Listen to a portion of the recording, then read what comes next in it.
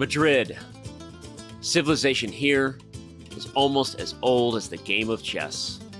Some claim the queen was given her powers to honor Queen Isabella. Now that, my friends, is a chess legacy. Passion for chess continues to thrive in Madrid.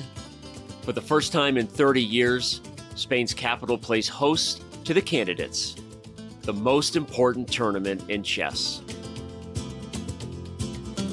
At the Palace of Santona, the stakes are high.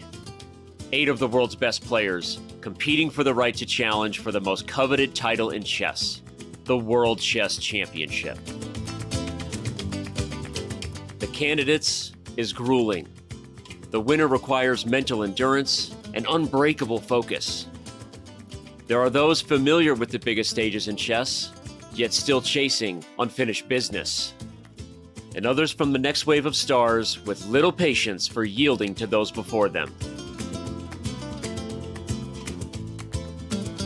Mis amigos, the next challenger to the world champion of chess must come through Madrid.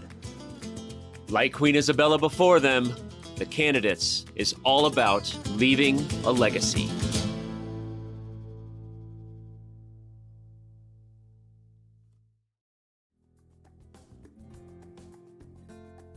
Shout out to the chat. The crowd is bringing the energy today. Mis amigos, we see you.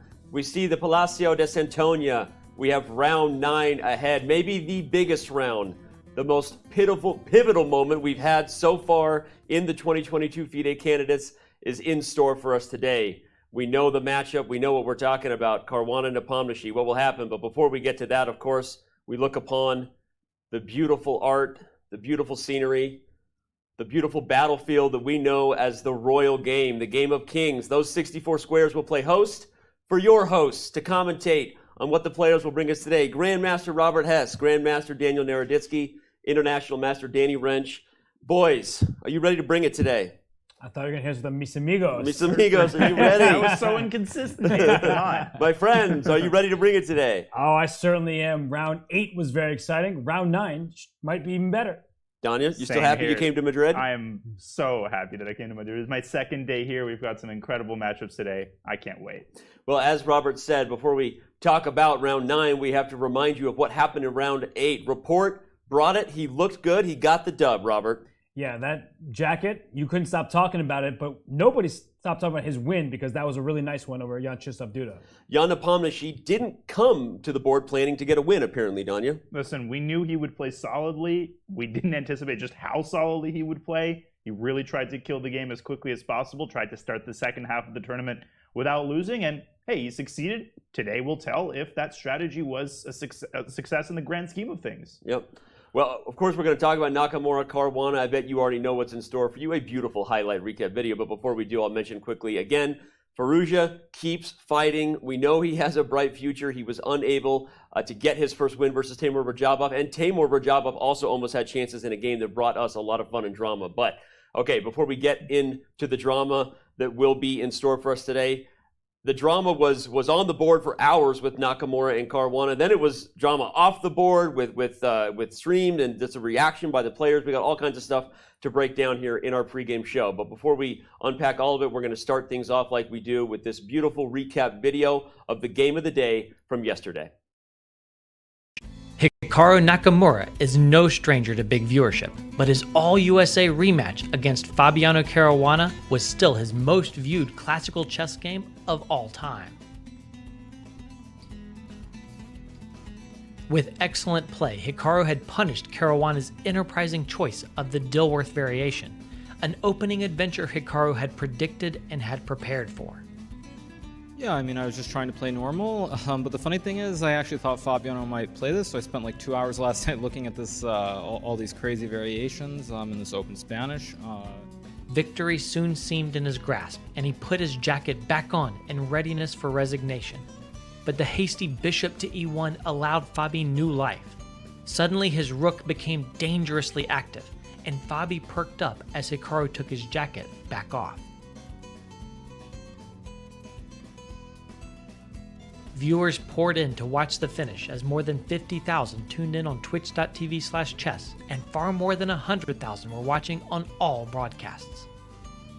With minutes on his clock, Fabi missed a final chance to invade with his rook, and Hikaru rearranged his minor pieces to effect a blockade. As his remaining pawns began falling, Caruana resigned.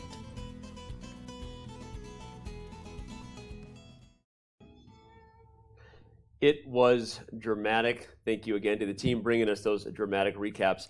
We're going to talk a lot about, obviously, what this means for Fabi. He has the biggest game of the day coming up, but how big was that for Hikaru Nakamura, Danya, to get that victory, his first in 7 years versus his USA rival? It was huge, and throughout the tournament, Hikaru consistently talked about being satisfied with the way he played. Now, there were some individual results that obviously he wasn't too satisfied with. He lost round 1. He had that frustrating game against Nepo where he had some chances, but by and large, you could tell that he was snappy, he was sharp, his preparation was excellent, and all of that paid off yesterday.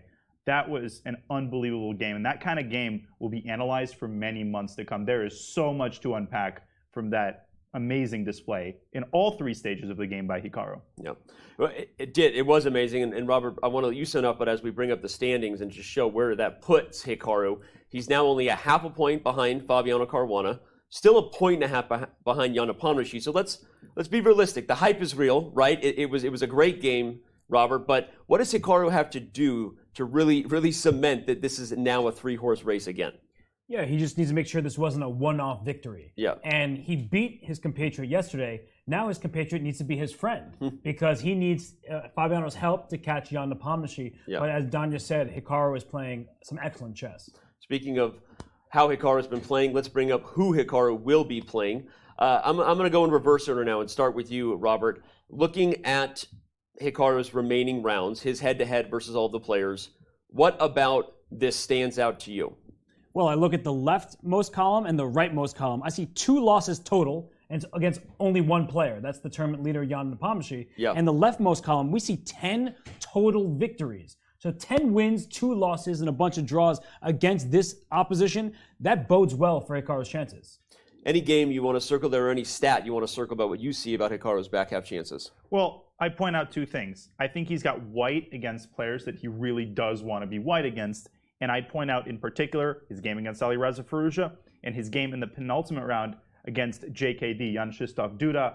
Both of those players have been struggling, and couple that with Hikaru's amazing preparation of the white pieces, I think there are a couple of games that he is really hoping to win in the second half. Yeah, okay. Well, makes sense. We've got so much to talk about, of course, with Hikaru, whether he can keep it up in the back half and keep this a 3-horse race. But let's move into previewing not just Hikaru's game. Of course, he does get the black pieces versus Timur Rajabov, but all of the round 9 battles that are coming our way. Robert, why don't we start right there, as I said. Rajabov, Nakamura, Hikaru has a good record, but Timur is white today. Yeah, Timur has the white pieces, the first move advantage. He's been fighting very hard throughout this event. So it's not a game that Hikaru can take lightly just because of their previous wins for Hikaru, and he has never lost to Rajabov. Today could be the first time, but with the form that Hikaru's in, he should try to make the most of his chances. I want to quickly go through the others. Danya weighing in on Firouzja with the white pieces, still looking for that first candidate's victory against Report. Yeah, that's going to be an incredible game. Report with the black pieces, he always brings the heat. He has this tournament. He won yesterday's game. And Richard Report isn't just somebody who's going to say, yeah, let me play really solid today, try to make that draw. He is going to try to build up that winning streak. And Alireza, as you mentioned, he is hungry for that first victory. I'm predicting a very interesting tactical game in Firouzja Report. Ding Liren still looking for his mojo. We don't know what he's going to do, but he's got Duda on tap here. What's he going to do against the #1 player from Poland? Well, we've been saying ever since his first round loss to Jan Nepomniachtchi that Ding Liren, he needs to win his games. And he's had some good chances. He's had some massive advantages. He unfortunately spoiled those chances. And now he plays the player who's maybe reeling most. We saw Jan-Krzysztof Duda's face after he lost to Richard Report. He was just absolutely devastated. And it was heartbreaking to see. But I don't think Ding Liren's going to lend him any sympathy. He's going to try to punish the guy while he's down. Okay. Well, I feel like we paid our dues to the other 3 matchups. We circled around it long enough. It's time to make a big circle around Caruana and Nepomniachtchi. All eyes on the American, of course, trailing the Russian by a full point. What can he do in this game with white? Who's feeling more pressure? I'm going to just start with that question. Nepomniachtchi is a point ahead, but is he going to be feeling pressure with black here against Caruana today? Well, both of them are going to be feeling tremendous pressure. There's no question about that. But I would argue that the real pressure is on Fabi, because let's consider the scenarios. Let's say Fabi wins the game. For Nepo, that would be a very painful loss, but he would still be tied for first. He'd still be in a great situation in the tournament. Now let's reverse that. Let's say Fabi loses with white. Nepo goes up to a 2-point lead. Fabi basically loses all of his chances for first place. Yep. So just objectively, I would argue that there's more at stake for Fabi. And the last thing I'd say, he better follow the advice yielded by Jan's last name. Nepomniachtchi means one who doesn't remember. Fabi has to put yesterday's game out of his mind, focus on the bigger picture of how well he's played this tournament. In a second, we're going to get the final thoughts that Hikaru Nakamura had on yesterday's game, but I just want to let you sound off again on Fabi's, he needs to have short-term memory. What advice would you give to your friend heading into this game versus Nepomniachtchi? Well, I think what Danya said is true. The pressure is on Fabi from a tournament perspective, but also over the board. The players, time and time again, they say having the white piece is more difficult because you have to prove that first move advantage. Yep. And in previous games against Jan Nepomniachtchi, we've seen Fabi have the white side of the Sicilian, the white side of a Petrov, and also play d4, got a Grunfeld in the last candidates where he had an advantage but let it slip against Jan Nepomniachtchi. I like that you kind of dove into what Fabi might be thinking about the opening. Obviously, they do feel pressure as white because they feel like they have to win. And what Fabiano brings to the table in terms of the opening might be the story we're talking about, because it definitely was the story of yesterday's game. We saw Hikaru Nakamura give his thoughts before yesterday's show ended to Dina Belenkaya. Fabiano Caruana also gave his thoughts to Dina. We're going to unpack that interview later on in the day. But after the interview, Hikaru joined his own stream, as he often does, and here's what he had to say about his surprise and thoughts about what his rival from the States brought to the table. Congrats. I think I will say, however, that I think today being a streamer helped me, because I think Fabiano, for whatever reason, I think he just assumed that I'm like just chilling on the beach all day and I'm not studying openings before this tournament. Right. Because playing the Open Spanish, it's going into this whole line, which is very, very sharp. It's just inexplicable, honestly. It's just I don't understand the decision by him at all. Because it's insane. Yeah, it is. Because again, like the thing is, like black can win in some of these lines, but if you're not super precise, you're just going to end up losing the game because white has a very clear-cut plan and black doesn't have a plan. And if white ever gets a blockade, it's just a disaster, like in the game. So, I just thought Fabiano. I don't know why he chose to do this against me today, basically. So we showed out. Candid thoughts from Hikaru Nakamura on his channel, as he always gives them, and let both of you just sound off your agreement or disagreement or your thoughts on what Hikaru's takeaways were about Caruana's approach. I get why he was surprised, because Fabi likes solid play, especially with the black pieces, and I get why Hikaru was fired up. He played an opener Lopez. He played the kind of opening which has dubious vibes. At the same time, let's not overstate the case. If Fabi had played e4 instead of c4, we might have been having a completely different conversation here. So I like to focus on individual moments. And as Fabi himself revealed in his interview, he just overestimated his position. He actually thought he was better after c4. But I get it. Hikaru was fired up. I also think what contributed to that was the fact that he lost round one. So he had a chip on his shoulder coming in as well. We will get to Fabi's thoughts later on in the show today, everyone. Robert, your thoughts on Hikaru Nakamura's opinion there?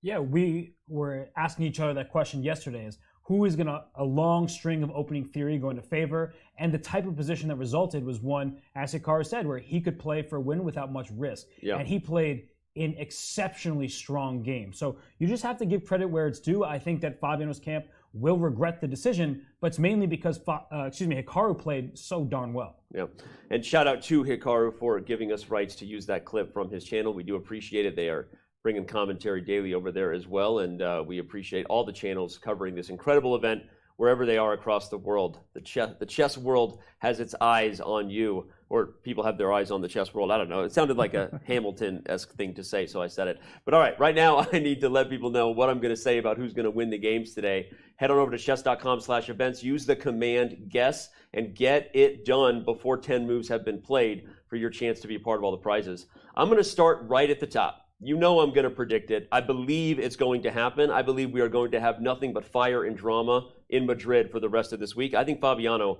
is going to show up and get the win with the white pieces today. I really do. And okay, Danny. Okay. I mean, okay. I really do. I think we're going to have a draw here again with Firouzja and Report. I know what you're thinking. I jinx all kinds of results. So I don't even know what I'm doing. I actually think that we're going to get a draw here as well. I think that Rajabov is going to be super solid and hold this one. And I think Ding Liren, though, unfortunately, is going to take advantage of a struggling Duda and finally get his first win at the candidates for the first time in a long time. Yeah. I know there's money at stake and people are voting to win some cash prizes. Yeah. But I think there's a little bit of a Hikaru bias. I saw the results once you made your vote, and a really ridiculously high percentage of people said Hikaru's going to win with the black pieces. I could go back to that and look at it. I see now. Oh, wow. Yeah, that was a lot of people predicting Hikaru Nakamura to win. Hikaru bias-itis is something that the chess.com community can have at times, apparently. But okay, wow. I predicted a draw. I'm in the minority, apparently. All right, but as we said, you can cast your vote to win cash prizes. You can cast your vote for that guy to get the dub with the black pieces, like so many people seem to be doing. Go to go.chess.com/candidates-guest premium memberships, bragging rights against your friends, against me on social media. If you can prove that you outvoted me throughout the event, maybe I'll give you a diamond membership, or maybe I'll just block you on Twitter. I don't know what I'm going to do. I'm a wild card. All right. That guy has been a wild card at times in his career. The things that he was criticized for at many different times, maybe playing too quickly, losing his focus, being a player who's streaky. That hasn't been the Jan Nepomniachtchi here in Madrid. And actually, I'm noticing the outfit. Fabiano wearing a blue shirt. He's wearing white shirt throughout most of this tournament. Jan Nepomniachtchi sticking to the same suit. Hikaru Nakamura, we saw him before, wearing the same jacket as yesterday. Yep. So I think superstition is abound in the playing hall. I love that. And by the way, thank you for not letting me be the first person to comment on the players' outfits. Go ahead, Don. No, superstition abounds. Well, I hope doing laundry abounds in the playing hall as well. We're doing laundry every night so that that shirt that Jan is wearing that looks fresh can continue to smell fresh. Hey, maybe he's doing like, I don't know, the Steve Jobs. He's got the same looking shirt 15 times over. Yeah, so he's got it in. Prove that That's it's exactly quite the same I shirt. actually do have a bunch like the same T-shirts, so Yeah. I get it. Yeah, same. All right. Well, what will happen today? We see that we have the cameras on these two players. This is the matchup that we will catch every single moment of. Not to say that the other chess games, of course, won't get our attention. Very often, instruction and excitement come from the other games, but we're going to focus on that one. Yeah. Who's next to Ding Liren? Somebody's next to Ding Liren. You're looking at us like we're supposed to know who that is. He's wearing a New York. York. Wow. Brooklyn shirt. Robert's so happy right now. I He's know wearing a New York the shirt. answer to the question, where's Brooklyn at? Where's Brooklyn at? Shout out right now. Got a Yankees. It's Yankees, right? No, it's the New York College League. The logo looked very much like a New York Yankees logo. Yeah, that seems like a lawsuit way to Yeah, I was going to say, does anyone want to contact Steinbrenner about that? Because we've got, these are usually the special guests who are there to make their first moves, by the way. Of course, that's a tradition in chess. You get celebrities, local people, just all kinds of people with special interests get to come make the first I have moves. a funny story about that. I don't know if I have time to tell it really quickly. Go ahead. But Sam Shankland told me the story as we see the dignitary execute his first move, and a handshake there from Fabi. But Vishy Anand was giving a special appearance with one of those dignitaries, and they were supposed to play a couple of moves of a chess game as an exhibition. This dignitary did not play any chess. So on move 1, he took his knight from b1 and put it on e4. But being the class act that he is, Vishy didn't want to make him look bad. So he took his b8 knight and put it on e5. That's so great. That is so great. Well, we now see the face of that young gentleman who'll be making the first move. Pretty exciting there. And one thing that we noticed when we were looking at the board between Fabiano Caruana and Jan Nepomniachtchi was that Jan's knights were facing to the side, Fabi's knights facing forward. We know that all players, in addition to having superstition about what they wear, whether things are going well or poorly, might cause them to keep the same clothes on or change. All players tend to have superstitions about how they set up their knights. Shout out to XQC, apparently from Bonchus. Not sure where XQC is in the wide world of the Twitch interwebs, but if he's here, welcome. Well, e4 played by Fabiano Caruana, and I was saying how Oh, they thought that dude looked like XQC. I'm sorry, that was funny. Okay, because he didn't at all. like not in the slightest. No, like not at all. That wouldn't occur to me, my wildest dreams. Yeah, not to pile on to this chatter, Yeah, but yeah. you're I wrong. think we should pile Go on. shame yourself, Chatter. All right. Okay, Well, we have a Petrov. Petrov.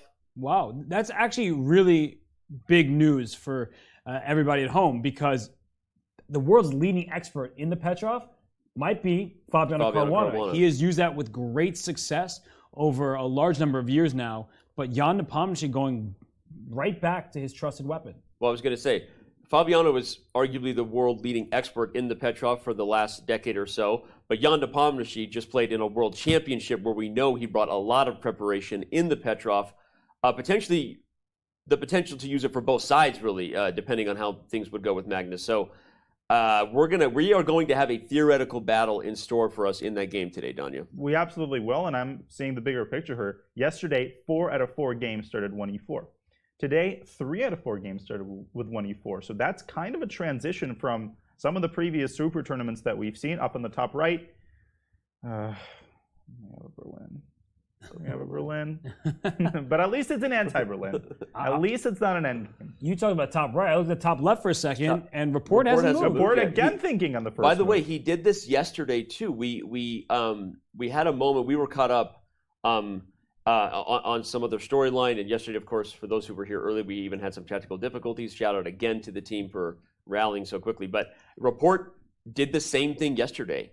He thought for quite a bit before playing his first move versus Duda. And there he goes. Is that a... Okay, no, Yeah, that's so not a Scandi. He played E5. It makes you think it's an error, right? Whenever we see that, we go, what's going on? Is the relay not coming through? But no. John Bartholomew was holding his breath there for a second. Scandinavian. Which pawn did he push? Well, The day we see a Scandinavian. Sorry, go ahead. no, that would be fascinating. I wouldn't put it past Report, but I'm still looking at the bottom left-hand side of the screen because when Jan Nepomniachtchi beat Richard Report a couple of rounds ago, that was in a Petrov, a long theoretical line. When Hikaru Nakamura played against Jan Nepomniachtchi, that was another kind of long theoretical line in the Petrov where Jan played quickly and made a huge mistake. Yeah. He got away with it, but he was clearly a ton worse in that game. So Fabiano may be saying, Jan feels comfortable, he just got to win in this Petrov. Maybe he shouldn't feel so comfortable because, as we keep talking about, there may be no bigger expert in the Petrov from both colors than Fabiano Caruana. Yeah.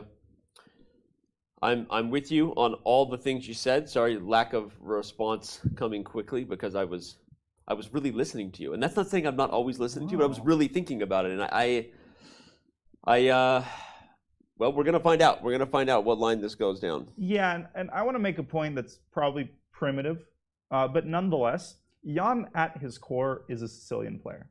He grew up a Najdorf player. He was basically a Sicilian player for the vast majority of his chess career. So I still think that in the eyes of some players, they're challenging him not only because they're E4 players, but also because they still feel that Jan isn't really at his core a Petrov player. Now, I'm not suggesting that he doesn't know the theory, that he doesn't deeply understand the ideas, but I think there's something to be said about players choosing openings based on this idea that somebody might not be quite as comfortable with one opening as with another. And Jan, he just spent a little bit of time and played Queen D7. I'm just trying to get a read of the situation. We don't often see Jan Nepomniachtchi down on the clock. It is only move 10. They both spent approximately 2 minutes, but we know how quickly Jan plays. So the fact that he kind of looked at Fabi, looked at the board, played Queen to D7, and as Danya's saying, is this the type of position that Jan Nepomniachtchi can thrive in? Well, it has to be yes, because otherwise he wouldn't have played against Magnus Carlsen and other people. So it's possible, and he has proven that he can do well. But look at how quickly Fabiano's playing. Yep. I mean, if we look at the current game position, there's a lot for Jan to figure out. This is already, I think, a very, very fascinating situation to look at. Yeah, knight h4 is on the board, which threatens to win the bishop pair. By the way, what I was about to look at, real quick, we're going to say right here, I just wanted to clarify where this game was different than the report.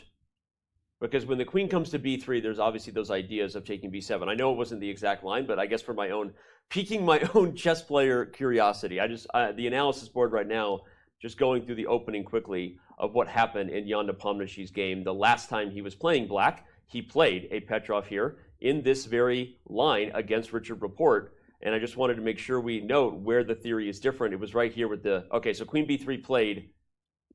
Rook e1 was played by Caruana. Okay, so queen b3 was played by Rapport in a game that obviously should have maybe been a forced draw. Rapport ultimately took a dubious approach and lost. Fabi plays differently than Rapport with rook e1, which I think is worthy of us noting, right? So Fabiano, the Petrov expert that he is, does not go for what Richard did, which means that going back to that game, we see that rook to e1 was played instead. Then the queen comes to b3, so we will not get that crazy rook, crazy queen trap sacrifice line. And now on knight h4, Jan is on the clock. And I guess if we go back to our basics, bishop f5 was played into bishop g4 because you need to protect this knight on e4. White was threatening to win a pawn here, so black protects it. And so the queen now takes advantage of the fact that the bishop has developed, and that leaves the b7 pawn under attack. You see this in many different types of positions, in Slav positions and all sorts of others, where the bishop develops, but it leaves a pawn behind. So queen d7, and then knight h4 by Fabiano, and it's clear that Jan Nepomniachtchi was not expecting this. This feels like it might be a novelty. We'll get verification on that. But knight h4 just simply attacking the bishop and is taking Jan out of his book. We're getting confirmation in real time that it might as well be a novelty. Very few games in the database. So, and also with the note that Caruana, the last time he played this position, played knight to c3, and after knight takes c3, bishop f5, queen f5. This was a game from the Warsaw Grand Chess Tour event, and so this was against Anand. So Fabiano playing a novelty on the board as early as move 11 against Jan Nepomniachtchi. And he's already going into a bit of a think here, Danya. Yeah, well, I think the big question, there's two big questions. First of all, is Jan going to drop his bishop back to e6, which is sort of the standard reaction? Now, you might say, well, wait a second, doesn't that blunder a pawn? The important thing is that black often sacrifices a pawn on e4, and it's only good if white's pieces are discombobulated. Here they are very discombobulated. So I don't think, my intuition tells me that Fabi is not going to take twice on e4 in the event of bishop e6. Robert, am I making sense here? Is that a reasonable assumption? Yeah, bishop e6, bishop takes, rook takes e4. It just feels wrong to put your pieces. Yeah, b5 is even a move here. That's always nasty. You don't play this line to go into this position. Not at all. But then the question is, what does he going to do? H4, bishop e6. What is he going to do So here? I think, you know, with the bishop going back to e6 and the knight on h4, you think, oh, let's bring the knight back into play, but you're not going to go knight f3 just yet. Your knight's not under attack. It's okay there for the time being. He may play move like knight c3, just to challenge that knight on e4 with a knight rather than a bishop. And then the big question always is, can black ever get away with move f5, or must black trade knights on c3? So there are two move candidates. One was knight c3. The other is actually queen to c2. Because queen to c2 instead of knight to c3, it preemptively gets out of any pins on the e6 to b3 diagonal there, and you're attacking this knight e4 for real. I don't think that black in many of these positions can leave the knight there that long without protecting it. So the move f5 is the big question mark. And this reminds us of the game between Jan-Krzysztof Duda and Hikaru Nakamura, where you have pawns on d5 and f5. That square in between, the e5 square, is one that white would love to sink a knight into. I love that. You know, it's funny, the more we see what's happening, right? Fabiano has chosen to surprise his opponent in an opening that Fabiano feels pretty empowered to do so, right? He's like, I know this stuff. Danya made the excellent point that if Jan Nepomniachtchi truly is a more dynamic Sicilian player at his heart, the earlier you get someone like that uncomfortable in a position that you know better, knight h4 objectively may not be anything special at all. And we saw Fabi's willingness to play risky moves against Jan Nepomniachtchi when he was black with this knight g4 move he came up with in their Italian, right? Italian or anti-Balearian, I don't remember. It looked like an Italian, but now well, they have very similar. It's been a long couple of weeks here in Madrid. But anyway, I'm looking at this thinking like this could be the early signs of something that puts Jan under pressure. I mean, he's already taking time. We know that's not something that Nepo does just, casually for kicks and giggles. Yeah, and I would just point out that we talked a little bit about this yesterday. There's been, I think, a subtle shift in the last few years where players now, they don't always choose new opening moves because they think it gives them a big objective advantage. They really are often playing moves like knight h4 because they feel that they know the ensuing positions better. It's not that there isn't an equalizing approach. It's just that equalizing approach might be really, really hard to find. Makes sense. By the way, and Nepo has definitely never faced knight h4. The last time he faced this position, by the way, it was against Magnus Carlsen himself. Not during the World Championship, but last year, Magnus had this position and chose to play the move that, as we said, Fabiano did against Vichy Anand, knight to c3. So this is quite likely very original territory, and given the way Jan's reacting, he might be seeing this position for the first time. I was about to say, I'm taking this a step further. You said he's never played against it before. I don't know if he's ever seen it, just because he looks super uncomfortable. And I was just mentioning earlier that Jan Nepomniachtchi always has more time than his opponent. It's a given. Right now he doesn't. He is caught by surprise, and not just because, he didn't expect Fabiano to play in this game, like Hikaru Nakamura was talking about. It's like, I didn't think Fabiano played the Open Spanish, but not that he doesn't know it, right? Right. This is catching somebody by surprise and in a position that it seems that he's like completely unsure what to do. So that's a big problem because this bishop on f5 is under attack. I think his instinct, and pretty much every strong chess player's instinct, is to move the bishop rather than let it be captured. Yep. And bishop e6 is the logical square to move that piece. Taking on c4, like you can always think about including d takes c4, but it's not really what black wants here, because if you take that pawn on c4, you lose your control of the e4 knight. And now with the bishop on f5 under threat, it just feels like you're about to be pushed back, and that might even be a potentially losing move. So I think that bishop e6, just to keep the stability of the knight for now, but the questions come afterwards, right? We're just talking about queen c2, and honestly, as I think about it, if black is going to play f5, that carries a ton of positional risk. Well, I was just going to say, let's expand upon that point, and then we will back up and check on the other games, everybody. But I want to expand on that point because, Danya, Robert literally took the words out of my mouth. I was going to say, when you face a surprise, it's one thing, right? Sometimes you face a surprise, but the position doesn't have any huge, strategic questions. But when you face a surprise and you're immediately faced with a structural decision like f5 and the consequences of making such a move where the pawn will never go backward, we immediately are in a very committal structure. What does that do to your emotional and mental state when your opponent is forcing you to make a decision in a position that you don't have as much experience as they do? Yeah, and you weren't necessarily expecting to make a decision of this level of positional commitment. And what would exacerbate it even further is if there are lines within this general variation where you're not supposed to play f5. And that is very likely that such a line exists. And so what Nepo might be thinking is, well, wait a second. In this other line that I'm remembering, I'm not supposed to, and he doesn't really remember anything because he's one who doesn't remember. But assuming you remember something, you might say, well, wait a minute, in this other line, I'm not supposed to play f5. Is this an exception to the rule? And that might be adding to his level of discomfort, because I know some people might be wondering, why hasn't he played the supernatural bishop e6 yet? Well, you're facing a move you've never seen before that might require you to play an idea which is bad in other positions. It's not something that you do fast, but on that note, he plays bishop e6. And he took a good 10 minutes on that move. I'm curious to see how quickly Fabiano responds. Yeah, this is going to be super revealing because obviously Fabi wants to show that he came to the board. Fabi feeling fresh, looking fresh in that new blue shirt.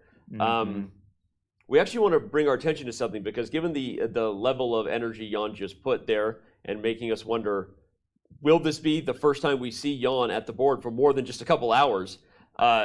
Let's bring everyone's attention to a stat that the team worked hard to bring to the show today, which is that if you look at the total number of moves played by all of the players in this tournament, Jan Nepomniachtchi is significantly leading the way, meaning not only is he leading the tournament with a score of 6 points, he's played the least amount of moves to get there, and why that seems like, okay, that's an odd stat to bring to the table. Robert, talk about how actually significant you think that is as far as the potential energy level that Jan still has maybe over the rest of the field. First of all, that should be shocking to most, because when you win games, we saw how Hikaru Nakamura beat Fabiano Caruana. That was a 6-hour battle. We saw how Fabiano Caruana beat Timur Rajao. That was a 6-hour battle. So over the last 2 rounds, Jan Nepomniachtchi has only played 4 total hours of chess, while Fabiano Caruana has tripled that, 12 hours. And they haven't had a rest day since after round 6. So in round 7 and 8, the last 2 games, over the last 2 days, Fabiano has been at the board. That doesn't include preparation. It doesn't include the stress of thinking about chess. He spent 12 hours at the board to 4 hours for Jan. It's significant. And the moves itself, Danya, is one thing. By the way, look at Rajabov at 456, leading the way with total moves. But how much will that weigh on Fabiano, you think, especially if he doesn't get the W here, that he's just, at some point, the exhaustion catching up with you? Yeah, there's no question about it, and I think that played a huge role in Jan's decision yesterday to make that quick draw. Yeah. I mean, we like to analyze stuff and delve deeply into decisions, but sometimes the reason that somebody does something like that is as simple as you woke up, you had a headache, and you were exhausted. Right. These players are human. They're susceptible to the same instincts and random, human feelings that we all are. And the likelihood that you do feel exhausted in the morning and that you do feel like you're not in the mood to play a game increases when you play more chess moves. That's just a simple fact. So it's hard to say how Fabi is feeling right now. Well, he's feeling probably good about his prep at the very least. Notice that he answered Robert's question, almost like he heard his friend upstairs here in the Palacio de Santonia. He said, I'm going to play Queen C2 very quickly, actually, Robert. Jan back on the clock, even though he is not back at the board. Both players absent, while the big chairs look upon. Shout out to the big chairs. All right, we back up for the first time today, and we'll revert our attention to, well, any of the other 4 games in progress. Robert, I'm going to let you choose our flavor. Well, I was looking at Jan Nepomniachtchi's clock. He's down about 11 minutes. I looked at Hikaru Nakamura's clock. He's down even more time. So Rajabov has caught Hikaru by surprise. And Hikaru was up a ton of time yesterday against Fabiano Caruana. He was in his element. Today, this doesn't appear to be the case. Sure. Yeah, and obviously I gave you a chance to pick your flavor. You obviously made the right choice, because that's definitely the game that we should go to, not just because of what you highlighted, that Hikaru might indeed be caught off surprise, but because heading into round 9, everybody remember, Hikaru is in third place, clear third place right now, and would love to find a way to get a victory, even if it comes with black versus Rajabov. Yeah, and if we go back a little bit to move 6, this is sort of the first important moment. As far as I know, when the anti-Berlin first became popular, and when I say anti-Berlin, what I mean is move 4 d3. White doesn't allow black to capture the pawn on e4. Yep. When this first started being contested in top-level games, I feel like most people played it with d6. Then Hikaru came along and started pushing the pawn to d5 very early. Technically, this is a pawn sacrifice. Nobody really takes it, or in some positions it's a pawn sacrifice. Bishop takes e6 and knight takes e5. Here, black can take with a queen, actually, on d5, which is also a popular line. But what Hikaru really pioneered was move 8, a5. I mean, that's a move. Imagine showing this to someone like Capablanca or Steinitz. I mean, not only do you not go a6 and chase the bishop, you move that pawn to a5, weakening the b5 square. And Robert, you can help me out with this a little bit. There are many ideas intrinsic to this move. You're preventing b4. You're expanding on the queen side, and that can be really, really helpful in some situations. After bishop takes e6, b takes e6, the fact that the a6 square is now defended by the rook essentially renders bishop a6 unstoppable. So it's one of those typical modern chess moves. Hikaru has played it religiously in both blitz games and classical games. So he knew for a fact that Rajabov would prepare for this, but he really, really believes in his knowledge of this line. And yet, it seems like Timur might have found something new. Yeah. I wonder what the move was. What do you think it was, Robert? This move a4, obviously. That's where he started thinking. And that's where Hikaru spent quite a lot of time on a4. So if we go back before the move a4. Before a4. Exactly, before a4. Well, b4 not possible thanks to that a5 move by Hikaru. And then we try to think what else was there available to white, right? So a4 is obviously not a forced move, but what else in this position has been played before? And then you see that a4, this position in general is quite rare. So I think the queen on c2, maybe that was the move that probably first caught him off guard, because often in these positions the queen can go to e2 as well. But yeah, now we're just in rarish territory, like you said, where Hikaru, he has some experience, but there aren't too many total games. It's interesting because, though, unlike the rare-ish territory, to steal your term, between Caruana and Nepomniachtchi, this is almost feels like one that, while the move order itself may be unique or new, the structure hasn't changed significantly enough to assume that either player really feeling uncomfortable, right? I mean, you already highlighted that when you play a5, you weaken b5. a4 is a move that strategically just kind of doubles down on that idea. So, of course, you know, for heavyweight boxers of this level, the footwork really matters. I'm not saying it's not important that the move order change, but more than likely, Hikaru and Timur are looking at positions that they've kind of seen before. Yeah, I mean, from a purely conceptual standpoint, it may appear that white is positionally better because white's c3 pawn controls important square on d4, and if the black knight reappears on c6, then the pawn restricts the knight. Yeah. Black, on the other hand, doesn't have the same amount of control over the d5 square. The logistical issue for white is that it's actually just hard to get a knight to d5, and black can defend that square in other ways. Black can go rook f8 to d8. Black can develop his light squared bishop to e6. So black's got the resources to defend the key central squares, and I'm a little bit worried about a repetition of moves here because the only move played here is knight a7 back to c6, and Timur might not have anything better than going back to b5, but let's not mention that. That would be the second most exciting draw in chess, behind the Berlin it. draw. So, I will say, though, that Dinah's point is a good one. You know, the c3 pawn, that will always limit the scope of a knight on c6. A pawn 3 squares away from knight takes control of it. And the knight on d2 is coming up to c4. So that's going to be an aggressive knight, while the knight on c6 is relegated to defense. So I do think that white should be slightly better without tremendous risk. So if Rajabov, who's played the most moves, they've all played the same amount of games, he's played the most moves in this tournament, that if he's willing to put in more effort, he may just put his knight on c4, keep the game going, because his position is very solid. That said, if we see knight d6, he has that option to just bring the bishop back, but Hikaru may make a different move himself. Yeah. Well, Hikaru, thinking about perhaps a different move to play than knight to c6, well, you could say objectively a draw with black, never really a bad result at this level. I don't think Hikaru came to the table today wanting an early repetition for a draw either. So I think that was looking, I think he was reaching for a pawn, not the knight. I think that this is Hikaru's pawn fingers, just so you know. Let me educate you a little bit on Hikaru form. Mr. Hikaru expert. This slight angle here is a piece. This, like straight down. Straight down. Can we get? I don't know if we can get a zoom in on that. Might be he's going to play knight c6, and then you're going to be put. He was about to play b6. This was it. He was about to shove the b pawn. You want to bet? What was it? Play knight c6. Did you play knight c6? I believe I want to bet. Yes. Yeah, I do want to bet. Okay. Turns out I'm not as much of a world-leading expert on Hikaru Nakamura body language as I once thought. Hey, even the greatest make mistakes. You're forgiven. I thought it was going to be b6, but no, Hikaru repeats. I guess he's asking Rajabov, like, hey, do you want to let me get some rest? Bank a little bit of time before I hit the rest day? I don't know. I mean, I'll be surprised if this ends in a repetition. I will be surprised.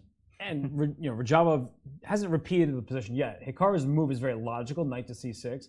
The bishop going back to e2 also is actually maybe a useful thing for white, because if you put your knight on c4, if you just think about this, right? Yeah. The knight, let's say we put the knight on c4. I went to b3. Roger played to b3 instantly. Oh, he's going to bring his other knight to c4.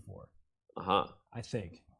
Okay, so Roger's saying, look, I didn't come to repeat moves, and Hikaru probably secretly okay with that too, despite the fact that he sort of led on the invitation of the repetition with his last two moves. I think he might soon want that early draw. Yeah? It's not that his position is bad, objectively speaking, but where are you going to put your bishop? A7 is one square, but if you go bishop A7, now I can go bishop back to B5. You don't have knight to A7. Your A5 pawn is kind of hanging in many different variations, and the bishop on C1 no longer is hemmed in there. The knight moved out of its way, so the bishop can go out to a square like G5. This actually already looks very tricky, and I would be concerned about that. But if you go bishop D or B6, my knight F comes to D2, and then it goes up to C4, and I can secure the bishop pair at an early stage in the game and not really going out of my way to do so. I'm playing very natural moves. So I think if Hikaru was given the choice between just ending the game as a draw without any effort and now having to play a slightly worse position, I think he takes that early draw. Yeah, and I mean, if after bishop b6, knight fd2, black plays bishop b6 and says, no problem, let me eliminate any knight that comes to c4, well, giving away the light squared bishop here is not something black should do lightly. The light squares are really weak. That bishop on c4 is a monster. No question that white is significantly better in a position like this. So already Hikaru has to deal with very concrete threats and concrete ideas, and it still seems like Timur is well within his preparation. So, okay. Yeah. Well, Hikaru may have forgotten his preparation, but he didn't forget his coffee. We saw him taking a sip there, or at least Chris didn't forget his coffee, so that's always important. All right. We have a couple other games we need to check in on, so let's back this thing out here in the chess.com studio, the remote studio we set up in the third level of the Palacio de Santonia. The players are downstairs in the main hall, and so many fans around the world watching. Thanks for tuning in. This is round 9. It has just begun for the 2022 FIDE candidates.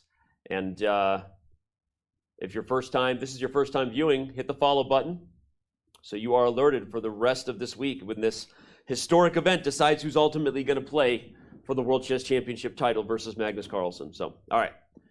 Let's go over to, So I was just going to say before, I know we're going to go to a different game, but look at the bottom left of our screen. Look at the amount of time that Jan Nepomniachtchi continues to spend. And look at how little time Fabiano Caruana is spending. Jan brought his knight out to a6, which threatened a little knight hop to b4. Fabiano just put a3, said, nope, no square for you. The truth is Fabi's pulling a Hikaru here, right? He's used enough time to physically move the pieces, and that's it, right? Especially given that he's hardly been at the board. So it takes 5 seconds to come back, 5 seconds to sit down, you make your move. So he's clearly pulling on something from home. We'll see what that spells for the middle game that they're about to get in that Petrov opening.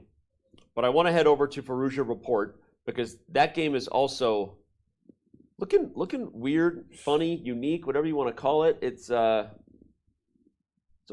bit of a funny looking position, at least as far as first meets the eye, and I doubt it's theory. Notice again, Report took time before playing his first move, and then he said yesterday, guys, that he didn't bring any prep to the table. Today he took time before playing his first move, and maybe he did the same thing where he just didn't bring any prep to the table and he's just winging it, as they say. If it ain't broke, don't fix it. If it worked yesterday, do the same thing again, and he did end up playing a Berlin. Now, the key difference between the Hikaru game and this game is that in the Hikaru game, Timur played the move c3, and that move is aimed against knight c6 to d4, which forces the trade of knights, and it really sort of clears the king side. And if white is not careful, the king could get caught in the crossfire. So I'm not exactly sure what the main conceptual differences are between the line with knight d4 and the line without knight d4. Robert, maybe you could help me out a little bit. What I do know is that as of late, c3 has overtaken castles in popularity. But this line is still, of course, totally viable. Yeah, because as this move c3, we just stop right here. White is already, after bishop b6 even, white is already castled, has a very solid center, has ideas maybe in the future to play for f2 to f4 if you can get away with it. But of course, the bishop's sitting there on b6, it's pinning the pawn. But black also isn't particularly unhappy. Typically, the side with less space wants trades to happen. And in most of the Spanish positions, and this was an anti-Berlin, black has a little bit less space because white moves first. So trading off a set of knights can be very useful for the rest of black's pieces. We had a similar type of game when Hikaru Nakamura was white versus the opponent he's playing today, Timur Rajabov. It wasn't the exact line, but we're going to pull it up in a second here. But c6, now we're definitely in different territory.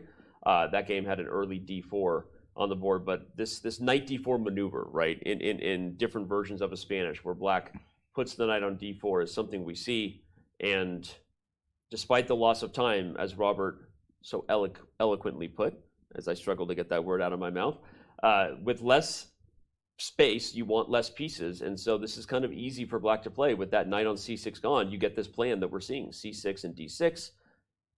So solid for the center, you open up the bishop, and it is Firouzja who's on the clock now about how he wants to approach this middle game. I'm gonna pull up that Hikaru game versus Rajabov from round 2, just because I want to, on the analysis board, we're now seeing the position where Hikaru Nakamura was white against Timur Rajabov, and indeed this was the difference. So it was knight bd2 rather than castles as the improvement, and or not improvement, just a different line. But we saw the same type of idea, and that was what I wanted to note.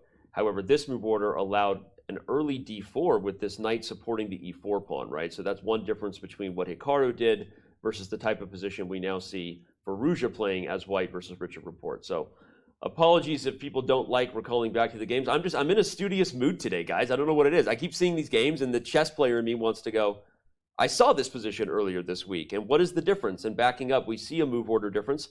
Johnny, let me ask, obviously this is a much sharper approach, and it led to an advantage for Nakamura versus Rajabov.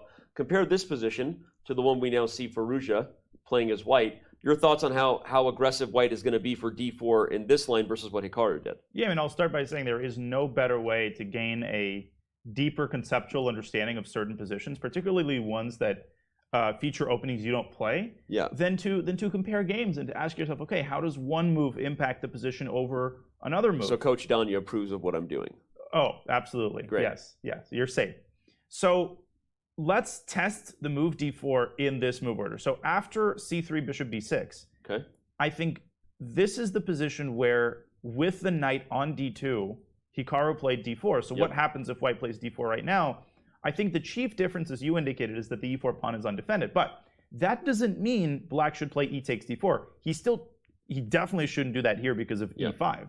What black can do is simply castle. And with the knight on d2, that would blunder a pawn to d takes e5. As it stands, black plays knight takes c4. Now you might say, well, can't that knight be targeted by like queen d5 or something? Not really. If queen d5 happens, black can play knight takes f2, and the possibility of c7, c6 is going to lead to massive material losses. So the main difference is that knight d2 preemptively defends the e4 pawn and prevents black from further developing. This is a more positional approach, and in this approach, white's knight actually comes out to a3 rather than d2. Robert, anything to add to that? Mic drop. I was going to say, mic drop. We now really understand the difference between this anti-Berlin Spanish that Firouzja has versus the anti-Berlin Spanish that Nakamura had against Rajabov. So it's a positional one, right, Robert? We see the knight maybe taking a different path to c4. Maybe you slow jam this one, right? Jamie Foxx style, slow jams. Rather than being aggressive here, we actually slowly prepare to keep our solid structure and play for a move like f4. Exactly. So the knight on d2 is kind of ironically, because we usually like our pieces in the center, it's less flexible. Because with your knight on d2, you're not playing d4. You actually lose your defense of the d4 square. So knight a3, clearly that knight wants to go to c4, but one of the things we should note is that if that bishop is no longer on b6, black is going to try to play pawn to b5, which would fork the minor pieces. So at some point, as is typical in many Ruy Lopez Spanish positions, the bishop on a4 has to retreat either to b3 or to c2. So it's going to take some time before white is able to strike, but knight c4 in a bishop retreat, that's part of Firouzja's plans. But one question I'm having, and it's one that we keep getting back to, is this the type of position that Firouzja wants? We could have said yesterday the type of position that he got against Rajabov maybe is not that aggressive, not that tactical, but he played a great game from the white side. In fact, he was pushing an edge until near the very end of the game. He almost pushed it off the edge, if you will, against Rajabov. But so I don't have an answer to the question. I mean, is this the type of position Firouzja wants? I don't know what Firouzja wants anymore, right? Not to say, any of us really understand what went into his preparation coming into Madrid or his thoughts on some different openings. It's been a topic of conversation, partly because the star has so many eyes on him and it hasn't gone his way, partly because the type of openings he played, undeniably so, weren't his favorite positions, right? We saw them go wrong, got blown off the board quite literally on the black side of that sharp knight or versus Nepomniachtchi, and then never quite had a feel for the Catalans. So anyway, remains to be seen whether Firouzja is going to be comfortable in this game or whether he's going to go into the think tank as we've seen him do. But we have one more game to check in, and the reason I'm pushing up so long is because I want to get back to Caruana Nepo, boys. I want to get back there in a hurry, but I want to make sure we do what's right and check in on all 4 games. So let's go see what the number 1 player from China has on the board versus the top player from Poland. Riveting position. Riveting position. Sarcasm. Oh, yeah. Sarcasm. Sometimes when you say that, that's what Almira does. We see a 24-minute lead on the clock for Ding Liren. Control of the open D file. Black has the C file, which is not as impressive because they're knight on C3. But otherwise, we have even material. And Ding Liren went back to the English. He did that against Alireza Firouzja. So he's using that as his opening of choice, but it doesn't seem to be all that much right now. We'll quickly back up and run through the opening as Ding Liren returns to his short chair there. It was a stare off on by the chairs there for a minute.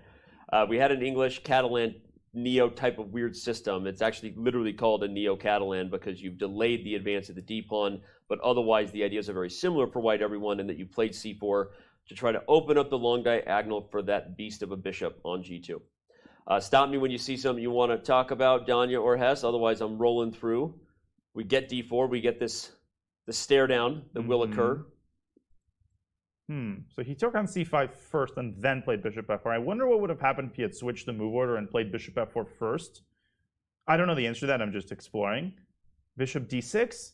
And maybe if you delay dc, if you play bishop takes d6, queen takes d6, and then rook f d1, and then try to force black to be the one to resolve the central tension. So if black plays c takes d4 here, then that gives white an extra tempo, I think, compared to the game. In fact, I think you almost get the exact same position with an extra tempo here. And if black castles, white could use this extra tempo to start a sudden attack against the king. The idea of rook takes d7 makes possible, as you're indicating, knight g5. Bishop takes g2 doesn't work due to rook takes d7, and that looks pretty bad for black. Wow. So maybe that was a tiny bit more promising. This is not an extensive analysis by any means, but instead he took on c5, and it looks like his fledgling initiative kind of evaporated before it began. Yeah, it just seems like one of those positions where move order can be very consequential if black allows white to seize the initiative. Yep. And we have a position where now the black king is safe. Look at Liren, putting all of his pieces on the d file. So he wants control of that file. As I said before, the knight on c3 blocks the queen and rook for black on the c file. So it just seems like black is going to have a little bit of a hard time proving that the queen and rook placement are quite as good as white's triple stack on the d file. Camera went all black there because that angle wasn't quite as good as this one, so we switched away. As every once in a while, a player, an arbiter, even a cameraman. Usually the camera men and women are more conscious of this because that's their job. But every once in a while, you see someone's backside where you just didn't want to. Welcome to chess cinematography. It was Firouzja who blocked it. There you go. All right. Well, I want to just point out that you could have gone for your idea here, Danya, but the rook c8 is the only change. I just want to show that the weird-looking kind of discovered mating net happening here was possible. Oh, you know what's interesting, Danny? So the reason knight g5 isn't as effective here is because of knight c5. And if you compare the position with and without rook a to c8, if the rook is on a8 in this very position, I think that white can play, so knight c5, bishop takes b7, or maybe the engine was indicating knight c to e4. Oh. And the queen's not. And that that's even what more it is. clearly Wow. illustrates the absence of rook a8, as you're saying, means the queen's undefended, so black can't take that knight with the c5 knight. That's actually super important because then if you take with this knight, you can actually double down on that idea by taking with this knight because there's another threat here, which is rook d7 in some weird positions, right? Because the knight is pinned and you can take and then play it, but this is I love it when Danya brings super high level insights here because it seems, and you were being very polite as you always are when potentially suggesting improvements over super GMs from China. That's one of the things that people know about you. But I think you might be right. I think that move order feels like it was a little more challenging, and I definitely think there were other options here for Duda. He didn't have to take, right? Right. Yeah, it's a very accommodating move. You Yes. see that the rook is staring at the queen, and you just let it up, and then let a second one come. Black can try to castle first, and allow white to take on c5, in which case the queen takes back. But at the very least, you don't have two rooks staring down the d file. Okay. Well, time will tell if Liren is able to get anything out of the opening, whether he should have played Danya's move order or not. We'll come back and find out. But we've got to head back to the game of the day. No matter what happens in this game, it really will be viewed as the game of the day because it's the one currently for all the marbles coming into this round. Again, if you missed the memo, Jan Nepomniachtchi is the clear tournament leader, now a full point ahead of the field, and the field is represented by his opponent, Fabiano Caruana, with the best chance of catching him. Should Fabi win this game, we have a tied situation atop the standings. And look at the current moment of this game here. So we just left a couple moves back where queen c2 on move 12 was the choice, knight a6 first. And the point of knight a6 is that it threatens knight to b4. And while we've been talking about bishop takes e4 as an idea, if white were to take on e4 right away and black takes back, you see the evaluation is huge in black's favor. Because if you take with the queen on e4, down goes that c4 pawn right away. If you take with a rook on e4, you're going to have this problem with the knight on a6 coming to b4 either first or bring a rook to e8 and then a knight to b4. as Danya was indicating earlier, White's pieces are just all over the place. They're not Some of them are harmonious still in at their all. initial positions. Yeah, right. Those are not moved on the queen side. On the king side, there's a knight on the rim, which is looking particularly dim. So that is. I was wondering if you were going to do it. Robert's bringing it today, everyone. He just made a rhyme, and he tried to get away with it, and I caught him. I try to keep going. That's You're right, but you did not, sir. Okay, so a3 stops knight b4. Right. Black's one plan of putting his knight on the rim, and then f5 comes. So White was about ready to take on e4, and Black says no. But look at how this game continued. A trade on d5. Then after the pawn takes back, which makes perfect sense, the knight comes to c3, and Black doesn't really want to take on c3. It may look like you do, because then White takes back with his b pawn, and that pawn on c3 now can become a target. But that f5 pawn is actually a problem, right? So if you play a move like rook a to c8, and you're just like, okay, I'll go for this pawn, White just quickly continues development. Bishop to d2, the rook can go to e2, and the next one to e1. You can put a rook on the b file as well if you want to aim towards b7. And the knight on a6, the bishop on e6, both kind of loose pieces, awkward squares. So this would actually be a terrible position for Black. Yeah, and the knight could go to e5 as well, which is, of course, a classic idea with that square being as weak as it is.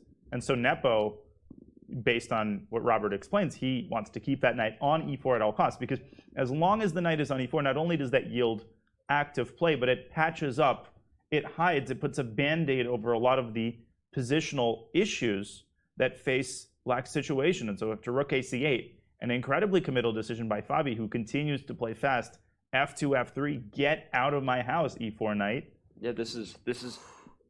I'm just going to be bold and say this has to still be prepped, right? He's still playing so fast, so there's no way you are not looking at a prepared Fabiano Caruana versus a caught off guard, at the very least, Jan Nepomniachtchi. We haven't seen this type of position of focus. Jan's someone who wears his emotions on his sleeve, everyone, right? If you've been watching the candidates from Madrid, you haven't even seen that much of Jan at the board, because when he's winning, he likes to walk around. He's just a very emotive player. He likes to go make facial expressions behind players' backs that he's observing, right? I mean, jokes aside, that's actually, Jan is, you kind of know how he feels by what he's doing. And I'm not saying Jan is worried necessarily yet, but he clearly knows he has an uphill battle here against his super booked up opponent. And there's something important to point out about this move f3. The knight on h4 is a bit stranded over there. So the knight doesn't have any safe squares to go to. If it gets attacked, it will have to be defended. So knight takes c3 for Black, because the knight's under attack. Pawn takes c3. And now you may be looking at the knight on h4. Let me play bishop to e7.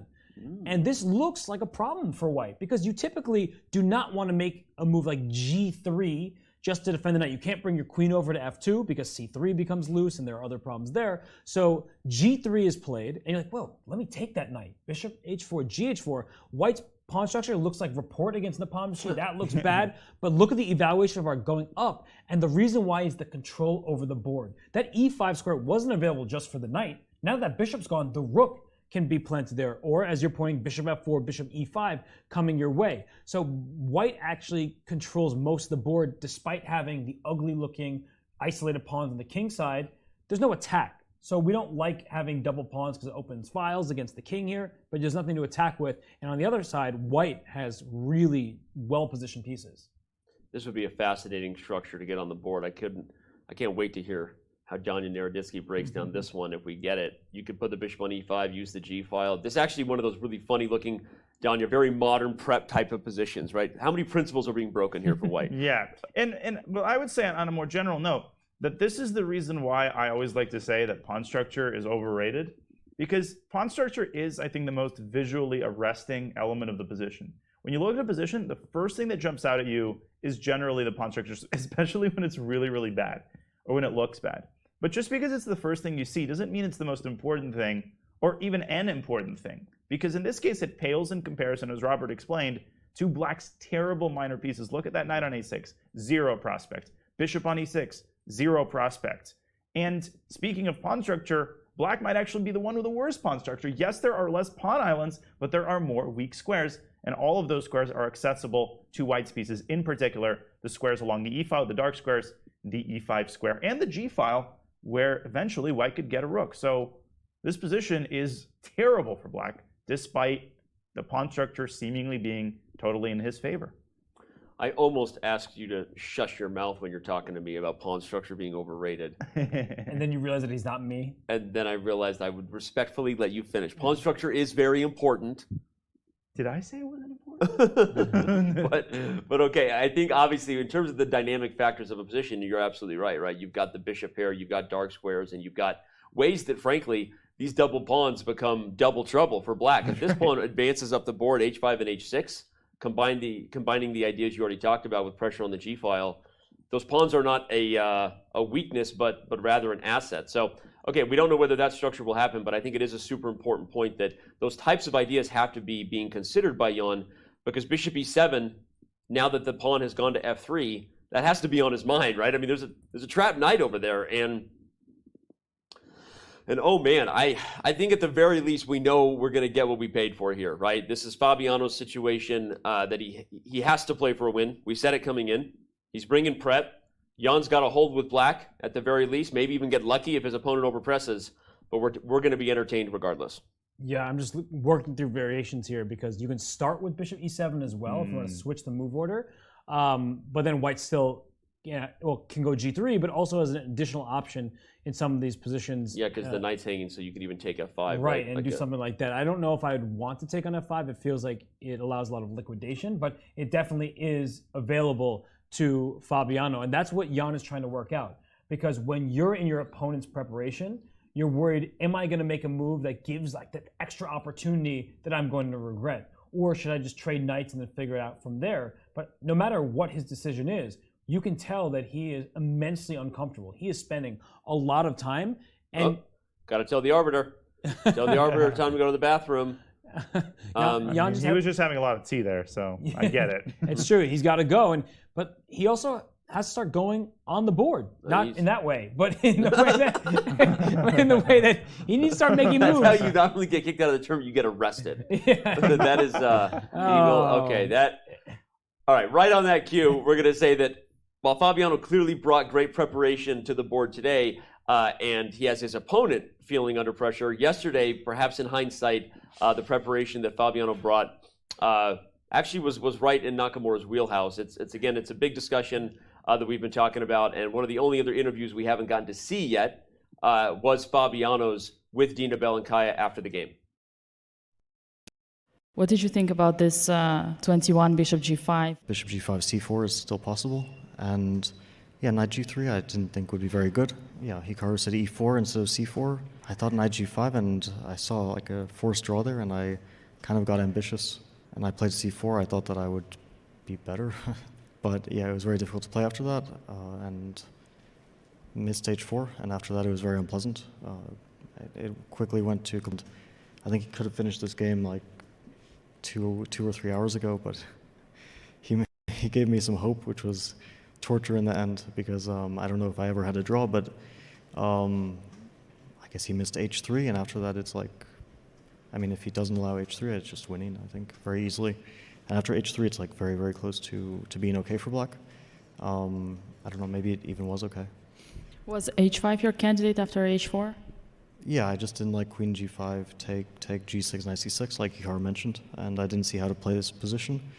I thought the knight was getting to f6 or capturing all my pawns, b4 and d5 is falling. So I was considering that, but I didn't see how to play it. And I started to get low on time, so I kind of took a slightly panicky decision, which I was hoping that at some point some resources would appear, but it just kept getting worse and worse.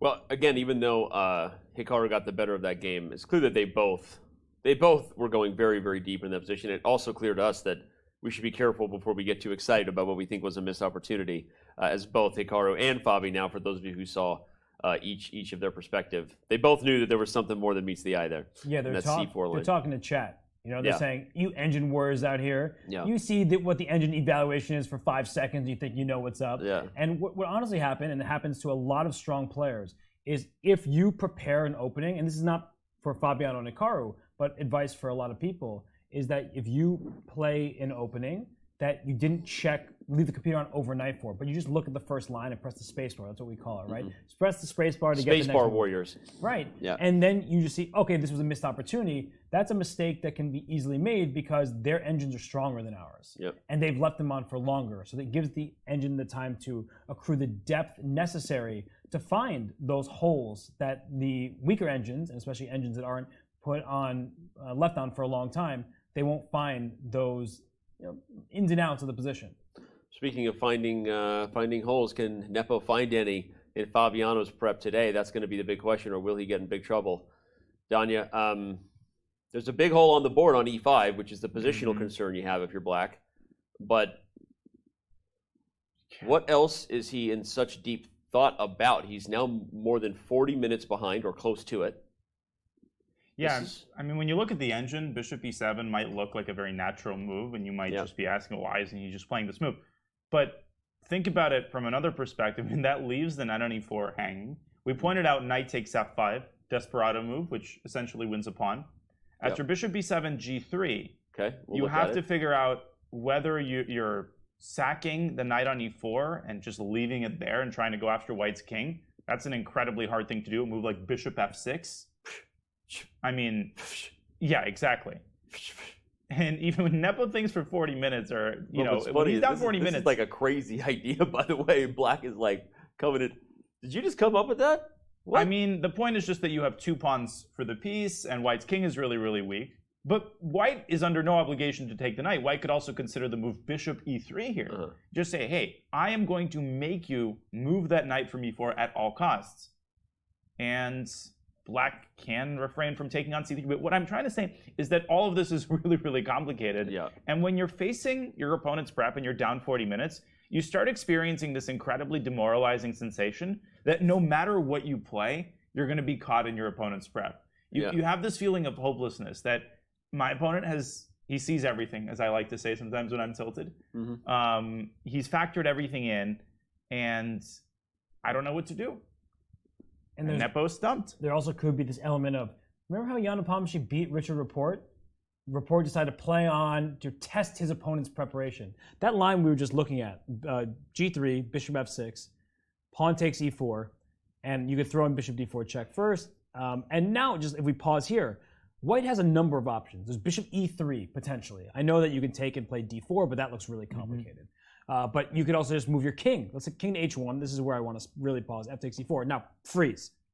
Black has 2 pawns for a piece. White's king doesn't look that unsafe, right? The king is in the corner. The rook's on an open f-file. But it's one of these positions where, again, at first, I think it's at zeros, and now it's gone up to 0.6. And we don't have the supercomputers that these players do. And that's the concern for Jan Nepomniachtchi. He's like, I'm working through the tactics at the board, and this guy looked at it with his tip-top engine, and it says that white is probably better, or even if white isn't better, even let's say black is better, and it's just kind of a risky decision. Jan doesn't know that for sure, right? And he knows that Fabi does, in fact, know that for sure. Right. So as you're saying, Danya, when you get into this situation, you just start believing your opponent, and you stop believing in yourself. But there are moments where, in fact, you should believe your opponent, and Richard Rapport can tell you that better than anybody. Well, and Jan might decide he does believe in these positions because he just played bishop e7, which means what you see on the analysis board to your right is certainly at least possible, because that was the first move of the variation. Fabi comes bames for a moment, and plays g3. OMG. And I can guarantee you, Nepo looking at it from a distance is like, ugh. He's still in his prep. In his prep. You missed an opportunity there, Danny. OMG threeser snaps. I was holding back for later. I already dropped an OMGs or snaps yesterday, and it was in one of the highlight videos. So whenever I hear myself say my dumb things, I get a little self-conscious. And normally I don't support it, but OMG threeser snaps. You got the move in there. OMG threeser snaps. Wow, that is a pun after my own heart, and I will remember that. But seriously, Fabi quickly plays it. Now he's using his opponent's clock against him, which again, I want to actually draw attention to that for the young viewers or the tournament improvers, #chesspunks out there, all those of you watching. This is a really good example of what it takes to win at the highest level, because even though Fabi clearly in his prep, he's going to work hard on his opponent's time. too often, I almost remember when I had young students and they first learned, I'm allowed to walk around. It's like suddenly the wheels, the gloves are off. It's like I don't have to focus at all. And while I'm in the tournament room, my dad can't even yell at me about it because you got to be quiet in here, right? I mean, like jokes aside, this is like the environment. And when you see someone start maturing where they recognize the advantage of working hard on their opponent's time so that when it's your move, you can move as quickly as possible and get them back on the clock. That's the practical aspects that go into winning chess at 2800 level start with situations like this, with actions like that, working hard, remembering your prep, focusing on your opponent's time. Yeah, and I mean, Mikhail Botvinnik, who is one of the world champions and an incredibly disciplined player, he was really one of the first world champions who really advocated wholeheartedly for the importance of exercising and doing all of these things that surround chess to maximize your chances. So Botvinnik advocated for almost never getting up from the board, and he was pretty extreme. Like, he hated blitz. He was a disciplinarian, but what he was saying is, during your turn, you're focusing on concrete calculation. During your opponent's turn, you're focusing on making conceptual, more general observations about the position. That's the kind of division of labor that he was advocating, and I can guarantee you that Fabi isn't just sitting there twiddling his thumbs and, you know, thinking how awesome he is for this deep preparation. He's remembering his files. He's remembering the ideas. He's recalculating variations. He's doing a lot of indispensable work, as you said, on his opponent's turn. Yeah, we don't know how much further his preparation goes. Yeah. So he might be nearing a point where it's like, now I got to just calculate on my own. Hikaru Nakamura yesterday against Fabiano, they both were in their preparation for a while, but then we saw them both slow down. And so you don't want to have to slow down right in the moment, as you're saying. You want to make sure that your framework is the right one. You don't want to be caught by surprise and then freaking out because your opponent did something that you really didn't expect at all. So Jan, he needs more tea. He does need more tea. Right now, he might be like, I wish I could have taken the blue pill, not the red pill. I don't want to go down this rabbit hole with Fabiano. Is there a way to back this thing up? Might be too late. He's all in now on what has Fabi prepared. You know, he's just as clueless as we are. He's like, we're going to figure it out together. I've never seen Jan Nepomniachtchi in this much relative time trouble. Yeah.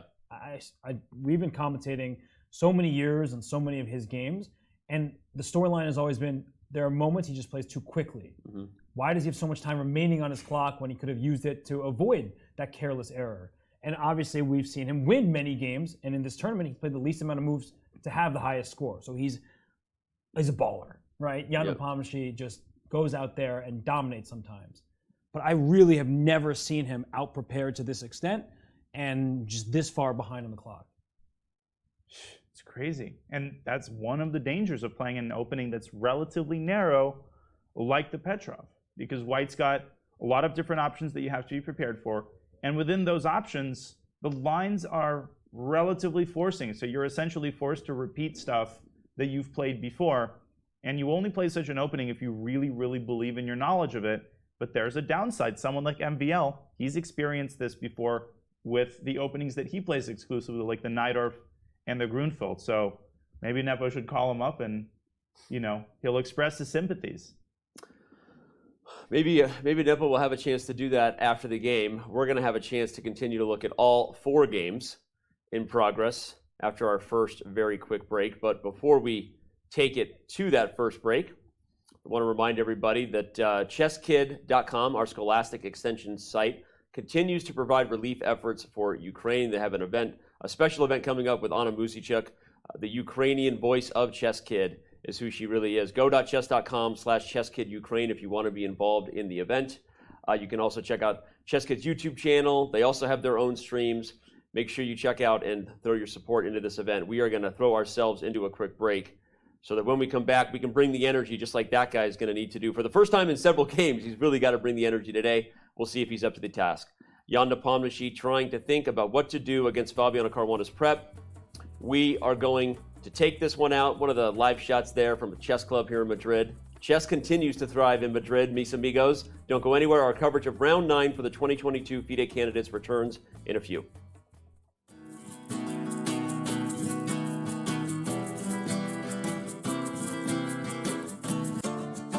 It took some good fortune, but Liren arrives at the candidates with some very legitimate reasons to think he can secure a bid to challenge for the world title for the... It took some time. A visa issue originally kept Ding out of the last opportunity to qualify. But when a spot opened, Ding was next man up based upon his hot streak of late. The timing couldn't be better for Ding. An entertaining and unpredictable player, Ding enters the candidates rated higher than any player in the field. The chat went nuts. They love their man Liren. We said this is a ninja move. Humans don't find it, and he found King F1. I'm absolutely stunned once again. This is such a difficult move. The strongest player in China's history, Ding is the only player from that country to earn a 2800 rating. Launched by an undefeated streak across 100 straight classical games, Ding has sat amongst the world's top 5 for the past 5 years. Once out of the tournament completely, Ding now aims to bring China into a World Chess Championship match for the first time in his native land's history.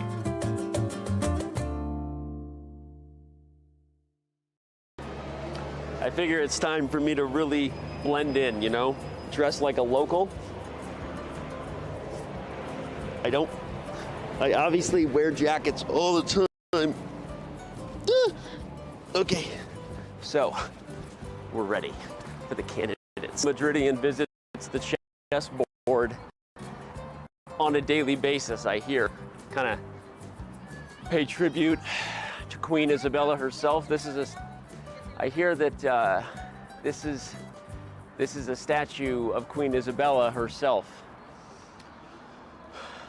Yeah. We are here at the 2022 Candidates Tournament in Madrid, Spain, and we have our man on the inside, Danny Wrench, who's been with the players a lot, going to the players' meetings, and he's here to tell us about some special requests that a few of the players made. Danny, what have they been talking about? Yeah, well, obviously we want to and always ask the players and get them in the spirit of the city, right? The place that they're playing from. So a couple of actually kind of unique ones that have been thrown out there, and I'm going to try to represent these as well as I can to FIDE. Okay, but the first one was a lot of bonus requests if you play and win with the Spanish on either side. Makes sense. Right? Yeah. Makes sense. There was a suggestion, you know, that anytime you move the queen, you drop a dab for Queen Isabella. Yeah, she's the one that made Right? the queen powerful. Makes sense. Okay. But then the players were unanimous on one in particular, which was that every 2 hours into every round, they'll have now a required siesta.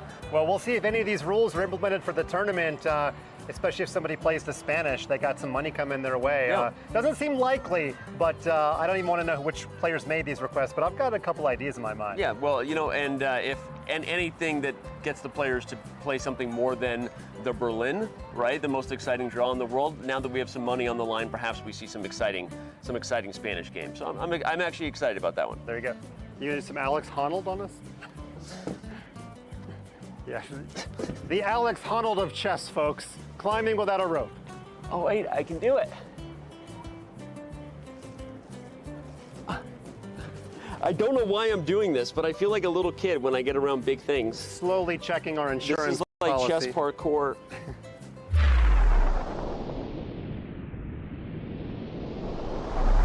Oh, did you catch that on camera? Can you tell he's the dad of a teenager?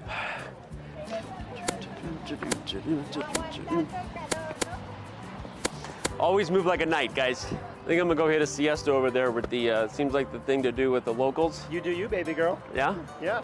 Okay, I'll see you guys in a couple hours.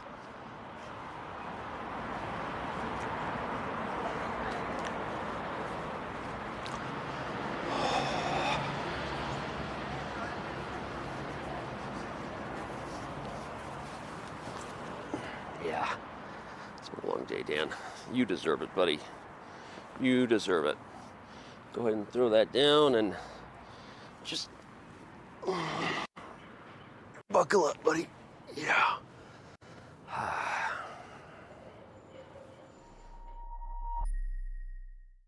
ChessKid is fun. Chess is great for the brain, but it's also fun to play.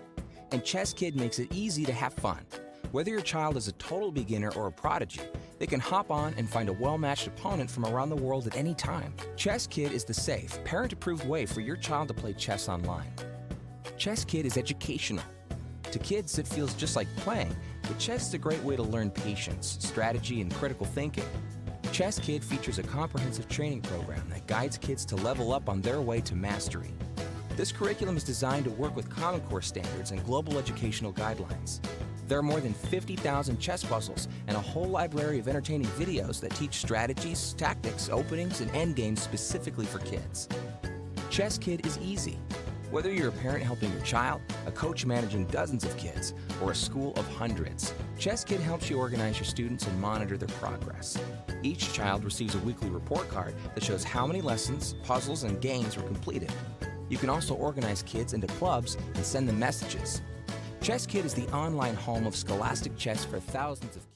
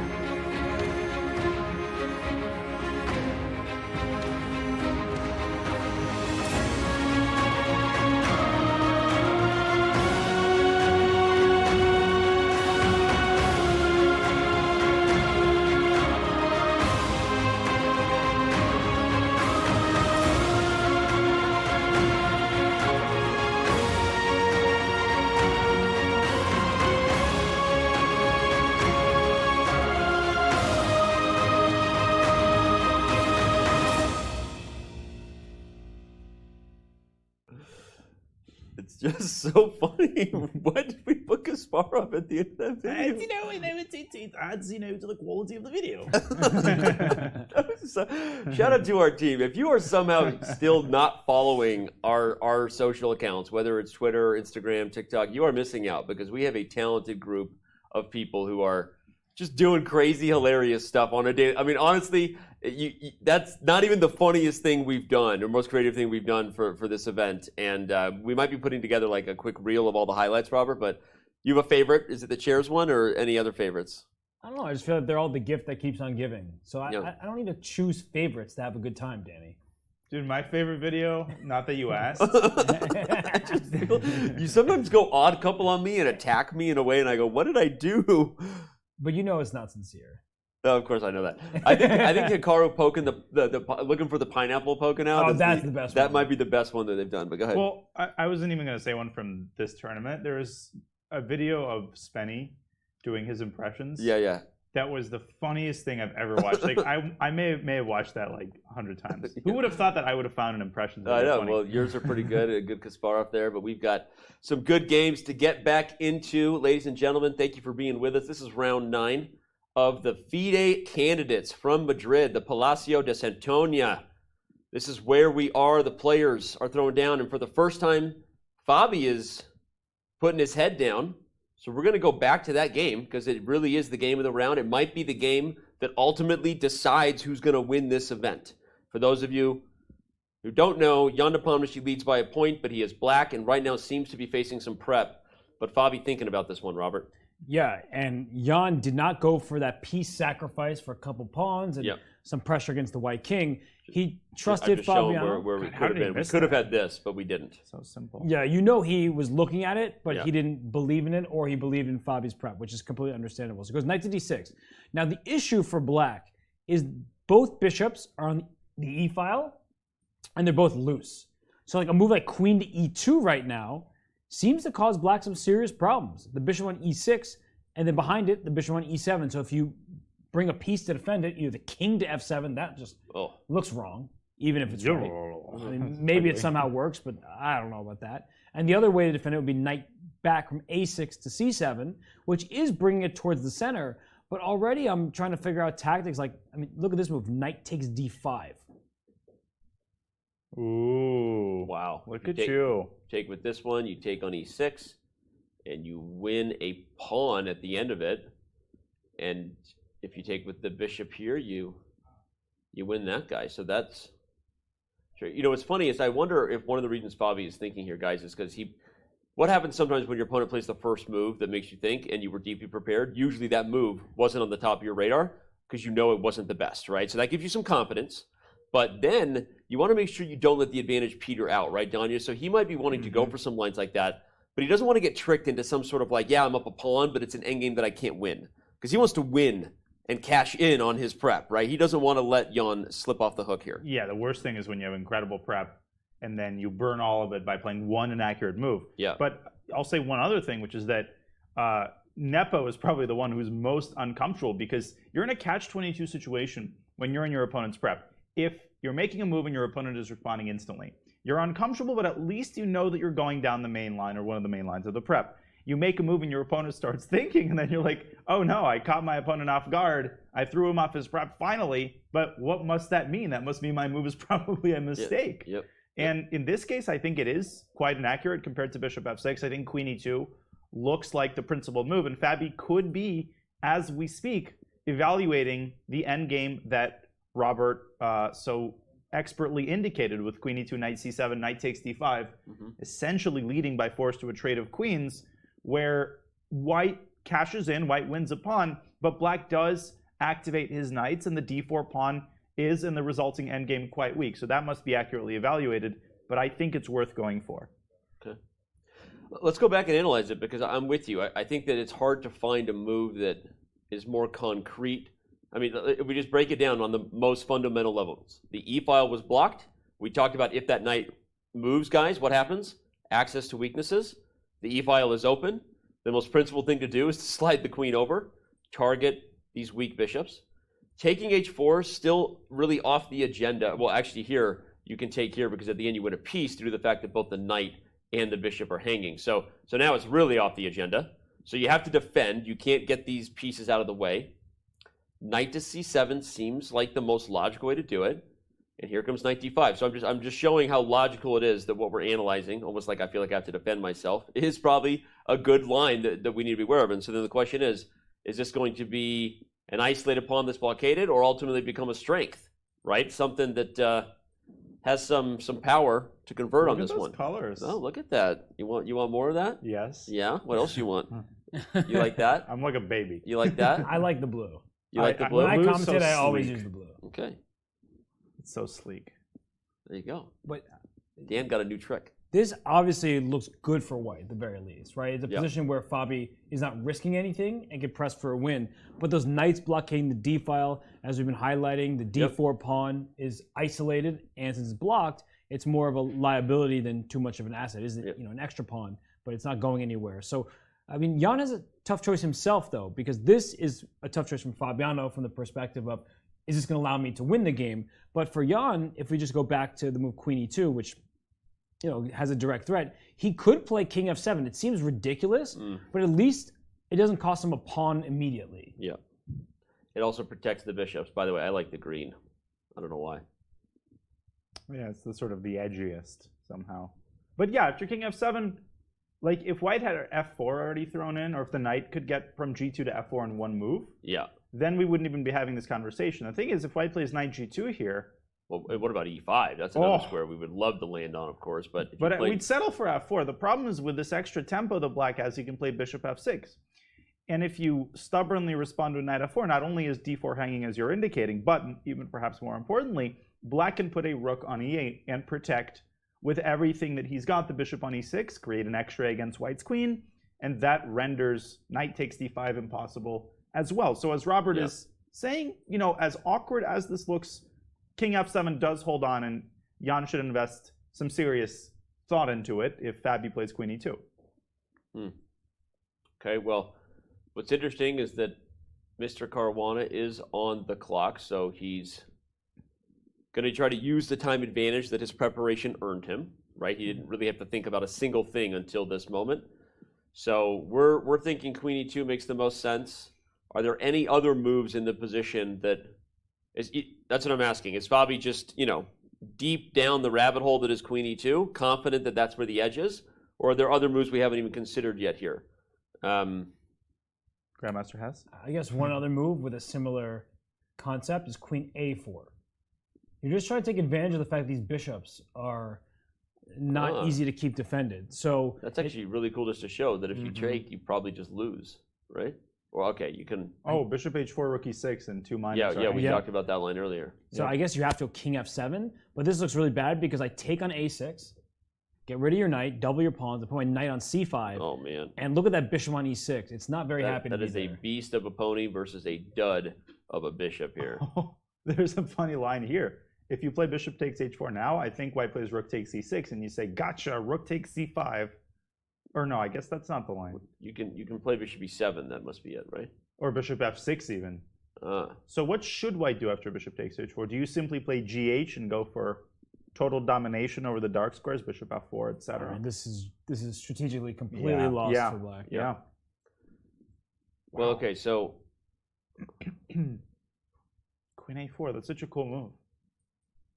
And the bishop is overloaded in e6 as well. So even if you defend the bishop on e7, once I trade queens, d5 then falls with more pieces on the board. yeah. Well, Nepo's gotten up again. Nepo's gotten up. Queen a4, as we just looked at, takes and takes is really, really ugly. And also knight c7, no longer fun here because knight c5 hits the bishop, and you've got this right here.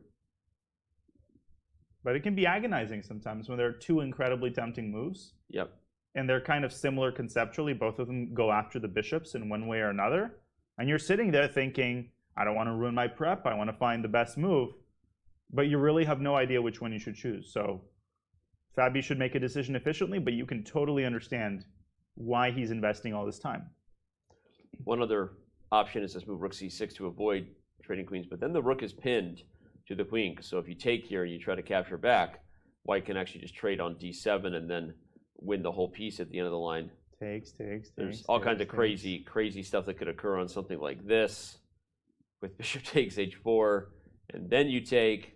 But even at the end of a line like this, actually, you get the rook to e7 and the bishop to f4. Note how helpful this pawn on f3 is, keeping that knight out of e4. This kind of position actually is one of those obstacle bishop positions that Fabi might like, kind of like the one he took on against Timur Rajabov. So all right, well, there's apparently, as we said, apparently there are a couple of different options here for Fabiano. Which is why he's thinking it's not just queen e2, not a foregone conclusion that that's the only way to try to press for an edge. You know, I'm here racking my brain. Which of those two positions would I rather play? And I'm not sure. Yeah. And Fabiano, he's calculating not just to the point that we stopped at. He's going much further. And that's what these top players do. Yeah. Because at this point, he's already spent 16 plus minutes. He sees that he has two very viable options. Both of them give white an advantage. That's not the question. And sometimes the position with the bigger advantage according to the computer evaluation actually doesn't give you the best winning chances because you look at the position, you're like, you know what? I actually wouldn't mind defending that from the black side. It looks better for white, but not that bad. Whereas the position that may not have as big of a lead according to the computers, it's like, that looks like a miserable defense. And Fabiano just had that yesterday, where the computers, for the most part, were like, oh, this is better for white, but not by that much. And he's like, no, that endgame looked just losing, right? When the knight went to c6 after the potential queen trade with pawn to h5. The engines backed it up, but humans, we have emotions, and we're like, nope, not doing that thing. All right, well, while Fabi thinks it's time for us to do a different thing, Julie, do the thing. We're going to back up, take a bird's eye view of all 4 games in progress, and the first thing that I view is that Hikaru Nakamura is down almost an hour on the clock. In this line that you said is kind of his pet line in this A5 anti-Berlin sort of situation, but Rajabov clearly has brought something to the table that is making Hikaru uncomfortable, or he wouldn't be using that much on the clock. Let's go over there. I mean, I think he's uncomfortable because he's losing a pawn partially. Yeah. Bishop takes c6 is played, and a5 is potentially falling here. And I think one important detail to mention early. You might say, wait a minute, I can play bc. And after knight takes a5, I can just recover the pawn of bishop takes f2 check. Yep. It's very important not to just stop there, because if you keep the line going, after white recaptures on f2, I'm not exactly sure with what, let's say rook takes f2, rook takes a5, white has this outside passer. You can play b4 and then a5, and even with the queens on the board, it's quite clear the black's position, I mean, it sucks. It's terrible. Yeah, rook has to move. This pawn is going to cement itself on this is a passed pawn that is very, very strong. Not red. Green. That's a great protected pass pawn, and the bishop goes to e3 to c5, all that good stuff. So I think what Rajabov might be saying here is there are more than one streamer in this competition. Let's not forget that Rajabov, during the pandemic, he streamed quite a lot himself. So is this a YouTube versus Twitch battle? We could call it that. I guess so. Rajabov, not really an active streamer anymore. Oh, I didn't know that. I don't follow streamers very closely. Anisha's going to tweet something about this. Mark my words. He's listening to the commentary. He's going to see a fertile opportunity to jump into this debate. Does Anish post things on social media? I didn't know. I guess he doesn't. Yeah, I don't know why I thought that. I had a dream that he posted on Twitter once or twice. But he doesn't. Hikaru took the knight f3 first. That's a... So, I mean, Rajabov's just going to take back. I mean, what we've been talking about, g takes f3, and if pawn takes e6, knight takes a5, I think Hikaru is not going to play bishop takes f2 check, because that gives white a free hand. It just seems like way too easy of a position to play with his b4, a5 stuff. So I think that what Hikaru's going to do is he's going to be like, all right, I'm down a pawn. That's clear. But let me drum up some counterplay against the white king. Now that you took on f3 with the pawn, right, that leaves some squares behind. The h3 square, I'd love to get my queen in there. Maybe eventually move my knight and play pawn to f5 just to open up the f-file and try to put pressure against white's position. I think that white is objectively better, but there's a lot of fun to be had from Hikaru's perspective. Yeah. Can I ask the following question? What about after bishop takes f3? I know this looks wrong. What if bishop takes b7? What exactly is the refutation? It's knight g4. Oh, forcing a perpetual. Yeah. Wow. You're threatening queen h4, which will be mate, and so if you take, you actually just go for it anyway. No better than taking the knight, which ends the game. You know what this looks like, right? It's a lot like Report Nepomniachtchi, a little bit of a perpetual check around the king, and that would be a short draw in this case for Hikaru Nakamura. You know what's funny? You could take all of black's pieces away after queen g4 and it would still be a draw. Yeah. Except the queen. Yep. It's an important mechanism to know, right? Because that happens in many positions where someone is attacking and may give up some material to expose the enemy king. And there, that queen g4, queen f3 situation is one that's really important for people to remember. Is there any other move for white? I mean, if you take the rook, I actually wanted to show this. Queen h4, and after h3, the queen g3. Oh, look at that. Ooh. That is something you don't see every day. But if you do, you might be seeing it in Puzzle Rush or something, because that's a pretty fun one. Bishop takes a queen h4, and the game is over because the bishop is pinning the f2 pawn, h3. The only way to deal with mate is to play h3 and then queen to g3. So that's why you need the knight. You need the knight to force h3, then you don't need the knight anymore. The bishops do the trick. Double pin. You can't take this guy, can't take this guy. So, way to go, Robert. Someone woke up on the right side of the bed today. I actually woke up on the left side. Ate his Wheaties. Did you? You prefer the left side. Okay, good to know. I didn't say it was a preference, it's just where I ended up. Oh, where you ended up, okay. We all know you move a lot in your sleep. Always waking me up, when Bobby reads us bedtime stories. First of all, I'm actually a very steady sleeper. Okay. I stay put. But today, I guess maybe I wrestle with the pillows. We are pretty compatible when we sleep together in the same room. We shared a hotel room at the Sloan Sports Analytics Conference recently. We shared a hotel room many times. But sometimes you sleep in the same room as someone, and their breathing's different, throws you off. I've slept well next to you. You always fall asleep first. Of course I do. In fact, the last time we were watching Knicks versus Suns, and then I fell asleep during my own Suns game, and they came back and won this incredible game. Danny, I've forgotten how the Suns did this year. Why are you doing this? Wait, who won the NBA championship? Oh, I also forgot. Okay, now I remember. All right. It's okay, Danny. All right. You sound like Chucky over here. Bishop takes f3 has been played. I think Hikaru would, at this point, given how well prepared Rajabov is in this game clearly, and also up almost an hour on the clock, Hikaru would welcome bishop takes b7 big time and probably be okay with the draw as black. So Rajabov likely going for the line that that Robert was giving with, or Johnny was giving with GF3. You both were, it doesn't matter. Takes, shake and bake over here. And so what's Hikaru's move in this type of spot then? Queen e6 to make sure he doesn't drop another pawn and to aim towards the king side at the same time. And he's going to follow up with a natural set of moves. Knight h5, maybe f5 at some point. What he really doesn't want to do is just to restore the material equality for the sake of doing so, right? Bishop takes f2, we were just talking about a bunch of times. He's not looking for that because people often think, I need to have the same material, then I'm even. But by position, Hikaru's actually just getting crushed. So he has more chances to mix it up here and to give himself a good opportunity to play not just for equality, but for more by leaving himself in the hole without the material. I just saw Roger close his eyes, and I can't tell if it's because he's tired, which he very well could be after that incredible battle he had with Firouzja yesterday. But I saw a facial expression that made me think he's considering the draw. I heard that he definitely is. Yeah, he for sure is. But I've heard that when you close your eyes, it almost seems that like nothing's changed at all. All my trouble seems. No, that's not that song. Pompeii. Yeah, thank you, Daddy. I was when you close your eyes. I was giving you a chance. Danya, just don't. It's too late, Danya. All right. No, I knew that song. I actually got a Danny Wrench or a Robert Hess reference. All right, let's back up and look at the other game still going here. Ding Liren and Duda have definitely progressed a little bit. Not sure they've progressed enough to pull us back to that board.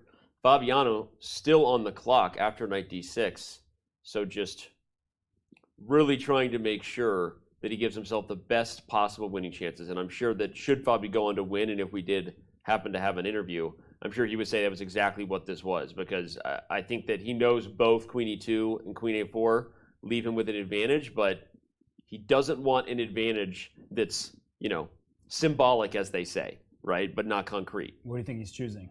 Both of you. We have to choose? What do you think? What move do you think he's going to play?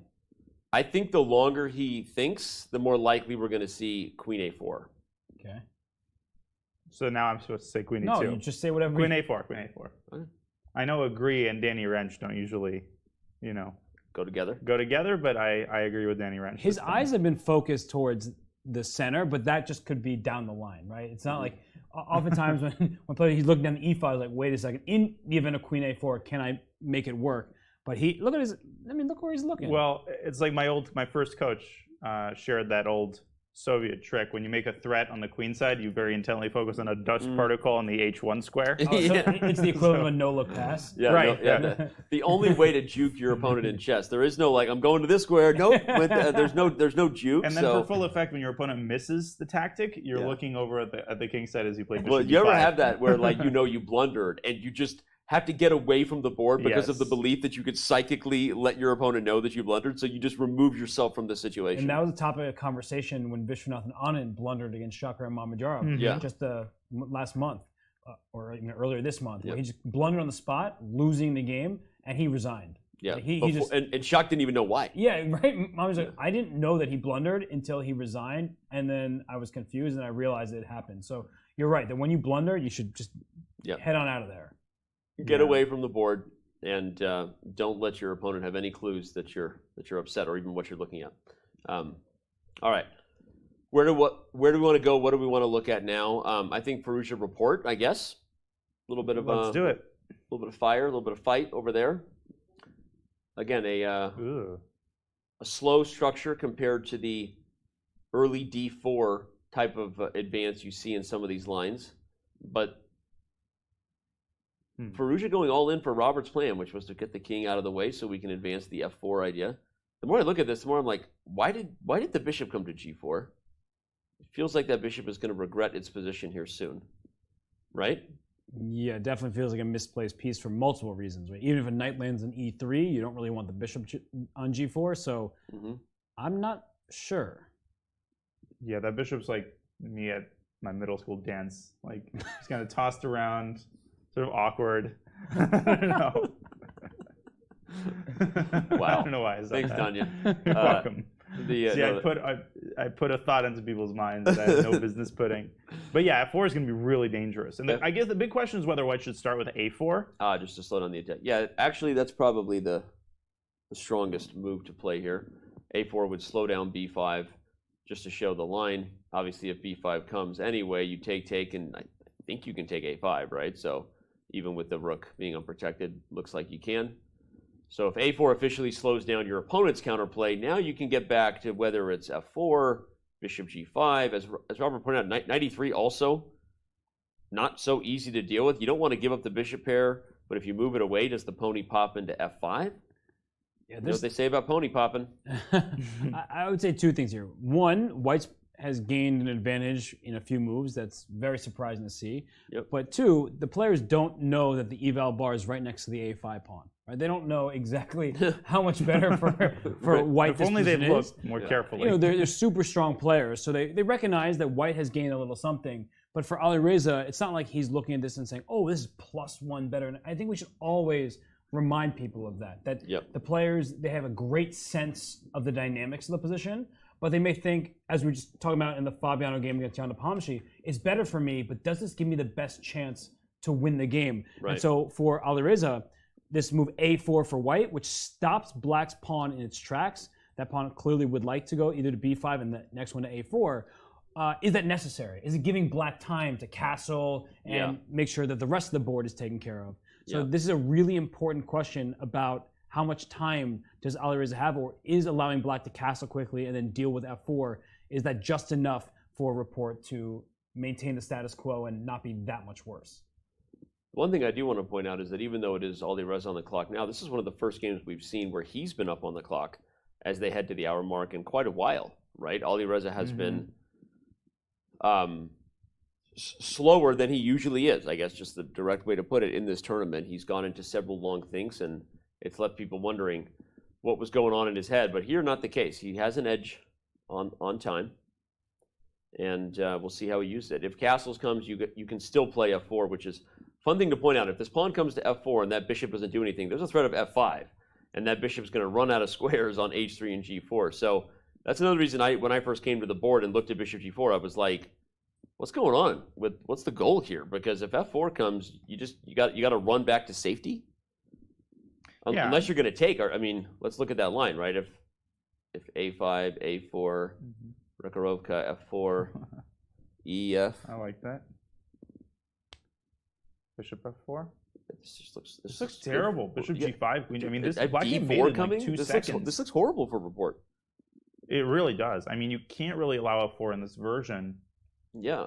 But one question is, if White doesn't play a4, what is the big down? Like, I guess it also makes sense to play a4 from the perspective of waiting for Black to commit, because f4 seems to be even stronger after Black's castled kingside. So a4 has no downside. I mean, it's prophylactic. You're preventing queenside play, and Black has no good way to continue improving. Maybe moving the bishop away from g4. I don't know. Yeah, like Robert said, go ahead, Robert. Alireza doesn't know that. Maybe he gets too excited. I was just going to say, as Donnie said, maybe move the bishop from g4 to a4, maybe bishop e6. You just scurry back and acknowledge that bishop g4 was a bad idea to begin with. White can still play f4, but now the bishop's not in any danger of getting trapped. So the bishop is on the right side of a potential pawn f5 chain. Right. So there is that knight d7, for example, is possible here.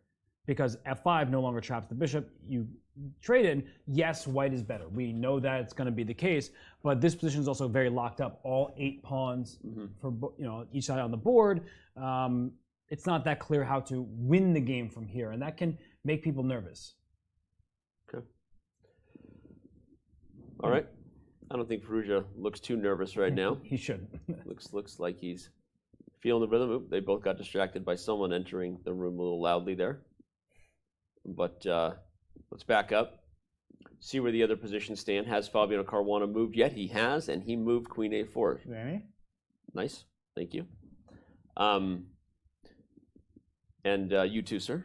A couple of Dannys over here, outguessing a Robert. What do you mean, I'm guessing? I don't think the question. Yeah. He didn't actually guess. You did. I said you didn't guess that it. kind of implied that I you gave didn't you guess an it alley-oop. You didn't. slam dunked it, not just on the other team, but on your teammate right here. That hurts. Sorry, old habits die hard. All right, queen a4 played. Jan Nepomniachtchi is back at the board, and we're going to go to there because this is the line we were wondering. What would we see? Fabiano answers the question. Both queen e2 and queen a4 seem to offer an edge, according to both our our assessment and calculation, along with that the evil bar over there on the left. But we'll have to speculate. There's no way we're going to go as deep as Fabiano just did, right? We know how deeply he probably just calculated this position, but let's try to look a little bit here if we can try to predict. What other moves are there besides what we looked at? Yeah, we looked at rook c6, and I have to say it's an extremely awkward move. I was about to say the same thing. Go ahead. There's a good chance that Jan is not really seriously considering rook c6. Yeah. He may ultimately play it. He's a great player. But it's just such an unnatural move for players because you're sort of walking into a new pin. It doesn't stop bishop takes a6 unless you play bishop takes h4, as we were discussing earlier. And even the resulting position where if all goes according to plan after gh, rook a6, queen trade, the d5 pawn is loose. The rook on e1 is well positioned. The rook on a6 is super awkwardly situated over there. It's actually not that helpful until the knight moves out the way and the rook maybe swings to the king side. And this move just seems so good because when you put the bishop here, yes, you're not threatening to take, but there's so many awkward things about black's position that this really feels like one that could get away. I mean, just look at, you put the king here, you put a bishop on e5, eventually the g file becomes an issue, g7's a problem. This is an endgame that white, despite the opposite code bishops and the general rumors, if you've heard them, that all opposite code bishops are drawn, this is an endgame probably would push. There's one bishop and one pretend bishop, right? Yeah. The bishop on f4 is really good. Big pawn. The bishop on d7 is staring into its own pawns. Okay, Danya, so if that's not the line, not rook c6, what else do you think Jan might be trying for I'll here? tell you in a sec. I think bishop f6 might be the likeliest move, but what this situation reminds me of a little bit is the situation after Hikaru's h4. Completely different position, not position-wise, but in the sense that there was an option which led to a certain position that's extremely hard for a human to evaluate accurately. Yeah. I'm talking in yesterday's context, the position after knight c6. Both Hikaru and Fabi thought that it was overwhelming for white. The engine looks past stuff that humans would consider to be a deal breaker. So I feel like Jan might consider that endgame a deal breaker, and he has to see bishop takes h4. To me, the move bishop f6 looks natural because after the queen trade, queen d7, you can start with bishop takes d4, actually. I don't think anything changes. And after king g2, you play bishop takes d7, and the position after knight takes d5 is quite hard to evaluate, but apparently is very, very bad for black. There's a fork threat on e7, and the bishop from c1 is coming out to f4 with tempo. So despite appearances, black's position is actually really, really dangerous. That's here. funny. I love how you said despite appearances, because structurally, all things are equal. Nobody's lost material yet, but yeah, go ahead, Robert. This is really, really awkward for Look black. at that d file. Yeah. I need to put a rook on d1. Or a bishop on d2 and a rook on d8. To completely fill it up. But it just looks like a position where black could blunder a piece at any moment. That f5 pawn is one that's gone a little bit too far for your liking. But I agree with you, Danya, that bishop f6... Danny, can you make the bishop on d7 green, please? Go ahead, Robert. It's Christmas. It's Christmas time. Sorry, Robert. That's not what I was looking for. It wasn't song time. But in all seriousness, I mean, bishop f6 is a move that Jan has to consider because you're down 0 material here. In a lot of the positions we've talked about, there's a possibility that black goes down a pawn with activity. Here, black seems to have activity and is equal in terms of material, but the pieces are really awkwardly placed, and white is already threatening knight e7, as we've been highlighting, and bishop f4 and all sorts of things. So Jan has a really difficult choice. When you have the engine to back you up and it just says, it's not that bad for you, you still might not even feel confident in your choices because pretty much every move leaves black at least slightly worse. So just having the number there doesn't tell the full story. And even if you have the number, it doesn't tell you which direction to go to. Mm-hmm. Will that be the last time we see Jan in that shirt? That whether he has 10 of them at home or whether he's just been doing laundry every day, we've seen him in that shirt. Because he's a superstitious guy, doesn't want to change anything when things are going his way. We get it, and things have been going his way. Let's bring up the standings and remind everybody of what exactly has been happening here in Madrid. If you missed it, Jan Nepomniachtchi is currently a full point ahead of the field on +4. That's pretty bananas at this point, given how many rounds are still left. 4 wins and 4 draws have gotten him a full point lead, but the only guy who could catch him in a single round faces off with the white pieces right now. So clear your schedule. As we said, it's a Monday. Some of you are working around the world. Some of you, are never really working, right? Working hard or hardly working. Hey, Mac? And, got that monitor or phone on the background, right? Listening in. Right now I'm in your ear, but you can't actually see our faces. Let's be honest. There's a few of you out there that qualify in that. You're listening, but you're not watching, so stick with us. If this game gets wild and Fabiano Caruana wins to bring this thing to a dead tie, what a story we are going to have here in the last few rounds from Madrid. So, all right. There we got chat, Kent Penn. These three doing commentary together are awesome. I love the show and camaraderie. Well, I love you giving me positive affection, bringing up my intimacy issues. Now go away. Go away with the positive love. Throwing a wrench into the commentary. There we go. Bring it back. Rokarovka. Oh, Rokarovka. I love that. NYC. That's like relatable on so many different levels. You can dodge a wrench, you can dodge a ball, apparently, but you can't dodge a wrench in chat. I agree with that one. That I agree. Now someone speaking truth. You don't know what they're paid. It's none of your business. Can we get that person a diamond membership? Now Robert has to give out diamond memberships. Yeah. Wow. Chat, keep going. Yeah, let's get more of that. Yeah, get more comments like that. Well, I like the previous we're going to get away from featured chat now and get back to the game. And Bishop F6 we have Bishop F6 on the board. Let's go to there. Let's go to that board. Bishop F6. I think we might get that exact line that we just talked about. We will. And Danny, can you do me a very quick favor? Just go back before Bishop F6. Okay. What does the eval bar say? 0.4. Go to Bishop, or 0.3, 0.4. It's going to settle, with a depth. But that's going up to 1.3, 1.4. So Bishop F6 isn't an accuracy, but we were just highlighting how it's such a natural move. You keep material even, and you know that Fabiano's out of prep, but you're still worried that he's in the ballpark of his preparation. Sacrificing a pawn in any situation might get out of hand, and he decides to try to keep material even, but we can see how White's pieces are just free-flowing. Yeah, Donnie, I mean, I think we'll get the line you calculated. So I'll just play this way. It doesn't matter which move order you do, because I think you get Bishop takes d4 and King g2 in either case. So what do you think? Jan obviously sees this, right? Rook e8. Rook c8. Okay. I think he says to himself, okay, Rook c8. Now Bishop f4 looks really, really natural. And my guess is that Jan found something here that he is okay with. I mean, maybe it's just knight d6 to c8, or there's knight a6 to c5, which leads to ridiculous complications. Robert, I take it by the way you made eye contact that this is the move. No, it just doesn't look so bad for black. Everybody's taking. Yeah. Look at this. There's so many weak squares and loose pieces and bad alignment of pieces here. But it's funny, if you take it, black can take on d3, and actually black is right back in it. Is this what Jan has calculated? And we keep the d file full, most importantly. Hey, can we get a couple more pieces on the d file here? Clean up on aisle 9. Yeah. Clean up on aisle 9. Jeez. But I think what White needs to make use of here is that black has this knight in d6 hanging. So whether sometimes you can throw in a check here on e7 because the king goes to the corner. There might be a knight g6 at the right moment, right? And rook a to d1. That's also what I want. Is I've closed the e file. Now let me go rook a to d1. God. And I protected my bishop, and if you take it, you're just opening my rook up. You're going to make kebab out of black's minor pieces on the d file. Just skewering them up. This is so crazy to see a position equal in material, equal on a structural level, but just highlighting that every one of White's pieces is better than Black's pieces. Every piece, pound for pound, is on either a better square or has more power. This is crazy.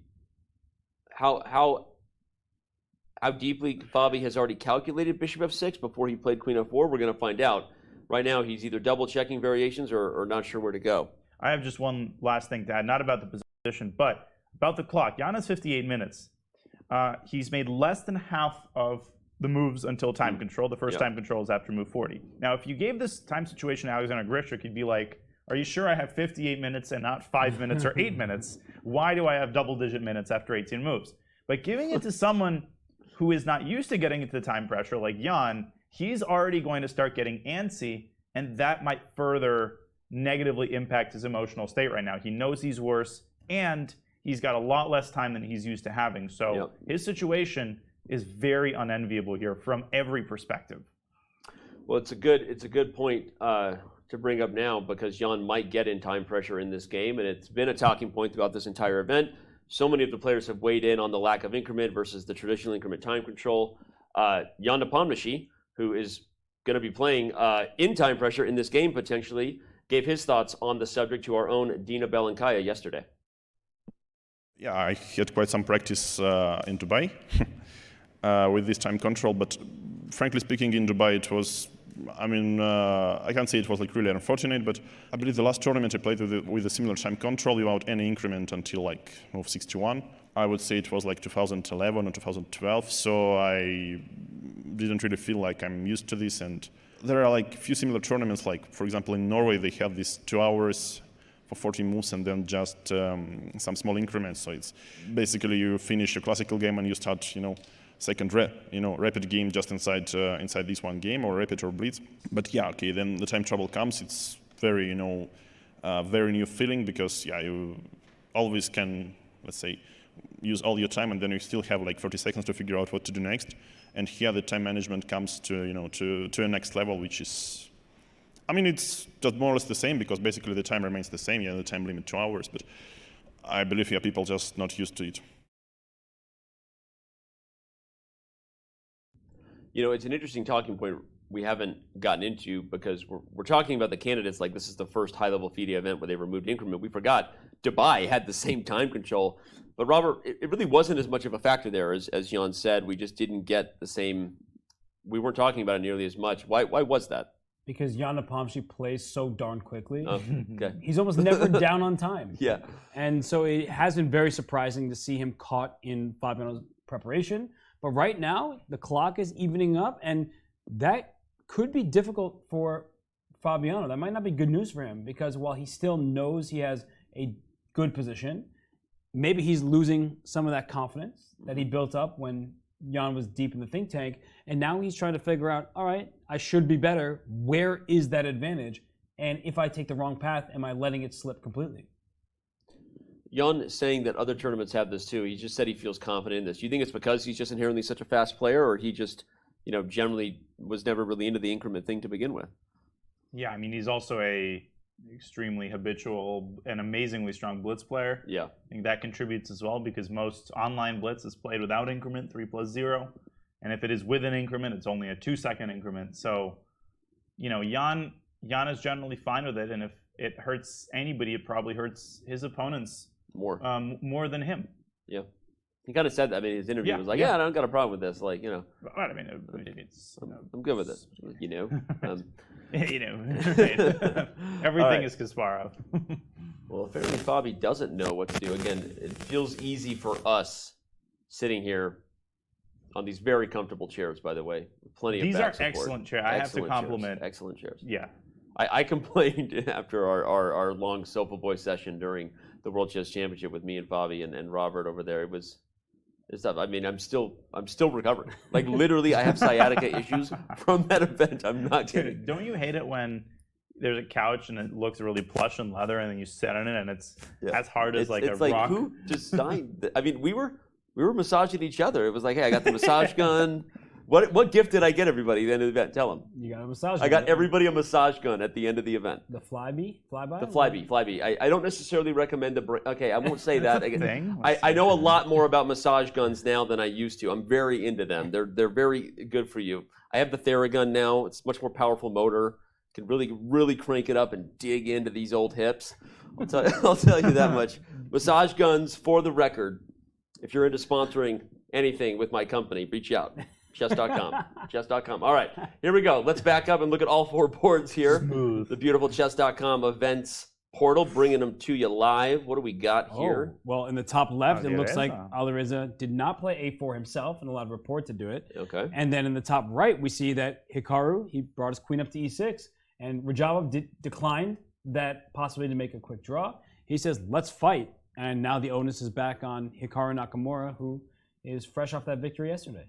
Yeah, queen to E6 played. I kind of want to go back. I know we've been spending a lot of time in these two games, but to be fair, Fabiano Caruana and Jan Nepomniachtchi are the two players leading the way, and only that guy right now maybe has a chance to catch him, Hikaru Nakamura. Of course, there's still other rounds left. Someone could always catch fire, but that's why we're focused here. And Roger wants more fight here, Danya. But what's he going to do about the queen coming to H3? Well, I think the queen is likely going to come to H3 at some point. Now, Hikaru could start with a move knight F6 to H5. And that's a multi-purpose move. The knight is potentially heading for F4. There's a bishop on C1 that guards that square. f7, f5 is another idea to consider. But if you play it too quickly, there's queen c4, and that would force a queen trade. Now, in response to this, I think Timur would play king h1. And one great illustration of how concrete these top players are, I think a lot of players would get really scared. They'd see queen h3, they'd see the storm clouds gathered around white's king, and they'd say, let me take that draw. What Timur is saying is, hey, you don't have a single infiltration square. Those pawns on the king side might look ugly, and this has been a theme today, but the f2 and h2 pawns are combining to defend g3. The bishop defends f4. A lot of the king side squares are off limits, and Rajabov has decided that that pass pawn on a4 is going to make its presence felt, while black's initiative on the king side is most likely temporary, and I think he's right. Okay. And I want to show a tactic that doesn't quite work out, though it's kind of nice. Queen h3 here, and after knight takes c6, bishop takes f2. Like one of these fun moves, you're removing the guard of the g3 square, so if you take with the rook, you immediately lose the game because check and I win your queen. Thank you very much. But if you take with the queen, I still have knight g3 check. And it's important not to take the knight on g3. You may think I get 2 pieces for the rook, but this is another drawing mechanism that everybody should learn, is that when you can keep checking like this in the diagonal and then on the rank, white has no choice but to... No. You haven't. I think you should repeat a couple more times. I was really trying to show everyone. Well, it's my job to move the pieces while you guys drop the knowledge. Lay off of me. I appreciate that. Okay. And after knight g3 check, it's important not just to take the knight because you can. King g1 actually leaves white well ahead, because once you get the rook, now I really get 2 minor pieces for white, for the rook for black, and a couple pawns, so this would just be completely losing for black. Well said. And well moved, if I don't say so myself. All right, you did a great job there. Okay, so no, that is a good line, queen h3. But Danya already highlighted that if not queen h3 and you try to bring more pieces into the attack with f5 too soon, well, now we get the queens off in a different way. And white is super happy to not have one another pawn, because with the queens off, you can kiss any mating chances goodbye, and white is just up a pawn. White's winning here. Yeah, so you dropped the mic basically after your line. You really, I think, described the tension well done, that black wants to get all this stuff, but Raja is quote-unquote gambling, saying, you know what, I'm not afraid of that stuff, and I believe in the end, this extra pawn will be the story of the game, and you said you think he's right. Yeah, look at Hikaru. I mean, he's been grabbing his head, and part of the reason why is he could play bishop takes f2 check, or bishop takes f2 at many different moments, but we keep highlighting how he doesn't want this position. Material equality does not mean the position is even. White's pawn structure is better over there on the queen side. Black has these double isolated pawns. White has a passer, and I think it's a very natural play for white, right? That a5 pawn is just there to stay unless it goes up to a6 and maybe a7. Or a8. Right. Two queens are better than one. Yeah, no, but seriously, this is looking tough for Nakamura, and just what a ride we've had here in Madrid, right? You had Fabiano Caruana. Ironically, we're talking about the three-way, between these 3 players. Fabiano beats Rajabov, loses to Nakamura. Nakamura beats Caruana. Now is not losing, but is right now looking in a little bit of trouble against Rajabov. This is a trifecta of players just beating the tar out of each other. Well, I mean, I said this yesterday. I feel like some people really underestimate to what extent the statement that everybody can beat everybody else at this tournament really is true. They really can. Yeah. I mean, nobody qualifies for the candidates unless they are top of the line and unless they're capable of beating any individual player on any given basis. Now, Hikaru has never lost to Timur in all of their long and illustrious chess careers playing each other, and he smells blood right now. Timur isn't someone who goes for dubious positions. He's declined 2 very clear opportunities to draw the game. I think he senses that he's quite close to achieving a decisive advantage here. I don't think it's too extreme to talk about that. Which would be achieving his first win in classical chess, in all classical chess, not just against Hikaru, in 3 years. Timur Rajabov has not won a classical chess game since 2019, early 2019. And Hikaru, in part, may have a little bit of a target on his back because they know how popular he is. So if they beat him, hey, that looks pretty... I mean, everyone's mad at the person who beats Hikaru, but it's like they earn respect. So I think the players, right, they don't just live in a bubble. They're like, beating Hikaru, that might be something that we really want. It kind of gives extra motivation. Roger's like, now I launched my streaming career. Right? He has a channel on YouTube. There aren't really any other chess streamers on YouTube, though. I mean, there's not really any chess. Wow. Anish Giri? Giri? Never heard of him. All right, big kidding. We're trying to find ways to troll Anish Giri. He actually complimented our show the other day, so he's. So you respond to compliments with bully behavior? Let's bring up our bird's eye view and check out the other 3 games still going here. We're back to the candy store. Blueberry, apple, sour apple. I love sour apple candy. I know, it's amazing. Right? I love sour candy in general. Let's hear it for sour apple flavored anything. I'm curious what you're going to come up with for the lower right. Oh, we've got raspberry on the lower left, and I've already said this one before. Well, it's a couple of them. It can either be just like blackberry or like chocolate, but you could also say it's that weird flavor when you mix Dr. Pepper and root beer together, and you're a psycho kid at Circle K filling up a thirst buster, and it makes a color that's unnatural for any amount of chemicals coming together. You clean out your car with that stuff, I'll tell you that much. Sounds like a man who's done it before. Yeah. You okay, Danny? I'm doing great. I'm having a great time. Honestly, I hope everyone else is too, because this is what it's all about. The players are delivering on the board. We're having a blast. And all right, we have a lot at stake in Madrid. We say it in the highlight video, the hype video every day. This is the most important tournament in chess. The World Championship match is maybe the most important event, right? But as far as a tournament goes, which is more than 2 people, this is it. And I see both of you guys leaning in. Are you seeing what I'm seeing? I'm seeing what you're seeing. Alireza Firouzja. He took on E5, and he's better. What? By the way, Fabi also took on D7, but hasn't taken on D5 yet. Let's go to Alireza's game, because it's going quickly. And could we see Firouzja get his first victory in Madrid? It's a little early to say that, but this position has just been odd for report from the very beginning. Yeah, it's a problem when you don't have a strong opening repertoire. You can find yourself in trouble in every single game, especially against these types of players. Yep. And what Firouzja is currently taking advantage of is that black king sits on E8. So if we just go back to before the knight took on E5, okay. Firouzja could have backed his knight up. We talked earlier about knight E3. That still looks very nice for white. Yeah. You should have an advantage in this position with the semi-open F-file. But Firouzja wants more.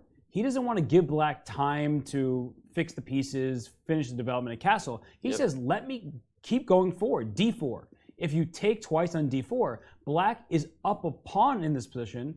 And I thought it was E5, but really no. No, E5 is one of the move candidates for sure. But maybe there's something else there. You could start with H3. You could also keep going for the attack with bishop D2 to C3. Great move. What? Oh, you're just going to stop me from castling? You're also threatening bishop C3? Okay. Uh-oh, that actually looks highly problematic for report. Bishop D2 is super strong. You're threatening bishop C3. The king will then never have anywhere to go to safety. Whether you stay in the center or try to get castled, it won't matter anymore. And you're also threatening bishop B4, don't you? And you're sacking 3 pawns because queen takes B2 is the second pawn. Now you're going to play rook C1. And you're sacking a third pawn. Where is your queen side? Well, that's not the right question to ask. The question to ask is, where is black's king going to go? Is you can play, for instance, H3, chase that bishop off of G4, and then you can probably trap the queen. You can prevent black from castling. Nope.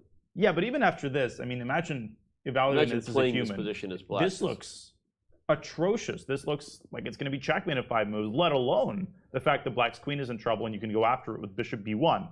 So this just seems so wild. Like, black is up 3 pawns. But look at the king position. I don't really see Richard going for this. No, I mean, and if he doesn't go for this, what does he go for? That's the question. Then you go, wait, is the queen? She's running out of squares. Goes to A3. Only thing left. Oh my God. Now Bishop what? B4. Bishop B4. Oh, you're going to find rook F2 or something? Or rook F3 to prepare bishop C3? Oh, that's nasty. Or bishop A3? Yeah, rook F3 is nasty because you just want bishop C3, and the only place the queen go is back to the 3rd rank, and then the bishop removes itself, and that queen's in trouble. Yeah. That's that's. Yo, this is. So what report needs to do is either take everything and hope that he has enough material to offset the fact that his king is being hunted, or after he just maybe needs to move his queen away somewhere, like queen h5, I guess, just to make h3 less possible. And after d takes c5, just get the king out of there and castle. I think he's going to do this. But this looks bad as well. It's just down a pawn. Yeah, bishop f4, bishop d6. I was going to say even bishop e3, bishop That d4 looks spicy, you know? Man, this went wrong for report. I mean, this was an anti-Berlin. This is supposed to be one of the most solid openings in chess. But we knew it was going to be one of the awkward move orders. It started with this knight d4 line. I mean, again, this was at this point. Actually, no. At this point, they had repeated the game between Nakamura and Rajaba from earlier in the tournament. Hikaru played knight bd2 in that line. Firouzja castled, but we get a similar idea where you kick the bishop back, and rather than Hikaru's more aggressive approach to go for d4 early, Firouzja slow plays the maneuvering, as Robert highlighted at the time. The structural plan of keeping these two together is to play for f4. And by the way, we do see the bishop capture on d4. I did want to go back to that 3-pawn sack line anyway, even if he didn't, because part of me was like smelling a rat there. I was like, is that really the case? But okay, the computer said white had compensation. Anyway, Firouzja goes super aggressive with f4, and that's what got us to this position where everybody on e5 makes way for a d4 fork. And, well, black is facing a big forking problem here.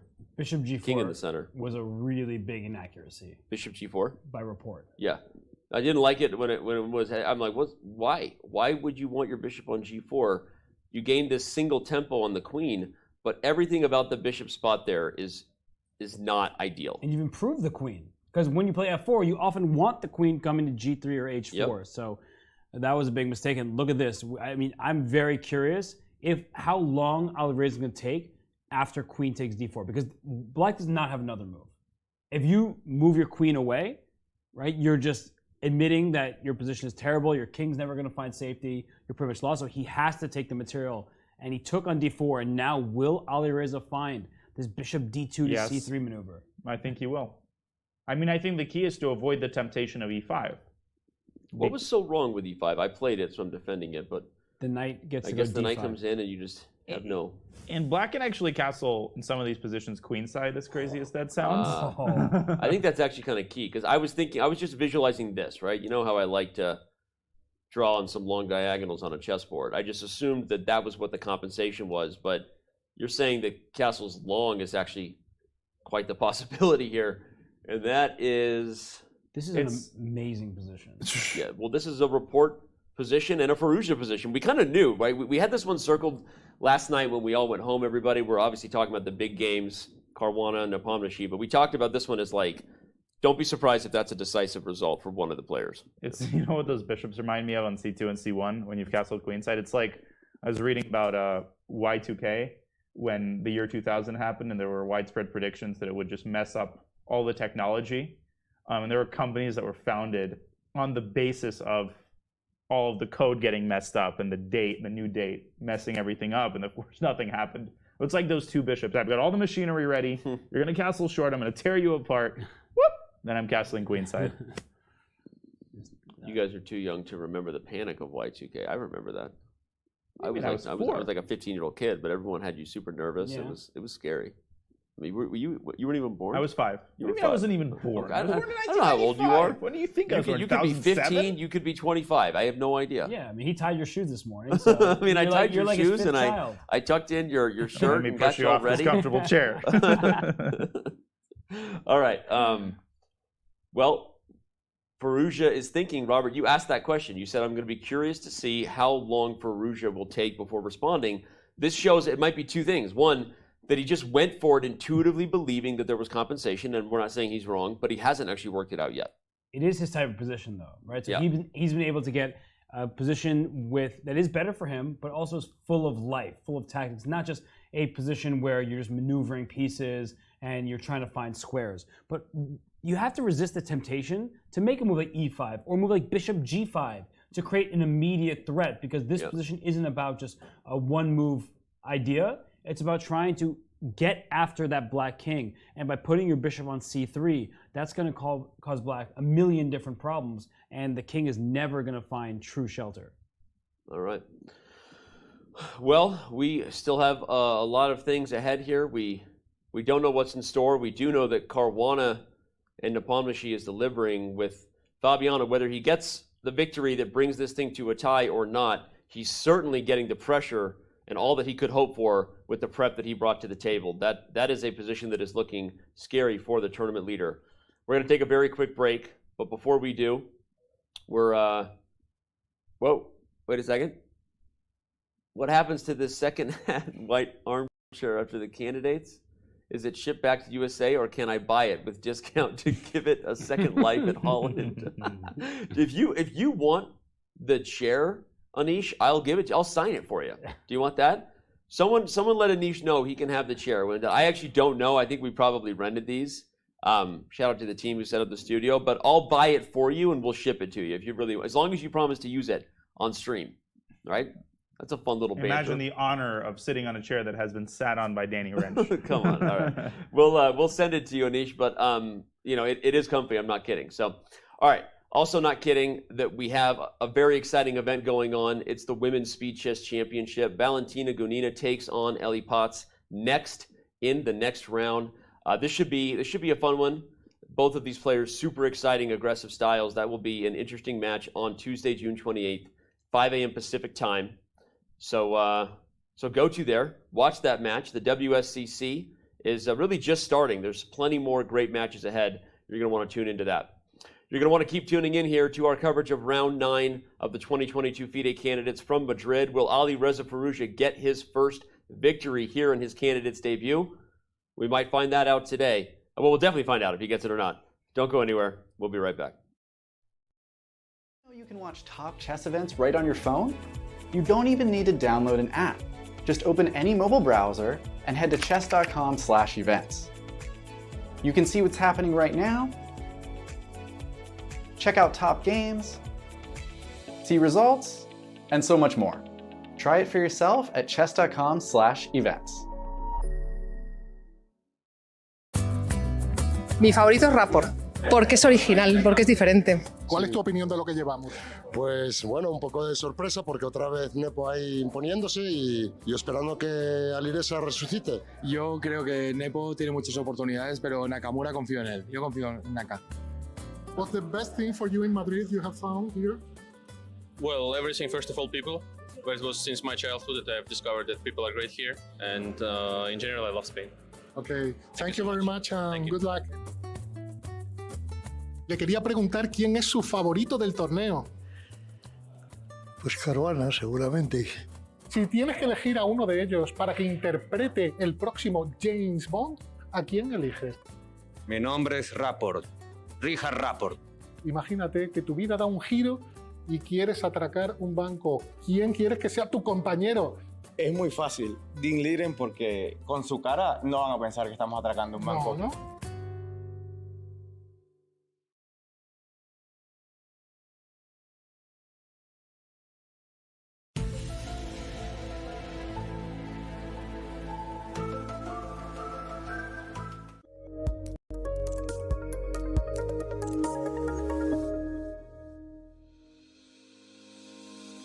Want to hold a massive chess tournament with dozens of clubs or hundreds of players? Or maybe a small chess tournament with local but competitive clubs? With Club Arenas, you can. Club Arenas allow for tournaments of any size with any number of clubs and players. Customize the arena with any time control, with standard chess or mini chess variants, and with any starting position you want. Club Arenas are the most flexible tournament format on chess.com. Try one out today.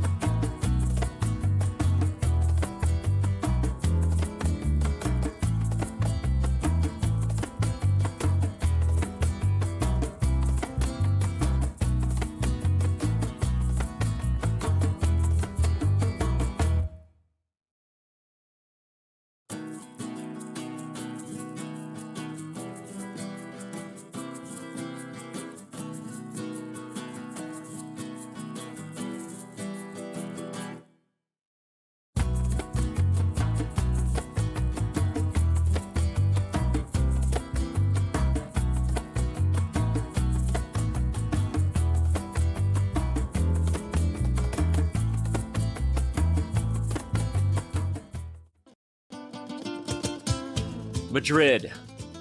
Civilization here was almost as old as the game of chess. Some claim the queen was given her powers to honor Queen Isabella. Now that, my friends, is a chess legacy. Passion for chess continues to thrive in Madrid. For the first time in 30 years, Spain's capital plays host to the Candidates, the most important tournament in chess. At the Palace of Santona, the stakes are high. 8 of the world's best players competing for the right to challenge for the most coveted title in chess, the World Chess Championship. The Candidates is grueling. The winner requires mental endurance and unbreakable focus. There are those familiar with the biggest stages in chess, yet still chasing unfinished business. And others from the next wave of stars with little patience for yielding to those before them. Mis amigos, the next challenger to the world champion of chess must come through Madrid. Like Queen Isabella before them, the Candidates is all about leaving a legacy.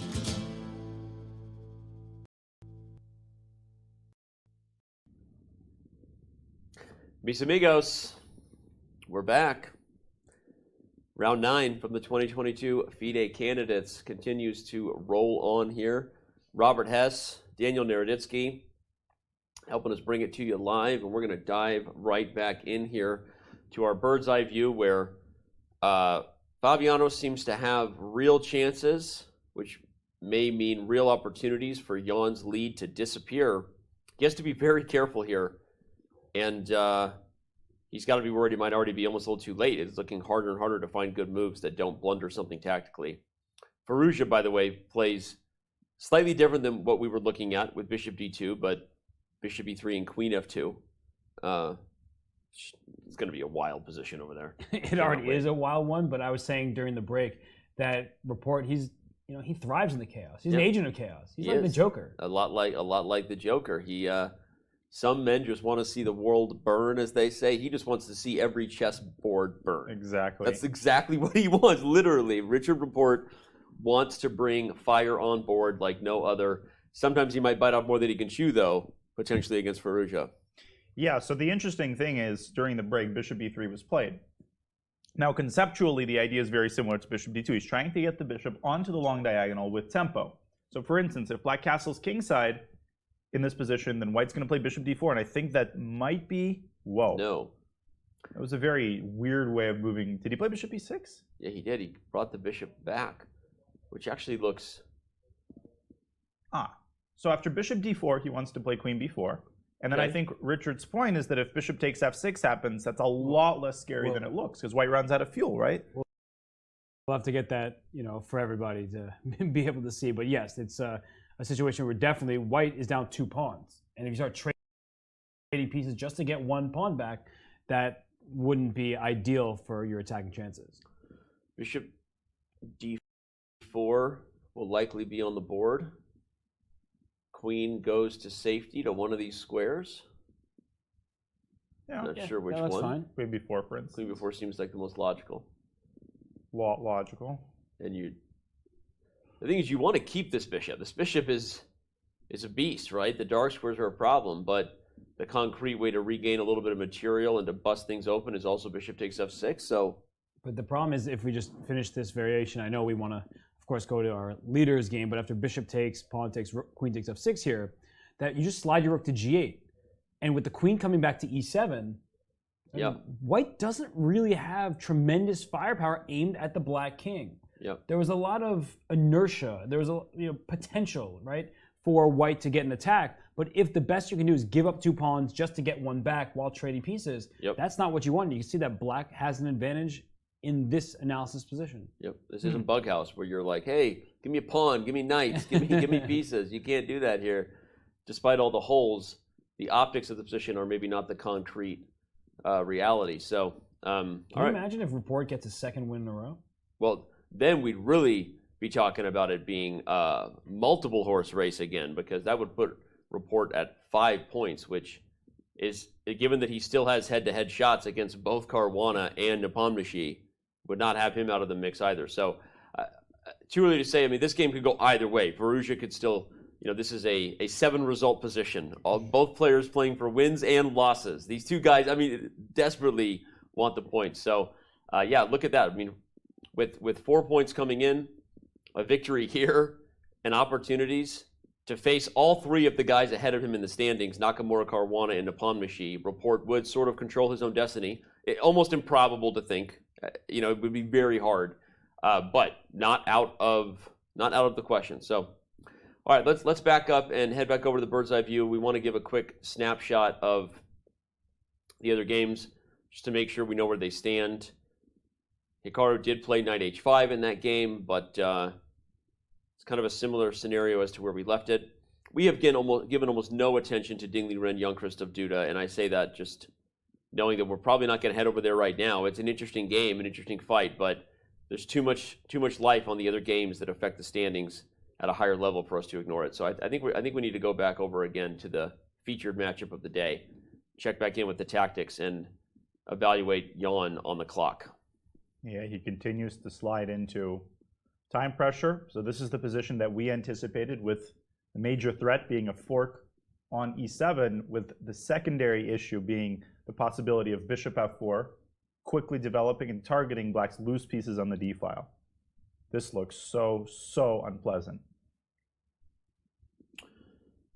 I think part of the reason we weren't in a rush to get back here, I mean, to be fair, is like we spent so much time analyzing that we were kind of anticipating that this would be on the board, and it is. And we were anticipating that it would be tough for black, and it seems to be tough for Jan. So we can dive in and play a little guess the move, see what he'll do. But the reality is, this looks very shaky. So, Rook e8, rook c to e8, that is. Yeah, you have to move this rook, by the way, because this rook coming to e8 actually doesn't solve the problem. Right. So got to get that rook. Knight e7 check. And a big problem for black is we talked about king h8 is bishop f4, and there's so many issues in the d file. Maybe in a fork on g6 at some point, sacrificing one piece to get the rook. But king f7, bishop f4. Like, if we're just being concrete about it, it looks like that knight can be captured. But after you take it, white just takes on d6, rook takes e1, rook takes e1, rook e8, covering the open file in the e7 square. If we just pause for a second, it's like, okay, nothing's happened, but look at that f5 pawn. That's a problem. That's hanging. And so you could trade on e8, or you can keep up the momentum with bishop c4 check. And after the king goes to f6, it just feels like there's something here. If we... What's up? Oh my god, what an idea! Rook takes e8, bishop takes e8, and bishop e7 check. Oh, come on. Wow. No. Forcing the king onto a forkable square, winning back your material. Loose pieces drop off again. And probably just, this is not even an obstacle bishop ending where white would even maybe have some chances. This is a pretty straightforward ending. And by the way, Fabiano, that's the perch.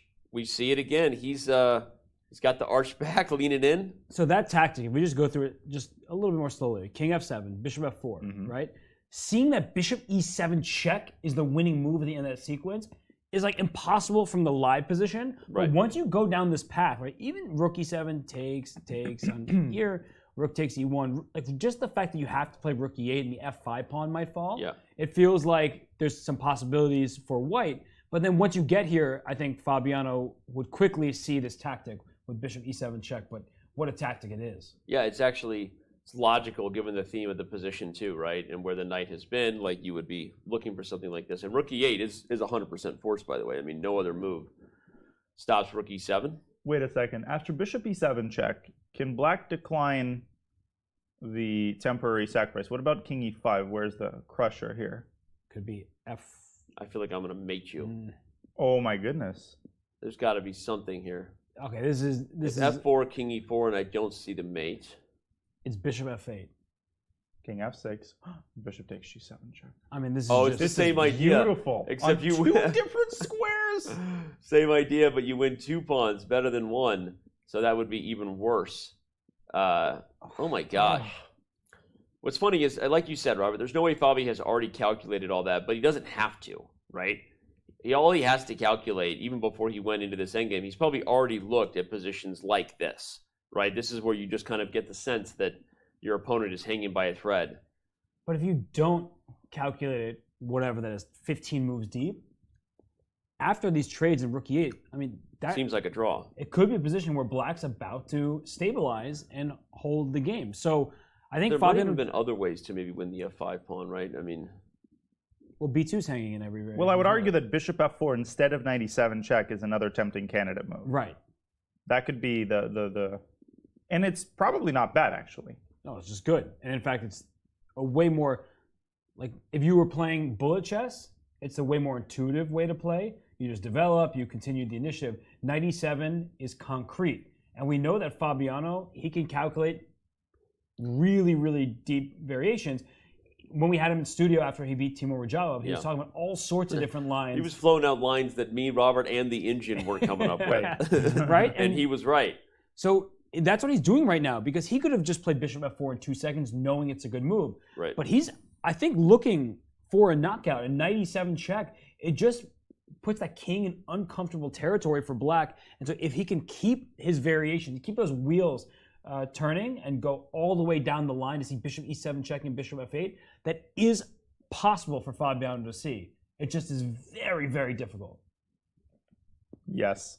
I was briefly distracted by something. We'll get to it in a moment.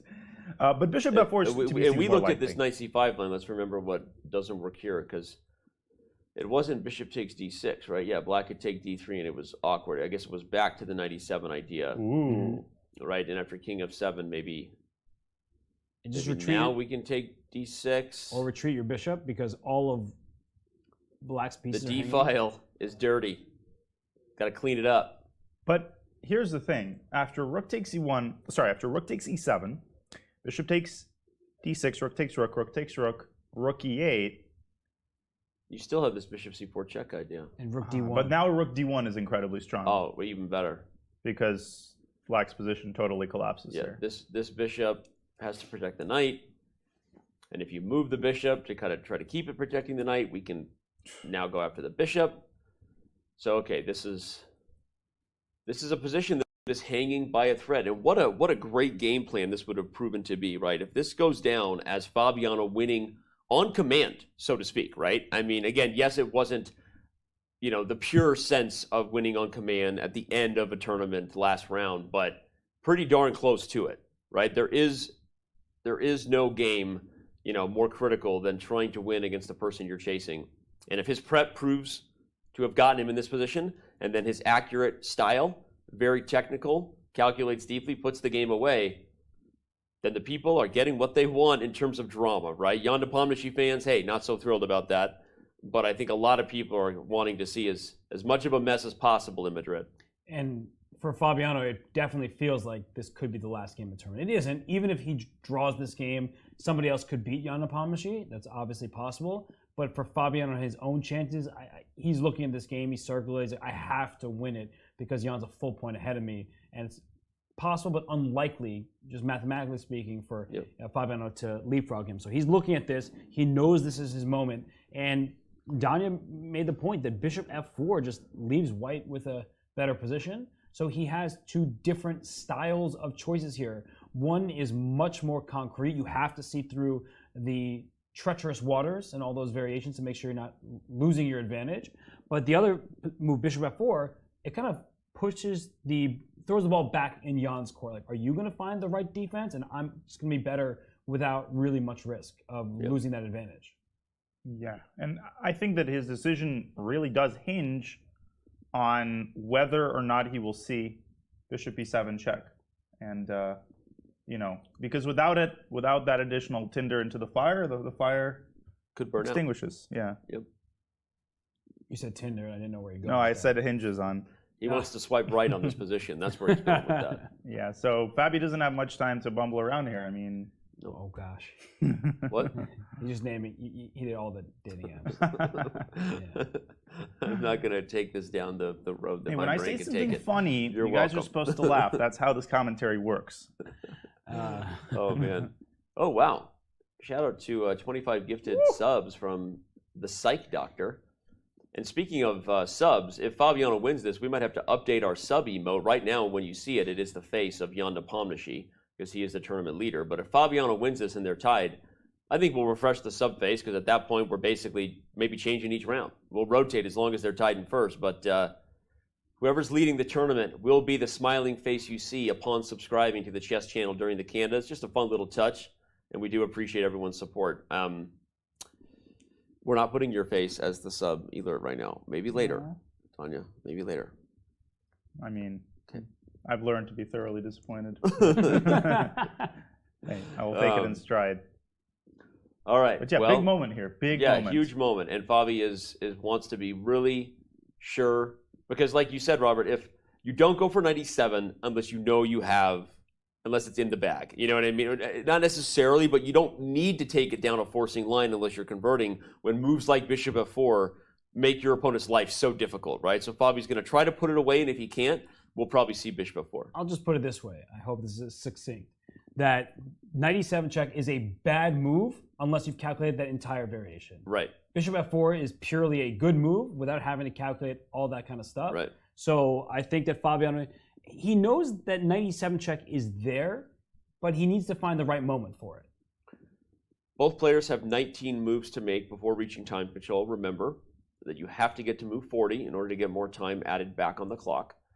So, nothing too serious yet, but given the lack of increment, we've been saying this a lot, the time scrambles are very real. I think we're about to see a real move here on the board. No more pretending or talking. Fabi had that body language shift that suggested he was about to make a move. Jan has that head tilt as he enters that suggests he's looking up the board. I feel like he is looking towards the E7 square. I think he has to be, right? I mean, he's got to be wondering, will Fabi go for it or not? Quick reminder, everybody, these are the two tournament leaders. We have so many new viewers coming in all the time. We constantly want to reset, remind you what's at stake. Just another reason not to go anywhere, especially before you hit the follow button. If Fabi wins this game, we have two players deadlocked at the top of the standings for the 2022 FIDE Candidates. Give it to the people. Give it the fun, the hype. Jan doesn't want any of it. He's like, I understand that. I know I'm the bad guy right now, but I like it that way, right? I'd like to be the bad guy and just take everyone's hope away in this tournament. Just throw out some Billie Eilish lyrics while you're at it? Yeah. Been the bad guy. By the way, Bad Guy is a song that Anish Giri really likes, speaking of which. If you want to, I'm going to out him. Anish Giri is a closet Billie Eilish fan. Actually, maybe public now. Yeah, everyone should be public of their fandom of But I'll put it this way. He sent me videos like, hey, have you seen this new song? Have you seen this song? So that's speaking of revealing DMs. I guess we're just leaking. He deserves it after what he did to you. Yeah, that's true. He did. Tweeting my DMs. The only thing I've seen on Billie Eilish is I love the show Hot Ones because I'm a huge spicy food fanatic. Yeah, that's one of my favorite shows. And you basically eat a progression of wings with sauces that get hotter and hotter. Where's your mind today? You're talking about dating apps, spicy and hot. I mean, I don't know where you're going with anything. Hey, I didn't mean it that way. I mean, get your mind out of the gutter, young man. I love it. She had an appearance on that show. She was struggling with some of the top sauces, but it was great.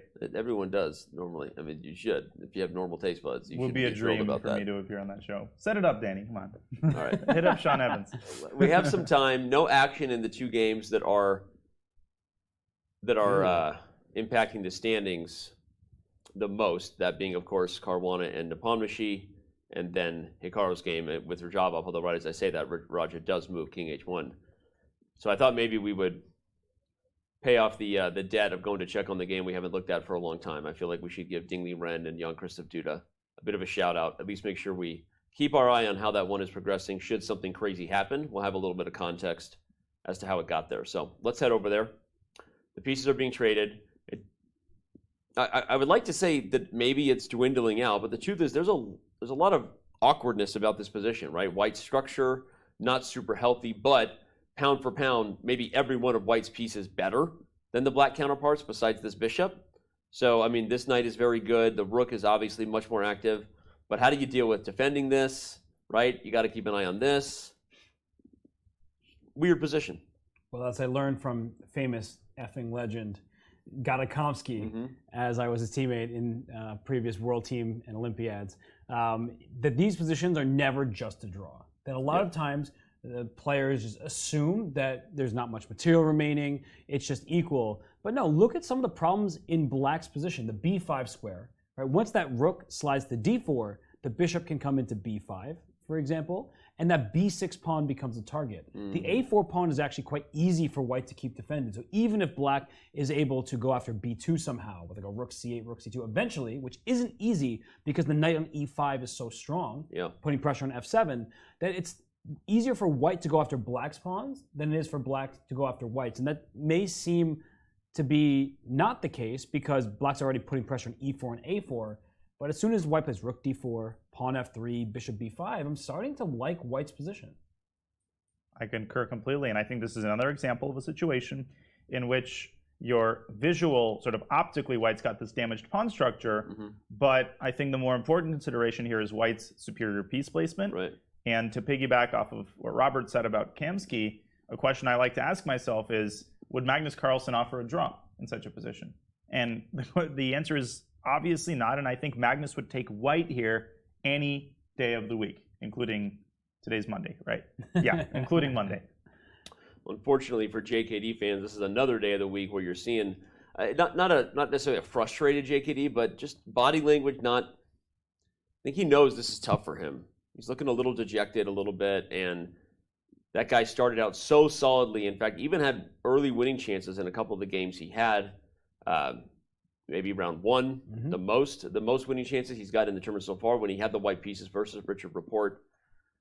But he's struggling right now, right? And this is one of those rising stars, like Alireza Firouzja, a guy coming up. But this is his first candidates, and the experience you run up against guys like Liren can kind of put you into some tough spots. I mean, he doesn't look very happy. Yeah, he just doesn't. It just doesn't. I was dancing around it. He looks like he's struggling. Yeah, and he lost that game to Rapport, and of course, after a loss, you're especially emotional. But at the board right now, he doesn't look like he wants to be there. And that's not to say that he doesn't care about the candidates. It's because he cares so much, and he's not doing well. But he just, I don't know, something about the way he's appeared and about body also, line. I mean, just the kind of looks like I felt this morning before I slammed that Red Bull, huh? And then we went live, and boy, did I come alive. Woo! Got that niacin, vitamin B. I'm all jacked up. Sorry, go ahead. You scared me. But yeah, you feel for him, right? And maybe it's just a rough tournament, and it's not like his position is that bad. But the problem is, you look at this position, you've seen like the next 5 moves, it seems like white just gets to improve, and black has to wait and see what exact plan Liren's going to go for. Yeah, the more we look at it, the more we realize it's hard to find a good move here for black. Like white's plan is clear. But if you move this knight, are there already tactics, right? Because you'd love to move that knight to kick this knight. Okay, he just played rook d8. Okay, that makes the most sense possible because it prevents the clear plan of white coordinating to protect a4. But there is the issue that this move might be susceptible to knight c6 at some point. Yeah. And of course, a rook could also land on c6. So white probably should start with f3. And my guess is Ding. If you play f3, though, black gets the second rank. Yes, it doesn't work. Yep. Sorry, had to do it. Sorry, John. You No, got that's actually quite important. Yep. And if bishop b3, then you use the c6 square for the rook, I believe. Bishop a4, rook b6. And a great example of the e-bell bar kind of giving something resembling equality, but this position looks unbelievably nasty to me.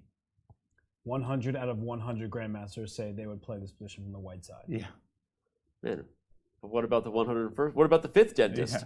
Yeah. Sorry. All right, let's back this thing up. Bird's eye view.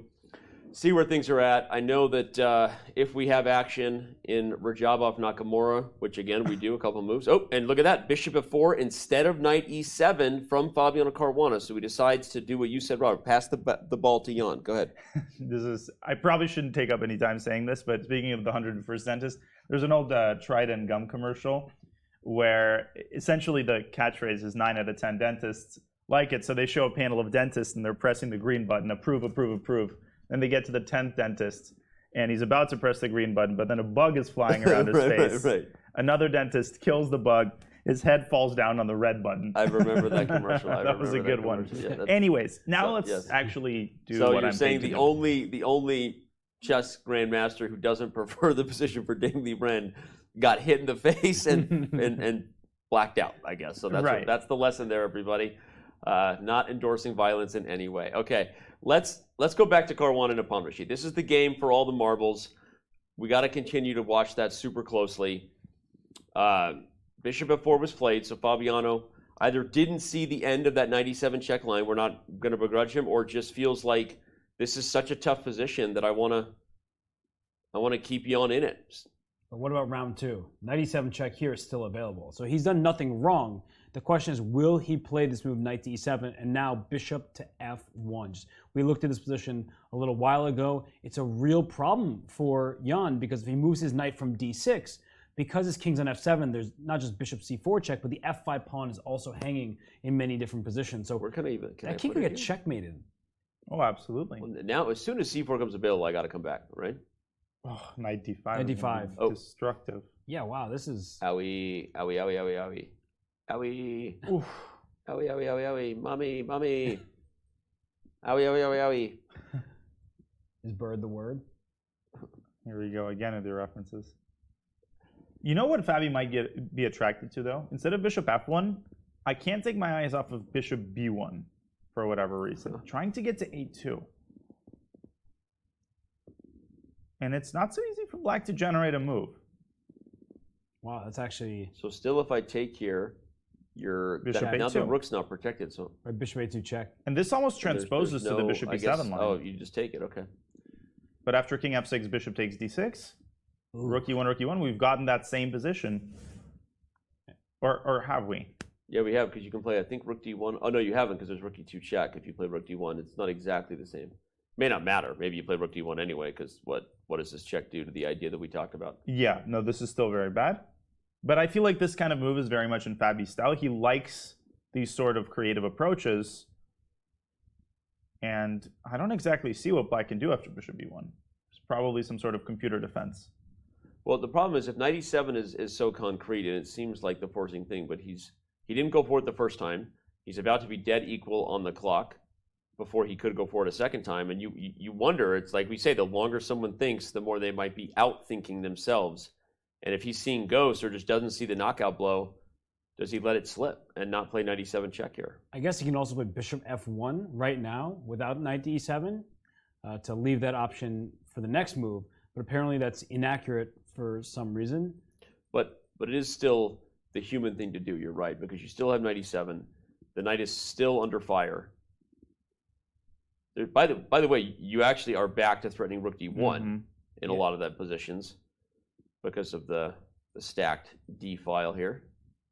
This looks, incredibly unpleasant for black. The one good thing for Jan, just in general, is that b2 pawn is loose. And the knight on c5, even if the knight on d6 moves, the knight on c5 covers the b7 pawn. So oftentimes you take a b2 pawn, you immediately lose the black pawn behind it. Here you can get away with grabbing that pawn if white... Not right away, right? No, of course, of course, in the future. Yep. Yeah, knight f7, for instance. And despite appearances, if knight e7 check and knight takes f5, then exactly what Robert said becomes critical. Bishop takes b2 is the saving grace for black. And that's what's tricky. That's what's got Fabi thinking, right? We're here analyzing, edutating. He's down on time also. But this is super hard, right? Fabi, out of prep when Jan probably first played that knight d6 move, right? Which he knew he would be better, but he was no longer recalling whatever he cooked up at home with his second Vladimir Chuchilov. So he's on his own, and he doesn't have the benefit of the eval bar or my helpful analysis, right? Wait, look at his eyes. Right? He's clearly looking at the e7 square because really you can take on e8 first in some of these variations, but I don't see why you would ever want to do that. Yeah. So that's the only other move that doesn't involve bishop f1. But his eyes keep looking forward rather than retreating to f1, and he's going to have to put the bishop there somewhere. But the way he's been looking, it feels like he is spotting knight to e7 check, and that makes it very likely that he's going to play it. Well, it's funny because you say he keeps looking forward. Now I'm thinking, and you said you never play rook e8, but because you said never do it, obviously, how now Dan has to do it. Okay, he goes for it. I was going to say, the one idea we keep talking about is the d file, just to finish that thought. And if you trade rooks, then you could have put a rook on d1, and you wouldn't have had to deal with rook takes e1, right? So, okay, Fabi does go for what seems to be the best, but that wasn't out of the question. All right, Jan about to respond instantly. Likes that he's finally up on clock for the first time in the game and wants to keep it that way. And now I'm very curious where Fabi will go with his bishop. Bishop b1 or bishop f1? A glance. a patented Jan Nepomniachtchi stare at his opponent, raise his eyebrows, scratch his right temple, and then look back at the board. I wonder if we can get a GIF of how many times Jan has done that in the tournament. I think I've seen at least a dozen on camera. Wow. You move, he looks up, lifts eyebrows. Right? That's the patented Jan move. See, now I won't be able to unsee it. I've just been starting to wonder, is there bishop takes f5 as well? In this position? Yeah. I mean, I have 3 pieces aiming at the f5 pawn. Well, I lost count. There were so many pieces staring at that pawn. But I guess you can take your knight, take with the knight on d6, so it's no longer hanging. And after the h knight takes, I was going to say, this is what. Can we just stop and just appreciate this position for a second? Freak is going on here. Look at this. This is so nutty. The problem is at the end of the line, as you said, a lot of knight times. d6. Ah, that's key. Yeah, so that's. I thought you were just stealing a pawn, but you had other devious ideas. But if you take on f5 first, what if you play? You got to take on e1 because your bishop and knight d6 check. Yeah. Well, but you take on e1. Okay. And you can't take on b2, I don't think, as a bishop d6. And the rook's coming into e7. This is really, really rough. Oh, what an option. I mean, there's just so many different tactics here. That's the thing about this position, right? Is even in lines you grab a pawn and black grabs one back, oh, we get the even material again, but the position is not even. And the king safety is really important. And black's king on f7, it's in a vulnerable spot, whether Fabi takes on f5 right now with his bishop, whether he retreats his bishop to b1, like Danya pointed out, or to f1. It's not going to be easy for Jan to continue here because there's still so many tactics. Yeah, this is an exceedingly complicated position with tons of candidate moves and tons of things to calculate. Because if a move like bishop takes f5 works, you want to go for it because it is the most forcing of all of White's options. So you want to start by calculating it. You know, the typical advice of starting with the most forcing move, whether it's a capture or a check.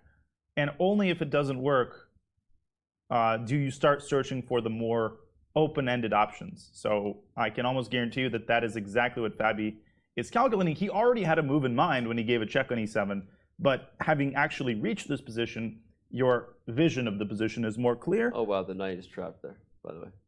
The rook's hanging. And the rook's hanging. So he's going to want to double check and recalculate stuff. To defend. Check. Yeah, the king is in trouble here. King f6, just knight takes g7, king g6. I'm going to go g4, and just you might get mated up on g6 at some point. So wild. Jeez. Well, there's so much to work through here. And that's, as Donnie is saying, it's why Fabiano, he went knight e7 check, and there's no real going back from that decision. But that's why he's spending time after he's already played a pretty committal move. So... Well, the initial move we looked at in this position is probably still the best. Just put the bishop back on f1, expose the d-file, but that's a hard move to play if you feel you already see a concrete line of taking on f5. Right. But I feel like the leaving tension in the position is probably what Fabi feels is to his advantage. Yeah. Because earlier in this game when he went queen a4, he didn't just win a pawn when he presumably knew he could have with queen to e2. So I think he wants to leave more room for himself to press an advantage rather than a forcing sequence that may trade off a lot of pieces. Okay. Yeah, that's very much congruent with his style. He embraces complex positions. He doesn't shy away from them. Well, right now he's trying to work it out. This is the biggest game of his career. One of the biggest. He played Magnus Carlsen for a world championship match. Yeah, but that's in the past. Okay, so then by your logic, how does it work? Like every game he plays the biggest. You got to focus on the present because today is a gift. You're trying to steer your way out of what you just said. You're just going full Jason Bateman, the gift on me. Actually, that was the turtle from the Kung Fu Panda. The Mr. Uwe. Yeah, this is a really big moment. Regardless of if it's the single most important game of his career, it still is a very, very important one to Fabiano, especially after yesterday's loss. He would love to rebound. So, yeah, it's a big moment for him. The clock's starting to worry me a little bit, though. That's what I was going to say, too. So, I mean, maybe I was wrong that it's the biggest game of his career. He did play for a world championship title. You know, no, but obviously, you know, there is no time like the present, and this is his opportunity to play again, maybe for the world championship title at stake, right? A full point behind his opponent with an opportunity to strike back. Whoa, speaking of striking, F5 played by Hikaru, but the evaluation bar, it's going up to A6 now. Yeah, it's going the wrong way if you are That's where White's pawn, Nakamura. White's pawn might be in a couple of moves. Yeah, I think we're going to analyze that one for sure. It's been a minute since we went back to that game, even if all of the features are kind of what we predicted a little bit, right? In that Raja put the king on H1. Hikaru avoided the queen trade by putting the king on H8, right? That was the key, so that you could play F5 without the queens being traded. But Raja's not apologizing. He's just taking what he wants on the queen side. Here he goes with the pawns. And it's costly. King H8 costs a tempo. Yeah. And that's really important when you're trying to attack, because look what White was able to get in return.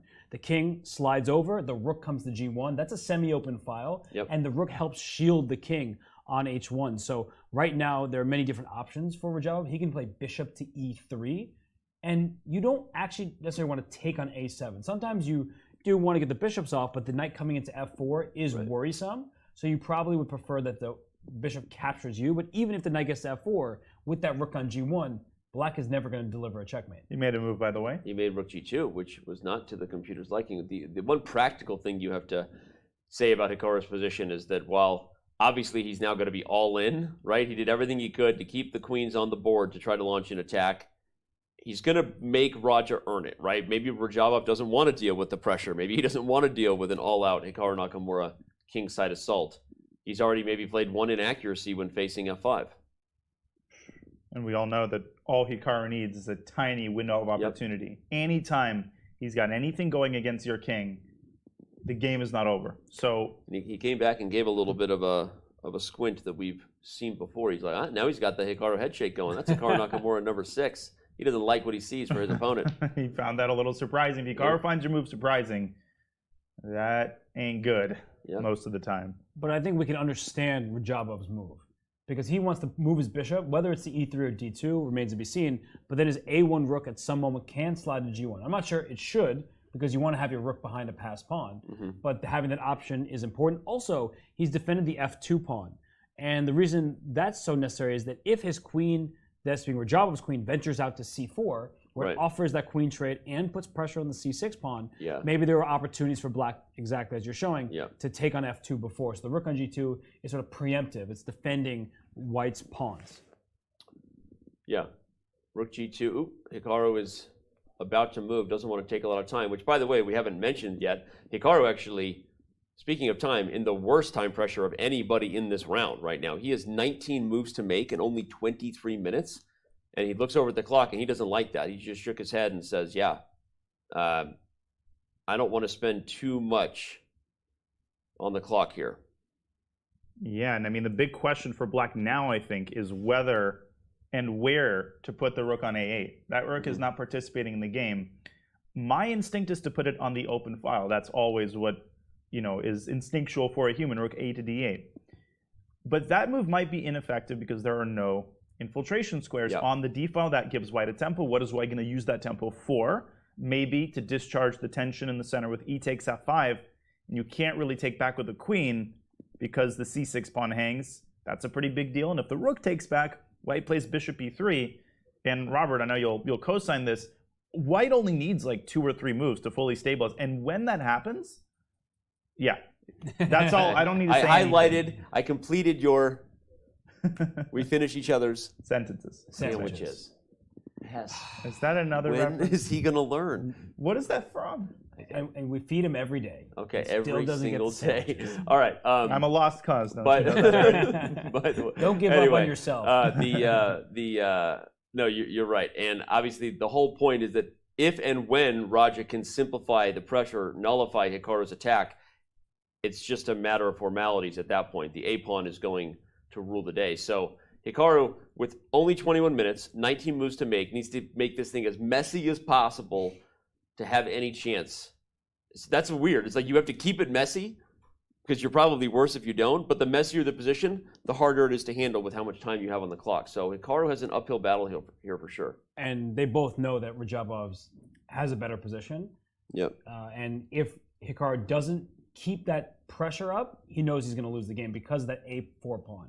So Rajabov saw an opportunity, he seized it, he stole that pawn on the rook's file, and after rook to g2, the move he just played, for Hikaru, I think it's natural for him to try to double on the F file because that file at some point will get open. So Danya was saying, I like rooks on open files. You would love to have both of your rooks on the F file. So I can see an argument, after Rajabov's rook g2 for Hikaru to play rook f6, try to get the other rook to f8. It feels a bit slow, but you need to create some kind of problem for white. Yep. Mm-hmm. Oh, man. Well, I don't see a lot of candidate moves here for black that are concrete to try to punch through. So you mentioned bringing the rook in. Maybe the rook can come to e8, not d8. Well, the white rook's on g2. If you just sorry, in the live position. Scroll back up, move too far. Rook a8. And then if I take on f5, you could make the argument that your rook is now better positioned to prepare. Yep. e4 and I want to go for this and bingo. Just be like all in on like something. I don't know. Yeah, e4. E4? E4. This is what let's go. Would have been impossible, the rook being on d8. It would have been hanging. Yeah. And e4 would have been unprotected. Now it's wild. Okay, so white this can't might take be on Hikaru's c6 chance there. then. Rook a to e8. He's shaking his hard head. move to play. He doesn't have a clear answer right now. But it just feels wrong to play rook to a8, right? Yeah. Because after rook a8, you want white to take on f5, but white, seeing that your rook is there, trying to play e4 after an exchange. Not going to take on f5. Of course you're not going to take there. So you'll just develop your bishop, whether it's to e3. I mean, I like bishop e3 in these positions. And the rook on e8, you want the open file, not just a rook staring into your own pawn. Now you'd basically have to take because the bishop isn't even protected anymore. And then fe guarding the f4 square. Computer likes black though in a lot of these lines now. I don't know why. Is it because to double the pawns? Queen h3, something like that. Yeah, I mean, obviously there is serious counterplay here, and there will be as long as black has play going on the king side. Yeah. As long as the queens are on the board and there's pressure, Hikaru has a chance at least on the board. But again, the big issue is now he has a minute left for every move he needs to make. That is not going to be easy even for the speed demon that is Hikaru Nakamura. He looks very unhappy. Yeah. And he's taken 5 minutes, another 5 minutes on this move, and every minute, as you just said, is golden. He's going to he's going to basically be playing blitz very shortly. And he wants a Fonta. Don't you wanna? I think he wants a Fonta. That was a Fonta, yeah. Fonta? Yeah. He isn't having much Fonta in this position. He's not having much Fonta in this position. He doesn't wanna. He's trying to give himself a little bit of energy. A little bit of a caffeine boost. Yep. Doesn't he have that coffee? I guess that coffee's cold by now. No, he is this magician. So one day he turned water into coffee, today he turned coffee into Fonta. Yeah, you never know. He's got a whole stack of drinks over there. Right.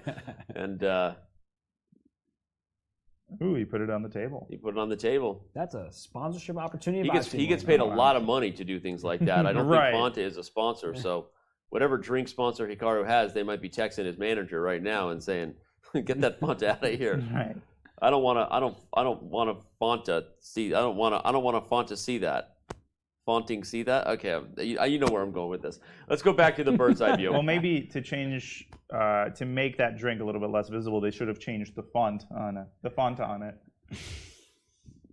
I don't want to commentate with you two anymore. It's a struggle. All right, we're too funny. Knight to c4 on the board with Ding Liren and Duda. I'm just looking at that. It feels like Ding Liren is getting closer to having some chances. That game with Firouzja and Report is an absolute mess. Report has stolen a couple pawns, but is going to have the king in the center, dealing with some dark square problems for the rest of that game. Jeez. Yeah, and then Caruana down to 24 minutes. Still has not moved. It's a problem. He knows he's better in that spot, but he doesn't know how to convert on the concrete opportunity. Understandably so, right? It's how to push that position forward. Yeah, I mean, what Huge yields, question. There's several different types of difficulty in chess. When people think of a difficult move, most people associate that with a move that's hard to find. That's not the only type of difficulty, and there's also difficulty that stems from a couple of candidate moves. All of them are easy to see. Caruana sees the correct move. It's either bishop f1, bishop b1, or knight takes f, or bishop takes f5. The difficulty consists in choosing between several moves that all look tempting and appealing. Yep.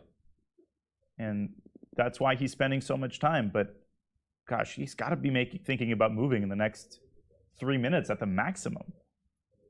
Yeah, I mean, he's got too many moves to make to mess around with what's at stake here. Right. 17 to be exact, with 22 and a half minutes remaining on the clock. Yeah, he's almost in Hikaru territory. It's not one of those things where, as you're saying, he makes a move and then everything clarifies and you can play quickly. Like, the complexity is going to carry forward even after his next move. Lots of players coming by, checking out what's at stake there. Could we check the Firouzja game really quickly? We can in a second. Let's. Or do you want to wait for his move? Yeah, let's wait for his move, and then we'll head over to that game and get us all caught up. Oh, Fabi leans back and lifts his eyebrows, and he's like, I don't know. Yeah, he's got to be about to make a move.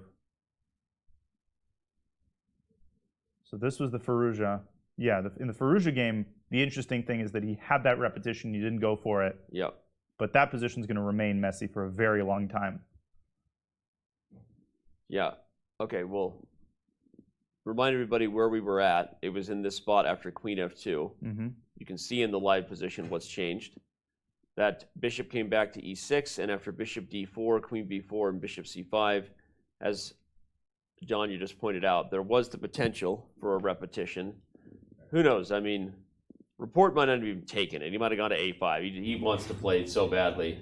But Firouzja doesn't want it either, and after rook c1, rook d8, the youngest player in the field is on the clock. He also has a lot of moves to make with not a lot of time. We have time pressure everywhere, guys. We are going to have one of those moments in this show later on where we literally can't keep track of all of the drama. And I'm not saying that to hype, even though, shamelessly that is my job. The reality is, just for everyone tuning in, Firouzja has 16 moves to make in only 29 minutes. Hikaru has less than a minute per move available to him.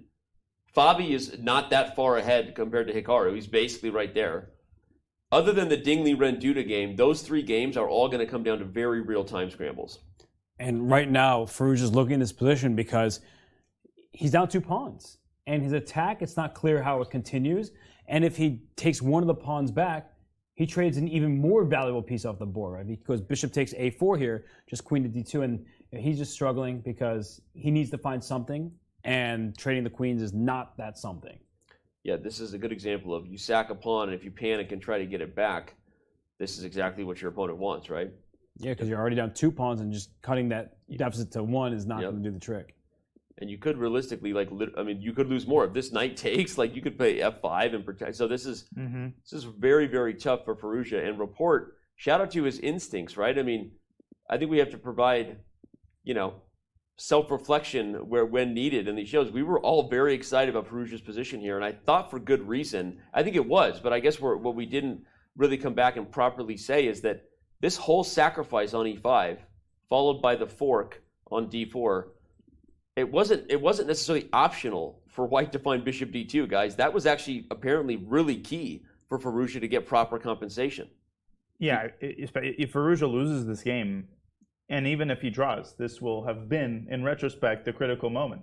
And once you play a move as concrete as knight takes e5, you're making somewhat of a Faustian bargain. I mean, you have a huge attack, but in order to keep that attack going, you have to play accurately. And if you play inaccurately, you risk being worse. Yep.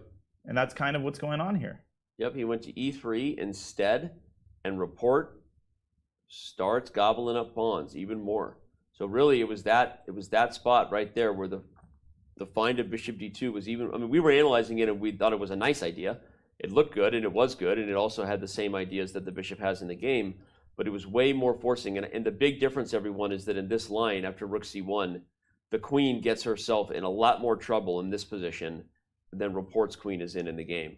And so bishop e3, things start going backwards for Firouzja. he might be regretting that he didn't take the perpetual with the bishop. It's a good lesson that the threat is stronger than the execution. He attacked the queen directly. He should have set up an even more powerful threat. It was a tough moment, so it's hard to blame Alireza too much there, but now he's in a situation where he's probably feeling like he might lose this game. Right? I'm looking at him, I'm looking at the board, I'm looking at the clock, and report compared to where he was before. Out of the opening, he was much worse. Now he's up 2 full pawns, and white has one attacker, the bishop on c5.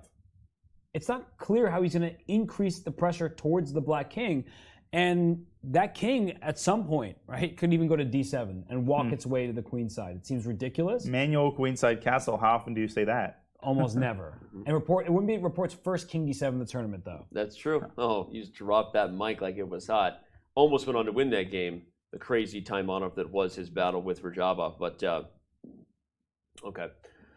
All 4 games, bringing it as usual. Let's back this thing up to the bird's eye view. Remind everybody where we stand. We got 40,000 viewers right now on Twitch, tens of thousands elsewhere on other platforms, different languages. This could be the most pivotal round of the candidates so far in regards to not just shaking up the leaderboard, but maybe multiple decisive results for multiple players. So Fabiano went for bishop takes f5 rather than the bishop f1 line. He likes the concrete variations that are about to be on the board, and maybe likes those concrete variations, guys, because of the time that was also facing him. Feels like this is the most straightforward thing to do. But all right, right now we're going to take our last break before we do the time pressure thing, so don't go anywhere. Before we do, we're going to remind you that after the candidates there is another big event going on of a different type of Hall of Fame, not Hall of Fame chess players, but Hall of Fame NFL players like Larry Fitzgerald, Amari Cooper, Pro Bowler, Kayvon Thibodeau, recent top 10 draft pick. It's going to be awesome. Tune in on July 9th and 10th if you're into celebrities and your heroes from other types of sports and genres playing the game that we all love. Then that event is for you. Go to go.chess.com/blitzchamps. There's $100,000 going to charities for the different charities that those players represent. We're super pumped about it, and hope to see you there, July 9th and 10th. If you're here, then you're appreciating the beautiful scenery of Palacio de Santonia. Don't go anywhere. There's some amazing artwork, amazing statues. This place is awesome. Seriously, it is. Gorgeous, gorgeous. Any room you're in here, it gives you a lot to look at, not just what's on the chessboard.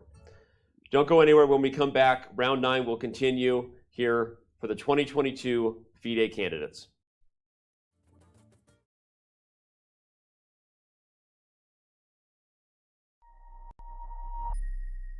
This is going to be a real-time breakdown of Danny Wrench's games all-time on chess.com. That's cool.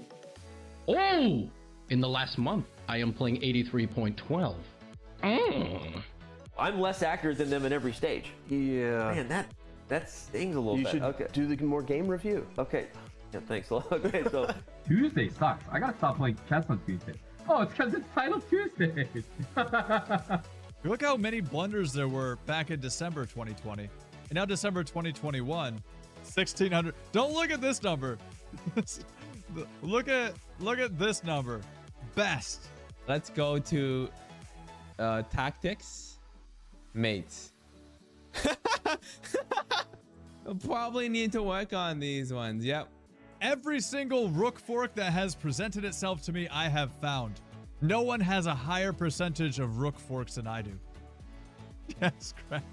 These are literally the knight forks that you missed. I missed knight d6? You saw it just now. What the is wrong with me? I could have done here and then taken this pawn, and I'm winning because my pawns get held together. That's probably the coolest part about this feature. Like these positions against Hess? Rook there for rook e2! And he blunders mid and one! Oh my goodness! I'm awful!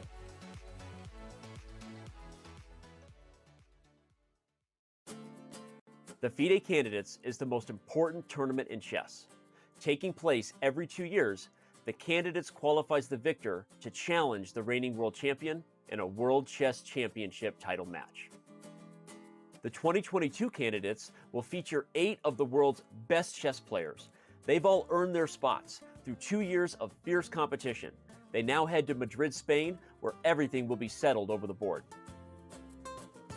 one of those 8 spots is always reserved for the previous World Chess Championship challenger. Jan Nepomniachtchi would love nothing more than a second chance at the throne, but he has to get through 7 other great players in Madrid first. 2 spots went to the top finishers of the most prestigious open chess tournament in the world, the FIDE Chess.com Grand Swiss. Alireza Firouzja won the Grand Swiss, turned the heads of everyone in doing so, and has become the youngest player in history to cross the 2,800 ELO rating barrier. He would become the youngest World Chess Champion of all time should he win the candidates and ultimately the World Chess Championship match. Fabiano Caruana joined him, taking the other spot from the Grand Swiss. The US #1 and 3rd highest rated player in the history of our game is also the only person to never lose a classical chess game to Magnus Carlsen in a World Chess Championship match. 2 of the spots were claimed by the winners of the dramatic 2022 FIDE Grand Prix cycle. Grandmaster Hikaru Nakamura is a former world #2, a blitz and bullet chess legend, and the most popular chess streamer in the world. He was joined by GM Richard Rapport. The Hungarian #1 is one of the most creative and dangerous minds in the game today, and nobody is looking forward to facing him in Madrid. FIDE awarded one of the 8 spots to the wildcard invite Grandmaster Timur Rajabov. Raja missed the 2021 candidate cycle in consideration of COVID concerns. But as the oldest, most experienced player in the field, he's looking to use that knowledge and punch his ticket to the World Chess Championship title match. And finally, 2 spots go to the top 2 finishers of the world's largest knockout tournament, the absolutely grueling FIDE World Cup. Jan-Krzysztof Duda, the Polish #1, punched his ticket by ousting none other than world champion Magnus Carlsen in the semifinals of that event.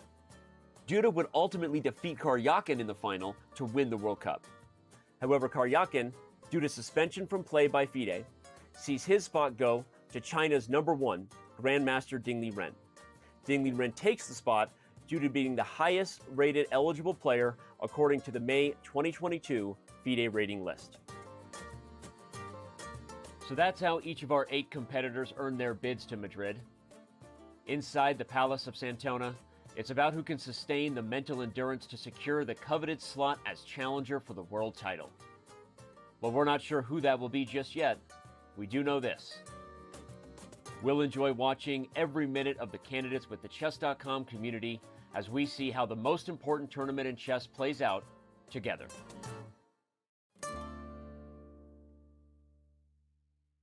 Want to play chess online or learn how to improve? Join us at the #1 chess destination in the world, chess.com.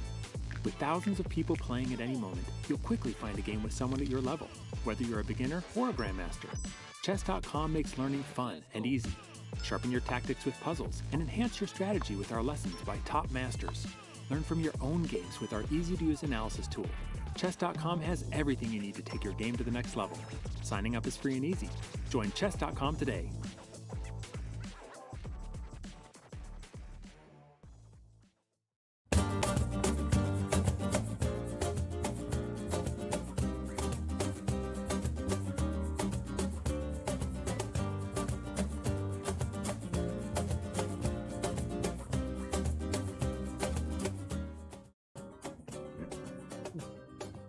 We are back in Madrid. Fabiano back at the board. And he's trying to make a comeback right now, trying to catch up with Jan Nepomniachtchi for the lead here at the 2022 FIDE Candidates. But we're not so sure that he has enough winning chances left, guys, as we look at the line that has appeared after the massive exchange cleared on both F5 and E1. Jan finds this move Knight D3, which making it a little tricky to see how Caruana can continue, and he doesn't have a lot of time to figure it out. Yeah, I mean, he invested all this time trying to choose between those 3 candidate moves. Bishop F1, Bishop takes F5, or Bishop B1. Ultimately, he chose the most forcing line. This is an incredibly tempting line in view of Robert's point that after all of the pieces are traded and all of the T's are crossed, Bishop takes B2 isn't really possible. But I think that Fabiano might have seriously underestimated this incredible resource, Knight C5 to D3, because after Rook E7 check, The key point is that the king moves up to f6, and you cannot take the bishop on d4 as long as the king keeps contact with the rook. And the knight is hanging here too. Wow, yeah, that's... And the knight is threatening to take the bishop with check, which would just... I mean, black might have winning chances if that kind of endgame occurs, and black can pick up the b2 pawn at the same time. So this is incredibly critical. It's really interesting because his preparation got him such a great position, but Jan Nepomniachtchi, who was on his own from the very beginning, found every accurate move, and Fabiano, while obviously if he goes back and doesn't get the win in this round, he'll see that maybe there were some other potential tries for a knockout blow, but it doesn't matter because right now he's got to solve this endgame and figure out a way to keep winning chances alive. Yeah, so rook e7 check does not look like the move that he should play. And if not that, right, his bishop on f4, you mentioned, Danny, in addition to his rook on e1, both under attack. And the b2 pawn, that's definitely going to be captured in the next couple moves. So I'm just trying to figure out, I mean, you could play rook e2.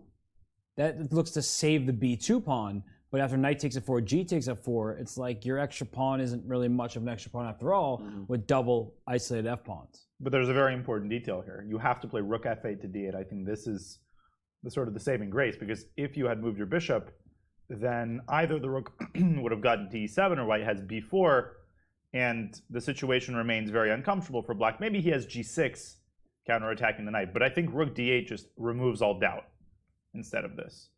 Yeah. Although even here, rook d2, like bishop f6, and just trying to calculate this through because there's a knight d6 check at the end, but your knight gets trapped. So it goes even deeper than this because... I saw it. Wait, no, not king d5. No. First you play bishop b6. And then white is b4 to save the knight. And white's up 2 pawns, but because those f-pawns are doubled, that it looks like black is going to get one back over there on the queen side, and white can't create a pass one. But this isn't that clear. I mean, we see the evaluation by 0.3, and think about how far in advance you have to correctly assess this position. Yeah. Right? Jan needs to get here and be like, this is 1,000% a draw, because otherwise he just loses. Right. Well, Fabiano trying to assess it in advance, he only has 13 minutes for 13 moves. This time control, the lack of increment, this is crazy, right? I mean, these players are looking at the clock and with real fear in their hearts. This is like, I don't have any help coming here. I mean, as Jan walks around circling the board like a vulture, you know, I think he's getting excited. Yep. I think he's feeling nervous excitement right now for maybe the first time in the game, because he knew he was worse. Yep. He had his back against the wall. He was out prepared. White's pieces were more active, and all of a sudden the smoke has cleared. He clearly found a move that Fabi either underestimated or missed. He's up 20 minutes on the clock. Yep. He could not have asked for a better scenario after 27 moves, given how this game started. Completely agree. And especially if you told him that, hey, you'd be worse, but your opponent would get in some time pressure, he might just take that gamble, knowing how fast he is and knowing how difficult it can be to manage these situations without any time being added back to your clock. So watch that move. It's move 27. Fabi has taken 5.5 minutes on this particular move, as we can see that clock counting up. All right, well, we looked at rook e2, going for the double pawns. I don't know if there's any other move besides rook e7 check to really go for. You could also play rook e4, which defends the bishop and attacks the black bishop. Another option, another move we could see. Yeah, rook e4 is actually quite an interesting one, because if black takes on f4, then after rook takes f4 back, there's all these discovered checks. The bishop, of course, is loose on d4, has to take the pawn on b2.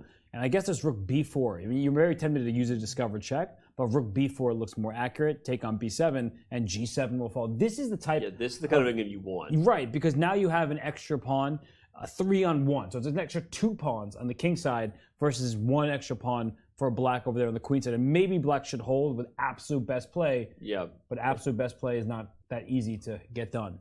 Yeah, that's what Fabi might be looking for. So maybe rook e4 is a move that we could see. Of course, Jan does have other options besides taking f4. You could take on b2 right away.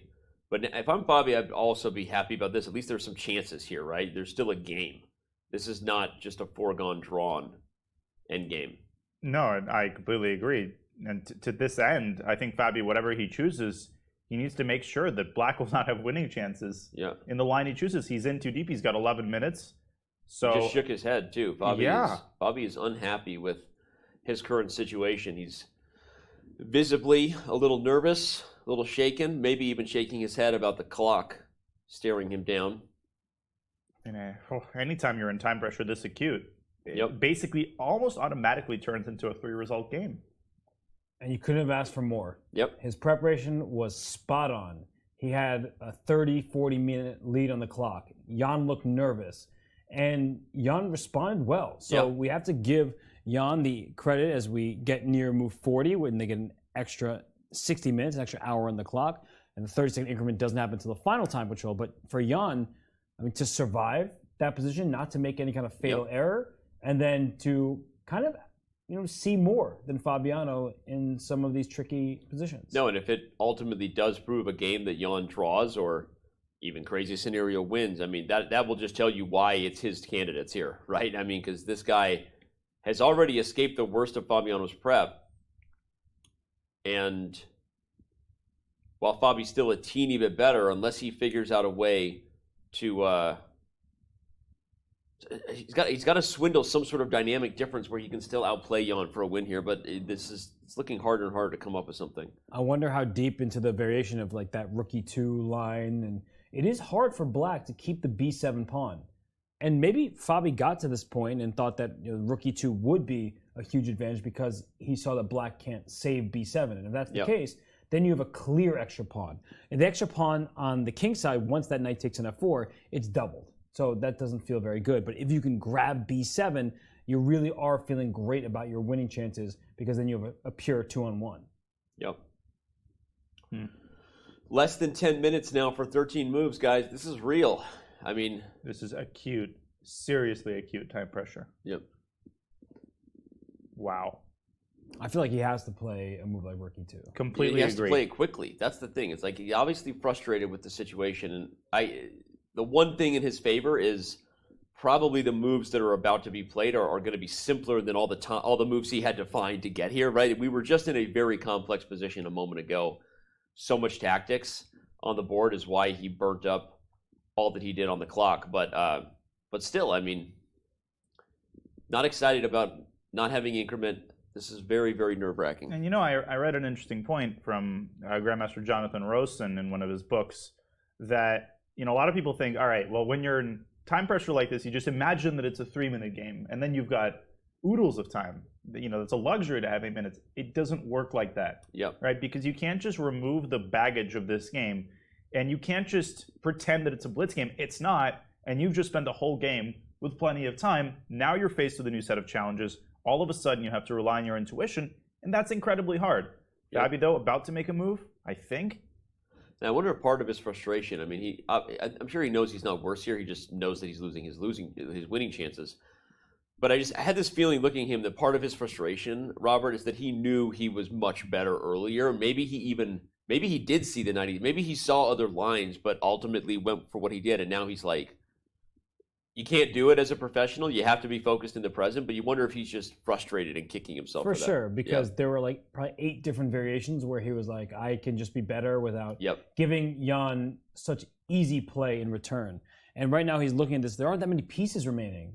So even if he can remain a pawn up, he feels like Jan will have good drawing chances, but he just has to go at this point. And so the reason why I like this move rookie 2 so much is I just feel like even if you get these double pawns, you'll have a knight versus a bishop. It's not that clear how Black secures the draw. Right. Right now, I mean, this is the biggest game in the tournament so far. If Jan holds on for a draw or a win, the candidates is getting closer to being a one-horse race at this point. That's not totally true, but only 6.5 minutes for 13 moves. Fabi has got to move here. This is, by the way, all 4 of the other games are still in progress here in round 9. All of them have drama. It looks like Rajabov's advantage is increasing against Nakamura. Whoa, what's going? Did you see that? What is going on in that Firouzja report game? We just had an eval bar slide down after Firouzja's rook g1. It's seesawing though. It went all the way up and before it was all the way even. up and then all the way down, up and down and around. That's what a merry-go-round does. It's circular. And ridiculous time pressure for such a position. 23 to 15 minutes for 12 moves in this position. Are you serious? No, yeah, seriously. This time pressure is maybe even harder than what Bobby's about to face. I don't see Richard surviving this though. Okay, but where's the huge advantage? What just? Well, it's clearly before White's move. As soon as he made it, the eval bar went down. So yeah, but let's see what it was. So in this position, with rook to c1. Oh, rook e1. I guess the point is that if black plays bishop e6, you don't have to move the rook from f5 because in the event of ef, the rook opens up. You're only hurting yourself here if you take the rook. So rook e1, bishop e6. But you know why rook e1's kind of a hard move to play, even though it makes sense aiming at the enemy king? You put in a loose square. Back rank problems. You have back rank problems. Your rook's in a loose square. So a move like queen d2 at some point, or queen c3, something like that, could be really annoying to meet. So I understand why the rook went to g1, because Alireza feels that the pieces he has in the attack, namely the bishop on c5, the rook on f5, and that queen on h4, they're enough to deliver a checkmate. Apparently there is some way to defend. Bishop e6, Danya's suggestion looks like a pretty good move, but maybe there's also something else available to report. Yeah, this is really important to point out just how scary Report's position is. If the queen moves, rook e5 comes in. In addition to things like rook f6, the knight can't move at all because we got dark square problems. And I guess White is threatening to kick that knight, speaking of which, and maybe enter in at some point. Yeah, e5 followed by e6 is just a winning move. E5, e6, busting things open. All right. What a wild game, wild time pressure as well for Alireza Firouzja. But I don't want to spend too much time here because I feel like the game that has the most at stake is the game that we should be staying on, and that continues to be a game where Fabiano Caruana is just burning time on the clock. He did play rook e4. Jan immediately responded with bishop takes b2, which was the best move. And Caruana is right back in the think tank here with 12 moves to make in less than 5 minutes. Oh, goodness. And without the increment, this is a game where you could end up losing on time. Yep. So yeah, this is really not fun. And Fabi feeling the nerves right now.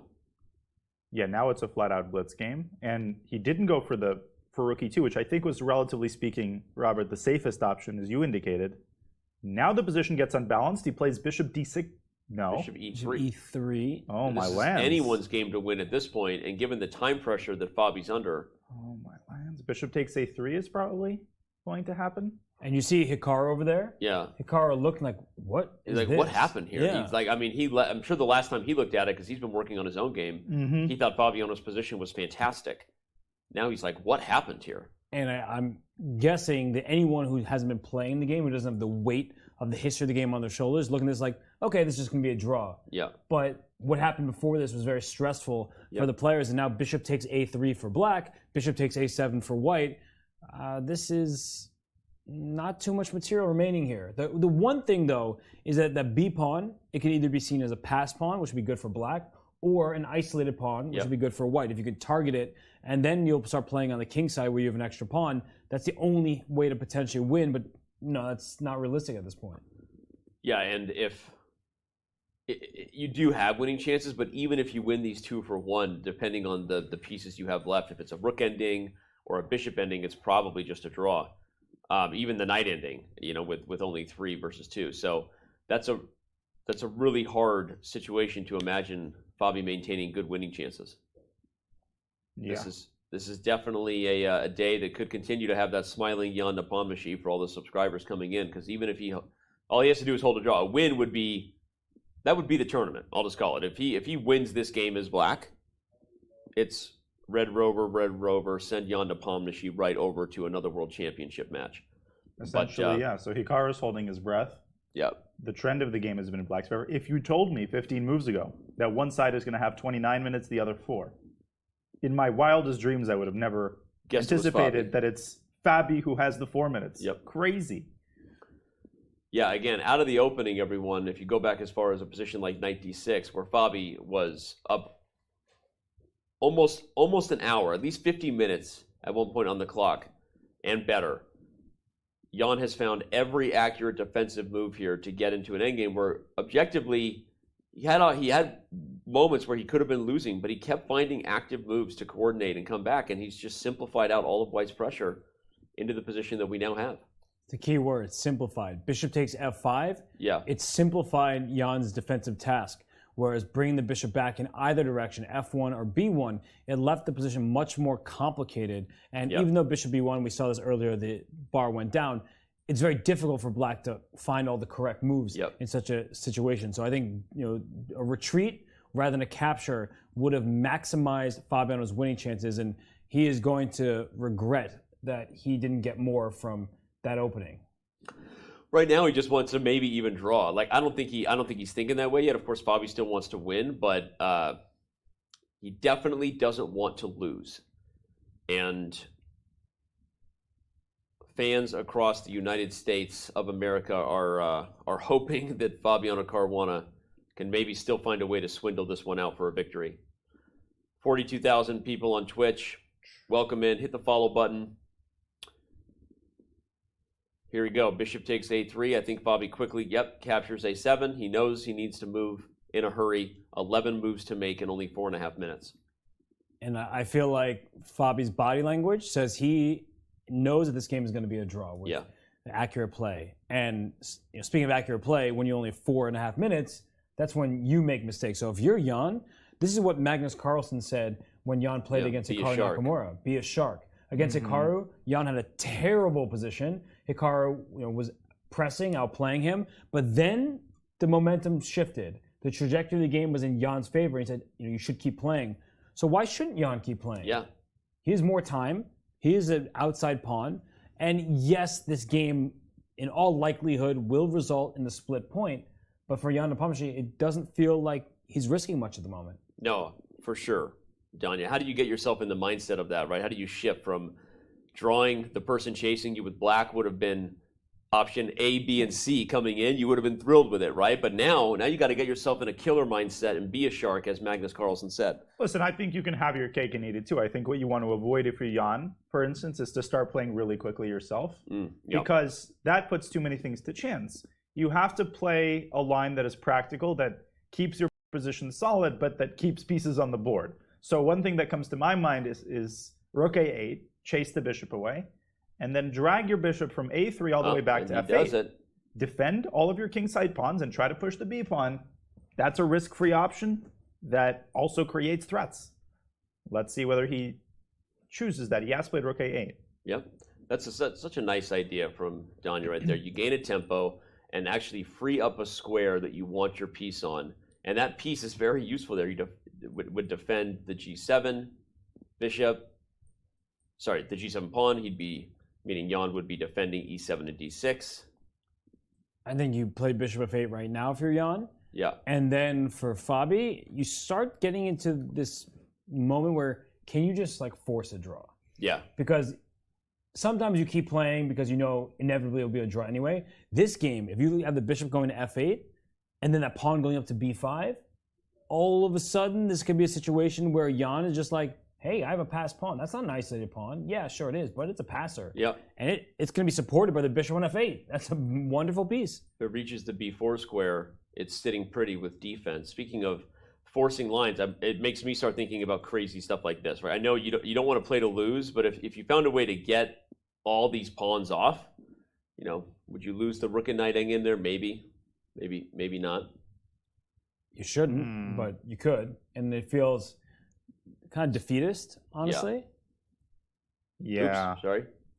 But you could try to start maybe with rook e4 to e3 to chase the knight away. And then if the knight moves back to b4, there's less of an imminent risk to white's king. Then you can play bishop takes g7 and eliminate all of black's pawns. The problem is that after rook a3, there is the intermezzo rook a2 check, as Fabi drops now to 3 minutes on the clock. Yeah, rook e3, rook a2 check. He's under 3 minutes on the clock.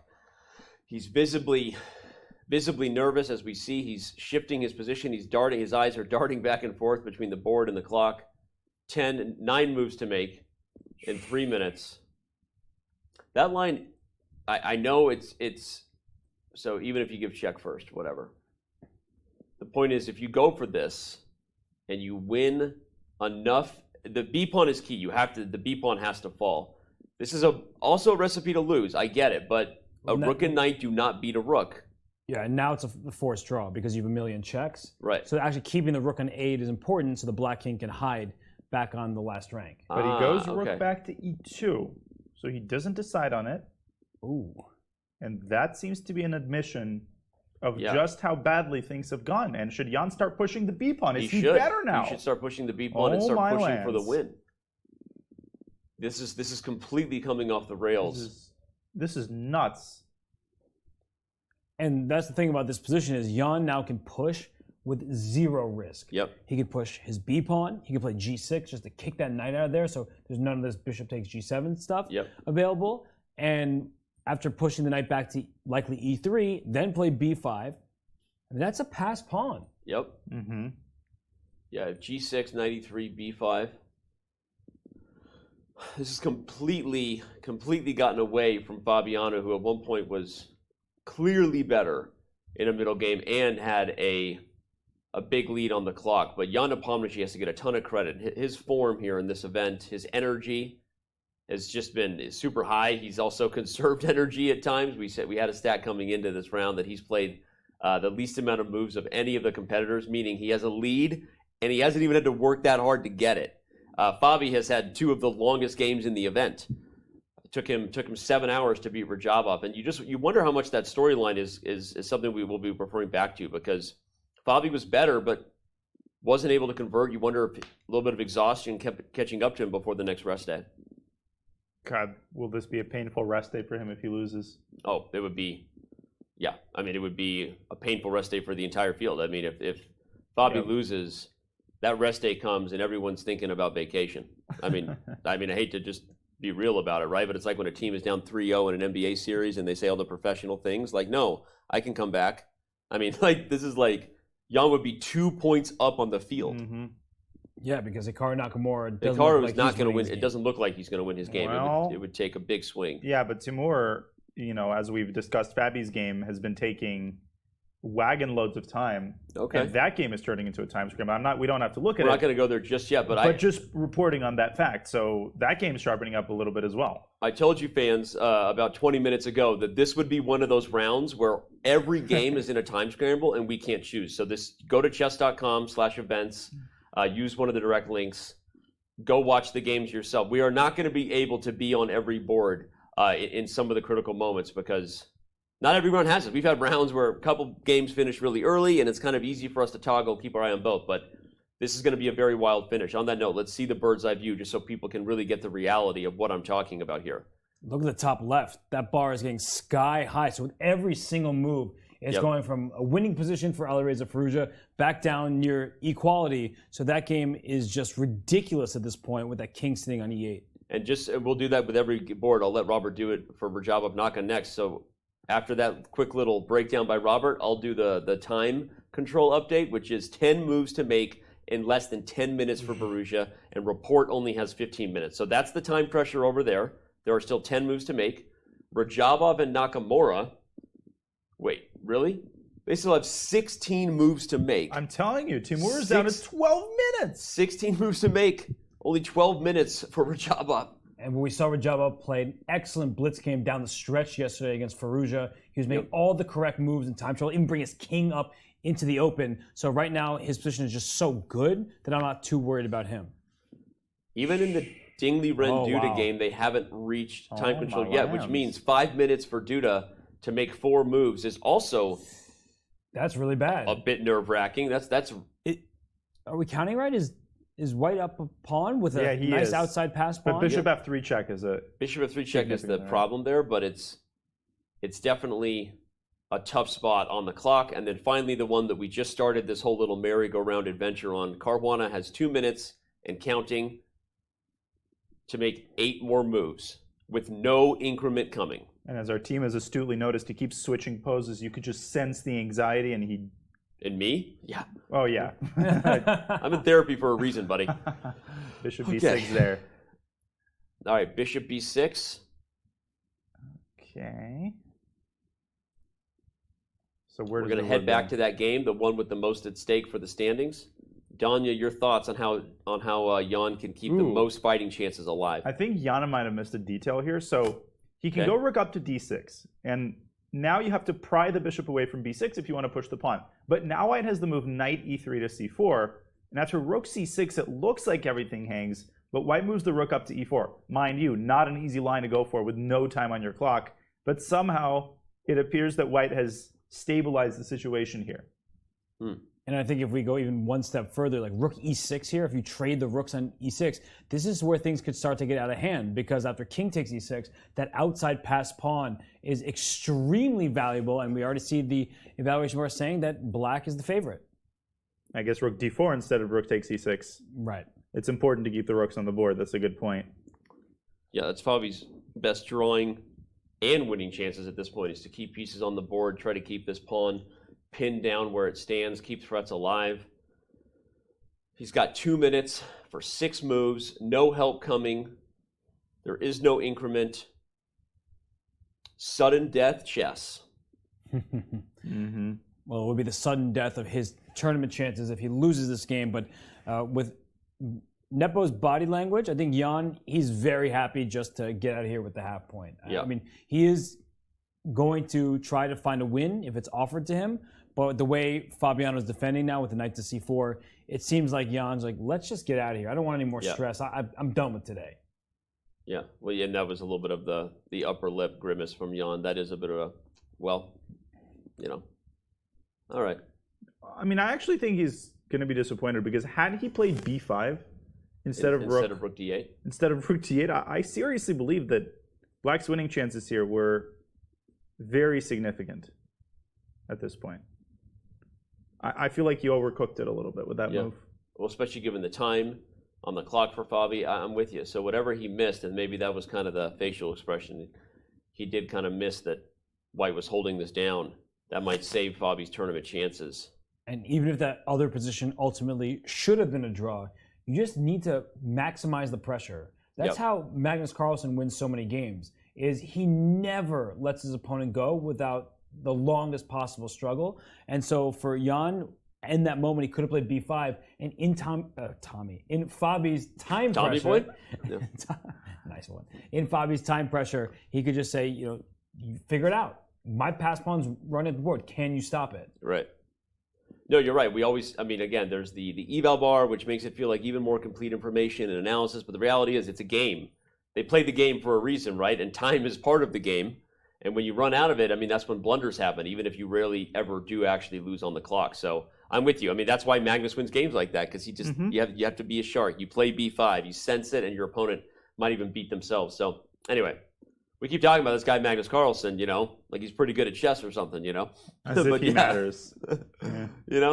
But yeah, we're sure that he's watching this tournament. It's good to be king, right? Stress-free, eating some popcorn, see whether the players figure it out. All right, knight to c4 has Jan thinking. He has 18 minutes for 5 moves, so plenty of time. Let's head back to the bird's eye view while he thinks about it, make sure that we see if anything. I mean, that Firouzja report game is just... both the top left and the top right, those eval bars are approximately the same. And that's worse news for Hikaru Nakamura, because there's more, that position is much clearer. It's just an outside pass pawn that's going to start running. But look at that complexity between Firouzja and Report. And Firouzja has 6 minutes 6 minutes? Yeah. And a Report trying everything he can to complicate the position. That bishop on d6 is, of course, a huge thorn, not just in his side. I mean, just a bone in his throat. But can Firouzja actually put that bishop to use? Can he get the queen off of the long diagonal and invade into g7? That's why Report played h5. I think he wants to meet rook d1 with h4. And it looks like Firouzja plays e5, cementing that bishop even further in the throat of Richard Report. Oof. Look at the dark squares around the king there. E6 queen, g6 queen takes g6. Really? Oh, we got to show that. Oh my gosh. We have to go to there. Let's go to that board. E5 was a super strong move, everyone, because it cuts off the queen's defense. And you say, all right, well, obviously you don't want to allow queen g7, so just play g6, right? Well, puzzle rush time. Queen takes g6. Oh, I guess not. Oh, it's not mate? No, that's mate. No, it is mate. But there's apparently knight takes e5. And that opens up the d7 square for the king. Oh my Unbelievable. God. Forget you, computers. All right, fine. So just take with the bishop then, and it's also winning. Nope. Oh my gosh. Queen G4. Queen G4. Gets the queens off the board. You got so it's not that simple. I guess it's a Queen G5. Queen G5. Okay. It's a moot Queen point, G4 though. met by Queen E3. Firouzja's got to keep the queens on the board to make sure that the mating net lives on. The legend of the mating net. Oh, it very much lives on. Black has no moves. Actually, I don't see a single move for black. This is... I don't know, H4? Well, I don't know. And I'm just looking, making sure Jan Nepomniachtchi has put Fabiano Caruana back on the clock. So while reports king is in danger, it's Caruana's time. Now down under 2 minutes, 1 minute and 50 seconds. And I mean, maybe Nepo's still trying to win. Well, at least he's going to make Fabiano time control, right? You should. 1.5 What a minutes. tough position for white, actually, because even though you figured everything out, it's hard to find a move. Okay, he does find f4. That seems like a good way to do it.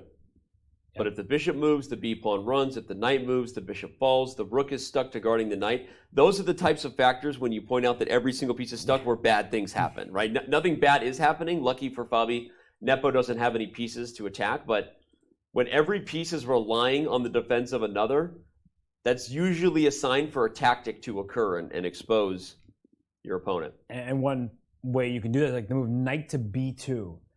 Because now you're removing the defender of the b6 bishop. After knight takes b2, I can take that bishop on b6 if I want. And now we have a bishop versus knight scenario. The outside pass pawn does feel quite strong. I move my rook to b1, start pushing my pawns, things like that. So at the very least, it makes Fabi think, but he gets trades in that variation. So that makes a couple moves at least happen quickly. But the position after knight b2, knight takes b2, rook takes b6, is it just me or does it look a little bit better for black? It does. Bishop is better than the knight. You have the outside passer. No, I think Nepo should go for it. Yeah. Yep. Because what's funny, actually, if knight b2 takes and you take there, I was actually going to suggest that white comes with the knight to c4, and that could actually be what Fabi wants, a little bit of chances. So perhaps on knight b2 takes, you could also just go for the bishop on bishop action, given that this will also be a pretty straightforward position where only black could win. I actually would not want to play a position if I'm Nepo giving Fabi chances like this. Well, he went rook e6, so he decides just to offer the rook trade, and we mentioned this before, the black king trying to run towards center. In fact, there's no choice but to trade rooks at this point. Mm-hmm. Yeah, now you have no more squares. It's unlike the line where we first saw this, where the rook could slide over. Here, there's a bishop on it. If you like it, then you got to get a bishop on it. Or in this case, you don't like it. You don't like that square. Oh, I just got that. This game is ending with king f3 and then knight e1 check. And then the king f3, knight e1. And then the king's going to go to e3, knight c2 check, and you're just going to keep checking. And we have a perpetual. Well, part one has happened. He's played king f3. King f3. If knight e1 check is played, Jan, grabbing his water, going to enjoy this moment, knows that in his pocket is the ability to maintain a full point lead on Fabiano Caruana, who, if you're just joining us, 46,000 of you on Twitch, had a massive advantage earlier in this game. It was never clear, to be fair to Fabi, like clear as far as the road to take, but he will definitely be feeling some frustrations at the opportunity lost to strike back and even things on the standings. Jan Nepomniachtchi, the most recent challenger to Magnus Carlsen's throne, looking in control to get himself back in that spot. He is indeed. Looks like he's ready to put that knight on e1 with check, just verifying, looking at every single possible option as a reply. But the thing is, the king needs to say touching the rook on e4 for white. So as the knight keeps checking, the king can't go anywhere but on the f3, e3, or d3 squares. And there's knight e1 check. You called it. King e3, Fabi resigned in body language, submitting to his fate that he missed an opportunity to even thing up here. Now you can already see in his head. That's a look of a distraught Fabiano who knows he missed his chances here, Danya. Two intensely frustrating games going into the rest day. Yesterday, a game that he lost, maybe blaming his opening choice. Today, he's going to be blaming himself for his choices in this early endgame.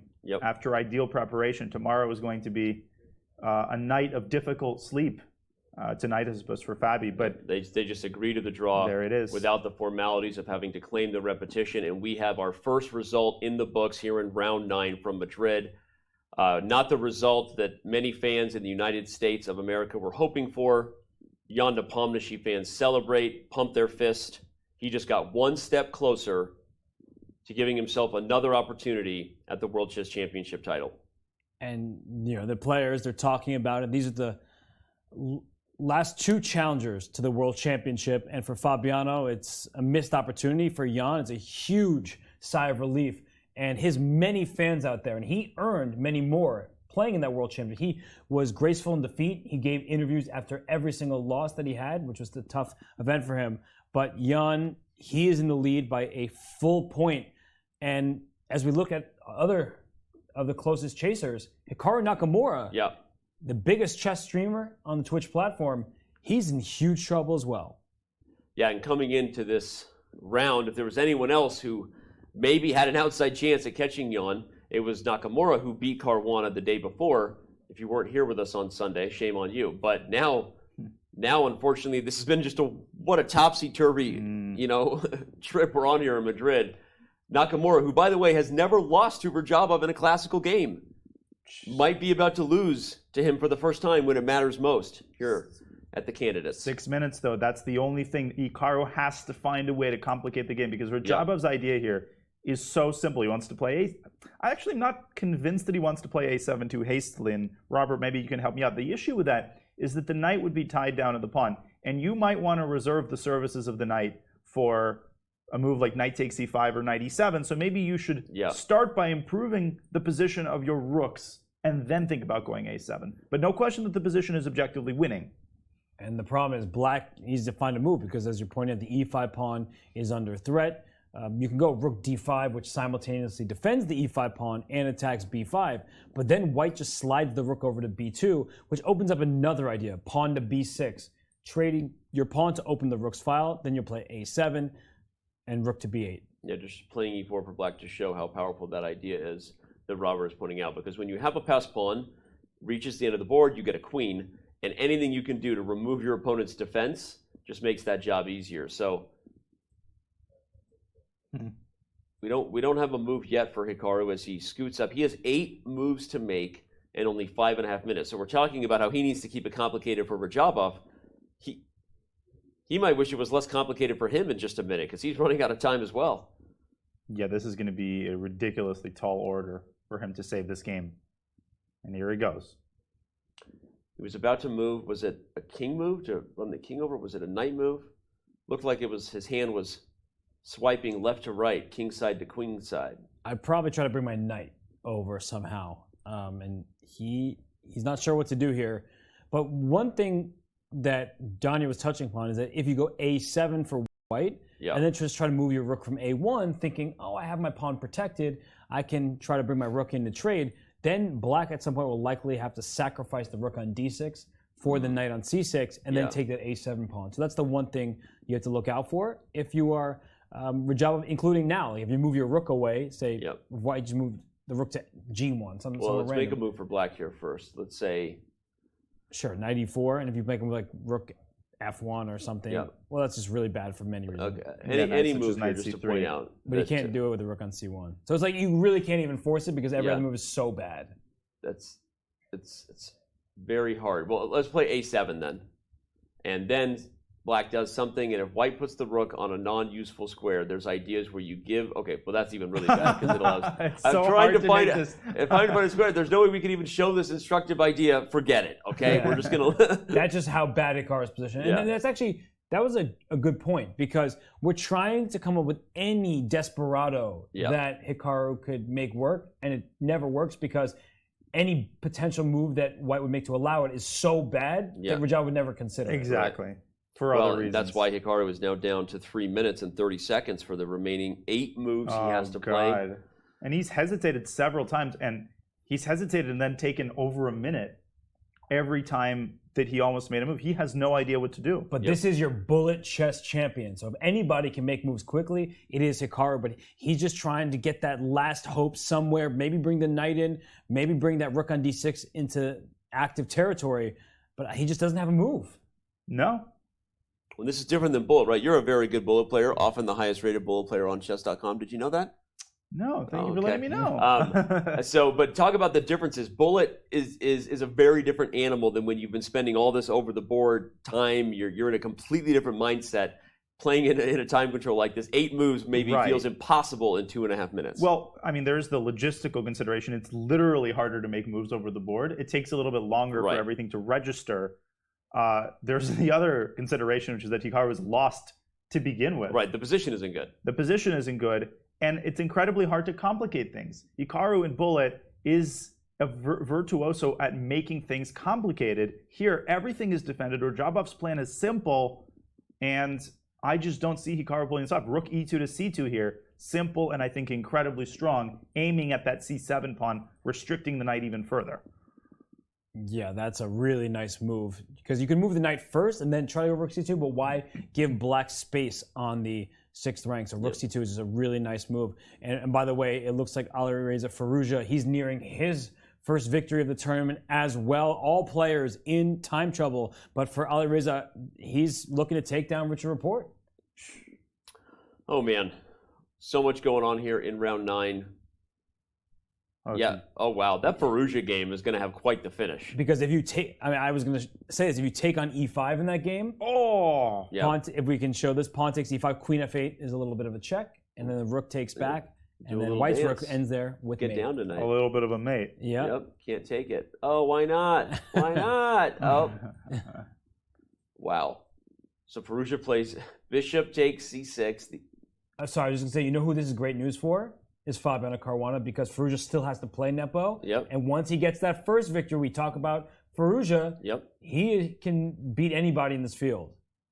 Yeah, a Firouzja on fire is not the kind of person you want to play when you're protecting a tournament lead. Because one, even more than Fabiano, he has nothing to lose, right? Going to be absolutely reckless with abandonment there, just going after Nepo in that battle. So we have so many more dramatic matchups ahead here, despite the fact that Nepomniachtchi, his lead seems insurmountable, but it's really not. There's a lot of things that could happen.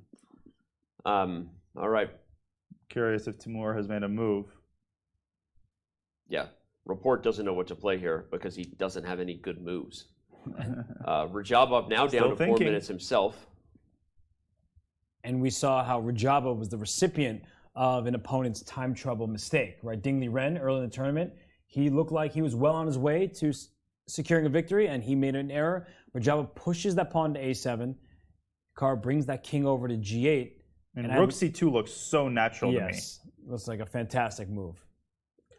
Hikaru said that he thought if Rajabov had increment in round 2 in their battle, that he might have held that position. I don't know that Hikaru would hold this one with increment. It's a little bit of a different dynamic, but Hikaru is definitely wishing he had increment right now. No, I don't think he is. You don't think so? I think he's looking forward to the game ending sooner rather than later. He is that lost right now. Well, the time scramble is not over. I'm not convinced at all that Hikaru is going to lose this game. Yeah, I agree with Danya on this. I've seen him pull out things like this. This is not a game that until Rajabov puts away, especially given that his time pressure is not that much better than Hikaru's. But his chances of winning the game have just increased because rook c2 is an incredibly important move that he's just played. And the knight from c6 is going to step back. You will have no way of defending c7 because the rook is tied down to a8. Yeah, knight b4 is a pre-move. Basically. Pre-move. Unless you go rook d5, in which case knight e7 check might be a little bit better. King of 7. Roger's going to remove the knight. And actually now every step they get, they are on move 34. 6 moves to make, 2 minutes for Hikaru, 3 minutes for Jabba. For Jabba. I was about to go to a Jabba the Hutt. I don't know. Yeah. By the way, let's not downplay how big this will be for Rajabov in his career, right? He has not won a classical chess game in 3 years. Never won a classical chess game against Hikaru Nakamura in their career, and they played a few times. So this is a Rajabov who's the most experienced player in the field, looking to strike. But no knight before yet. Yep. He's taking too long on this move. He can't put himself in a position where Hikaru can complicate anything. Knight b4 is really, really simple. Yeah, I'm trying to see how black even responds. It's basically resignable after knight b4. Whenever players are taking a bunch of time on what we feel is the obvious move, it makes you go like, what's going on? Yeah. What is going on? Triple checking. Triple checking. Because Radjabov, he hasn't scored a single victory. He's lost a bunch of games. He knows he's winning. He finds it. Yeah, knight to b4. Hikaru immediately responds with c5. Was that the move? No way. Whoa. He played something instantly. Yeah, I think it was. The DGT it looks like can't c5. keep up with the camera. It was c5. And then BC instantly. The illegal move was played. Illegal move. What? Illegal move. Oh Danny. no, en passant's real. Oh, okay. Okay, for those who don't know, I will show you. His pawn just moved like a ninja and went behind my pawn, captured it as if it had moved once. This actually is en passant for those who don't know. And if you're watching on chess.com's platform, there's a little info bubble that pops up to let people know what en passant is. Jokes aside. 130. It's not. Robert scared me because the moment was so big. I was like, a player's gonna obviously en passant is real. It's not magic. Tell your friends about en passant. What? Timur could lose on time. He needs to move. He's got a minute on the clock, no increment, 4 moves to be made. And Hikaru is responding instantly. And what a defensive strategy by Hikaru. He wants to put that knight on c8. So he's blocking one pass pawn with his rook, the other pass pawn with his knight, and that blockading knight does put pressure on a7. And even if that costs Hikaru a piece, if he can get rid of both the c and the a pawns for his knight, that gives him good chances to hold. And he's made a Hikaru move. sits up. Radjabov has less than a minute for the remaining 3 moves. Thought c7 was more convincing, but he establishes the d5 square for his knight. Yeah, that's actually a really strong idea. That makes Hikaru's life very, very difficult. And Hikaru likely will drop that knight back to c8, just blockading the pawn in advance, attacking the a7 pawn. And maybe Radjabov has to resort to rook c2 to a2 to make sure he doesn't lose the a7 pawn. The good news for him is the d5 pawn is defended by the knight. So if he has to use his rook on the a file, so be it. But then the knockout, it's still a few moves away. Hikaru plays knight c8. Radjabov with 53 seconds to respond, does so very quickly. By the way, we now have the Firouzja versus Report game down low so that we have both of these battles. We told you, I said it, we can't follow all of it. You can go to chess.com and choose your own adventure anytime. We're doing our best to catch the dramatic moments in every game as they happen. But forgive us, viewers, for it's a chess sin to not witness the best moment, but we can't do it. We can't catch them all. Wow, that game in the bottom right-hand side is also very interesting. Yeah. I mean, Report's holding on by a thread, but Nakamura moves. King up to e6, I think. And does he want... Rook a6 is coming, and then knight d5 is going to be rook available. a6 is a really nice move, and there Radjabov plays rook it. a6, Hikaru responds. 30 seconds for the final and 40th move to get an hour on the clock. Radjabov double checks to make sure it's going to be move 40. Looking at his score sheet, helping this one old guy to another. Hey, Raja, give me less stress in my life. And there he goes, and knight d5 is played. He has reached time control with the move knight to d5. And now he's just totally and completely winning. After king d6, what is the fastest winning strategy? Well, that's what Radjabov... I believe that's what we saw, was knight d5, king d6. Yeah, the moves came in instantly. I mean, knight b6 looks pretty... Yeah. Oh, pretty yeah, that efficient. just ends the game immediately, actually. All right, well, now that they've reached time control, we're probably going to see a bit of a think. I want to head over to the Firouzja Report game. We already have it on the small board, so now we've got it on the big board. They are also just making move 40 as we say it. With 10 seconds on the clock, Report just played queen to g5. And he's going to lose a piece. Yeah, bishop takes e5, takes advantage of the fact the king on f7 out in the open. That's been Report's problem all game. And after bishop takes e5, he just can't capture back. He loses the piece. Why can't I? Darn. That's a glitch. It's got to be a glitch. Oh, well. Kidding. So if you... Oh, that was a mouse slip. Not kidding about the mouse slips. They are real. Yeah, the point is the pawn is pinned. And yeah,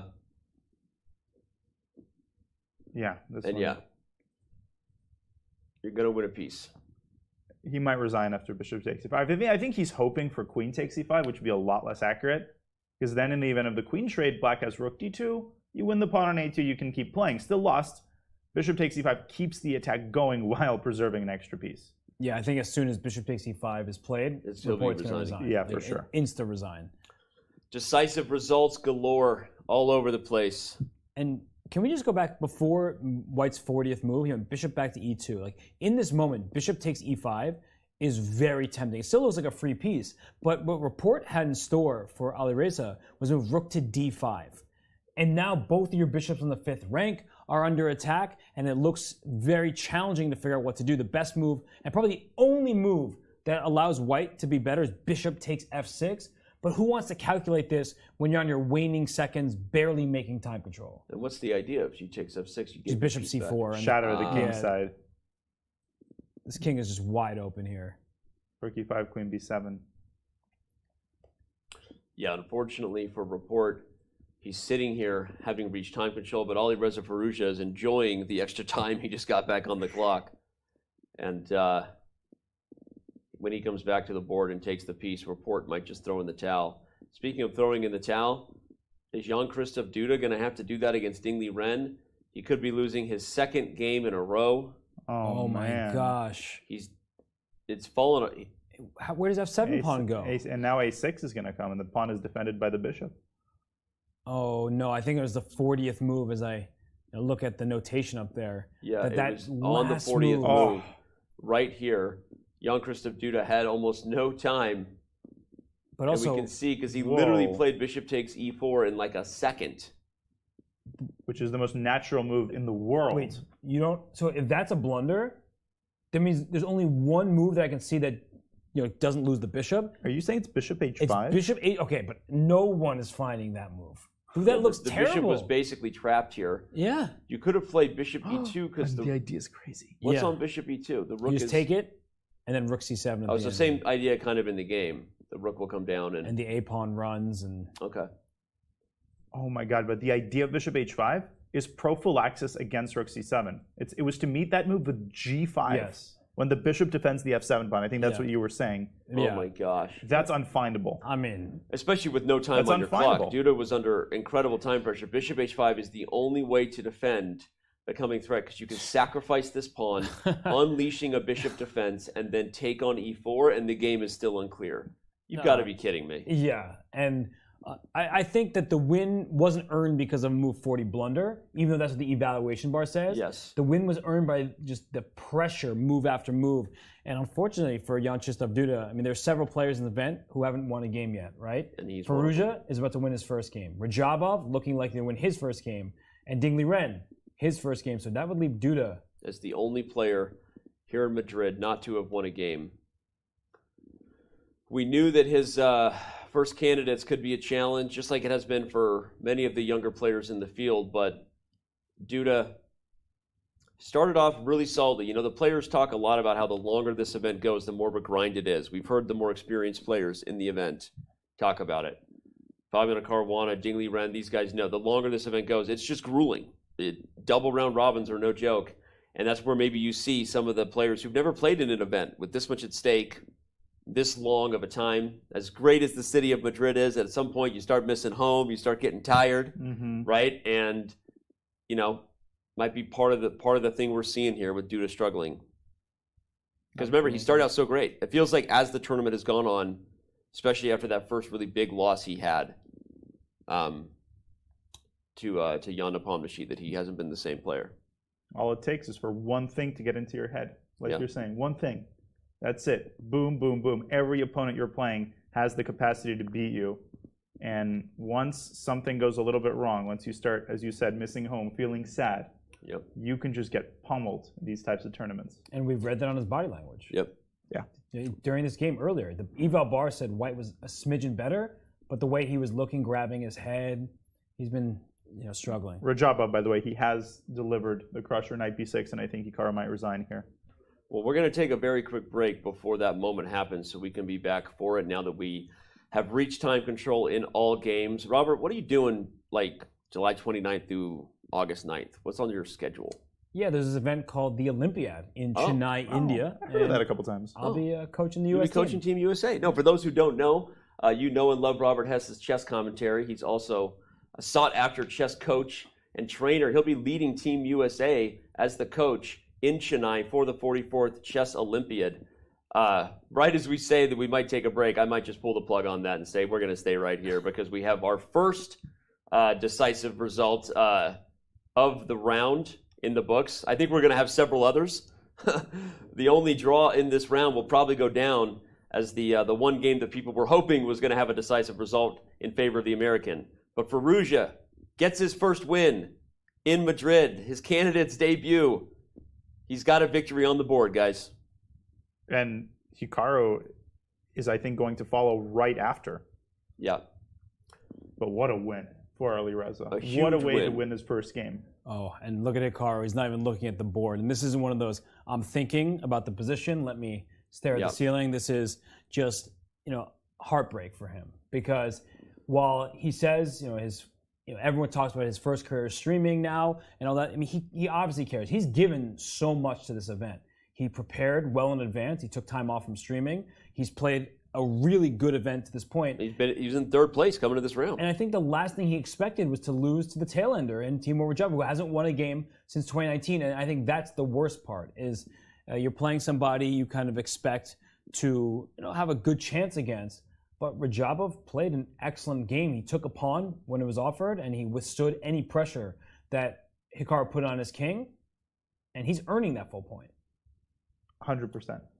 Well said. And also you mentioned that it's not a game that Hikaru expected to lose because he's playing one of the tail enders in the tournament who hasn't won a game in 3 years. But Radjabov has also never beaten Hikaru in their career. So I think it was just, but those who will look deeply at this game, you'll see that Radjabov brought a great idea to the table with this A4 approach that kind of caught Hikaru by surprise. He stole the pawn. And this is a line that Hikaru has been known to just go into fearlessly because he's maybe the world's leading expert in this little A5 anti-Berlin idea that he likes to play as black. So yeah. And I guess we should show why Hikaru, is looking the way he is and why the game is probably about to end. Because Radjabov put that knight on b6, which offers a trade of pieces. And once those knights are swapped on b6, the rook threatens to come down to b8 to get rid of the blockading piece. And if the king comes to c7, the way to stop rook b8, in comes rook b7. You take on c6, rook b8 just wins because rook d8,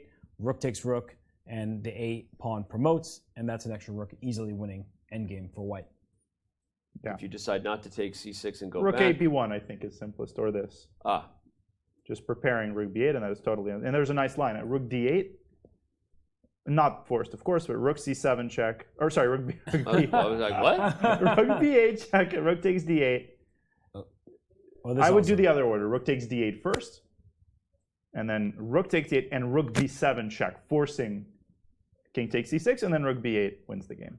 One of many possibilities. Yeah. But this is forced. Knight to b6 was the hammer being brought down, as one of you said, because once this knight is traded, you lose the great blockading setup that it has here, and white's rooks will help that pawn finally crash through. That's how endgames are won. You develop winning plans around the unstoppable force that will be a new queen on the board. So Hikaru head in hand, that's not a visual that many fans around the world are going to be happy to see if they're just tuning in or even if they've been here for a while. The most popular chess player, maybe? I mean, he's definitely the most popular chess personality and content creator on the planet. He's known to fans. So many people on Twitch might have gotten into the chess game. The chess game. They got into the game, right? Don't hate the player, hate the game. I'm making references here, but not a fun sight to see for Hikaru to maybe be losing his second game here in Madrid. He's looking at his score sheet, by the way. He isn't thinking about the current position. He already knows he's going to resign. He's looking at the score sheet, trying to figure out, where did I go wrong? How did I have so few chances, seemingly, in an opening in which I'm unquestionably the leading expert? I think the way you look at it is, why was this game so one-sided, right? This was a game where Radjabov, I don't think, ever had, not necessarily the result in doubt, but he never had a question of who was leading the charge. Right. And so Radjabov, he's looking at Hikaru like, all right, it's time. But I think that's the thing that bothers chess players the most, is like, why was I just so out of this game from such an early point? And it was Radjabov catching him off guard in this opening. Yeah. Well, Hikaru felt out of it, trying to wake himself up because he grabbed a Fanta earlier. He doesn't want a Fanta, but he did Fanta, trying to wake himself up. Note that Radjabov has put on his coat. Oh. Speaking of the meme that has been Hikaru's coat when he thinks the game is about to end, Radjabov put on his coat. He knows that this one is imminent, a matter of technique, as they would say. Yeah, not sure what is stopping Hikaru from resigning. I just think he's very upset. Yep. He's letting it settle in. And it's never an easy thing to accept, but he's going to only want one thing. It's not a Fanta. It's for the rest day to end so he can come back and play the next game with the white pieces and try to recover with a win. Let's go back to our bird's eye view, remind everybody of where we stand here in round 9. 2 games have finished. 2 games are still going. And one of them being this game right here, which could be imminently ending, and the other game being the Dingley-Ren Jan-Krzysztof Duda battle. So we've got Duda in charge. We have Rajabov. I mean, look at Rajabov. He just wants to go. He's literally twiddling his thumbs. Yeah. Yeah. He is. He's ready. But for Hikaru, right? You now fall 2 full points behind the leader. You still have yet to play Jan Nepomniachtchi, and while it's unlikely, if not, borderline impossible for him to win first place, we didn't talk about today. We've talked about many other rounds. If Magnus Carlsen doesn't play the World Championship, the person who finished in second place might get a match against the winner of the candidates. So Hikaru still has quite a lot to play for, and that's definitely in the back of all these players' minds. Even if Jan is running away with it, they can't catch up to him. Maybe they can catch up to Fabiano. Yeah. Second place. Second place matters. You know what, Ricky Bobby? You were wrong. If you ain't first, you're last. Well, not when it comes to the candidates. Potentially. Because if Magnus Carlsen holds true to what he said and decides not to play for the World Chess Championship, not to defend his World Chess Championship title, we could have a really interesting storyline of first and second place finishers here from Madrid playing for the title. Wait, isn't this his first win in 35 games? Actually, it's 37 to be exact. It was 29 games coming into the candidates. 8 games have been played, so the first win in 37 games. You are correct, Chad. All right, well, I think we are going to maybe throw a curveball here and actually throw to a break here because we've got Hikaru on the clock. We're gonna quickly get a reset, and we might even be joined by a guest, a very special guest potentially on the other side. So you don't want to go anywhere. It's more of chess.com's coverage for round 9 of the FIDE candidates here in Madrid when we return.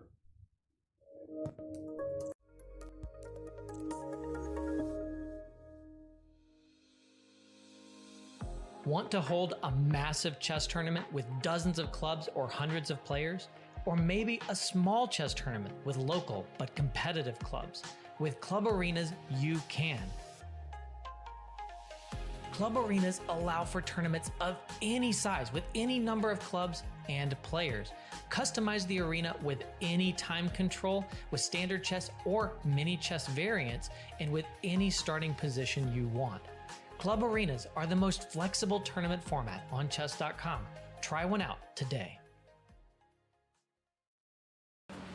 Apparently, this is the horse she rode in on, literally. Queen Isabella herself on a knight, a noble steed, changed the world forever. It's why everyone in Madrid knows the game of chess. They know that the candidates is here.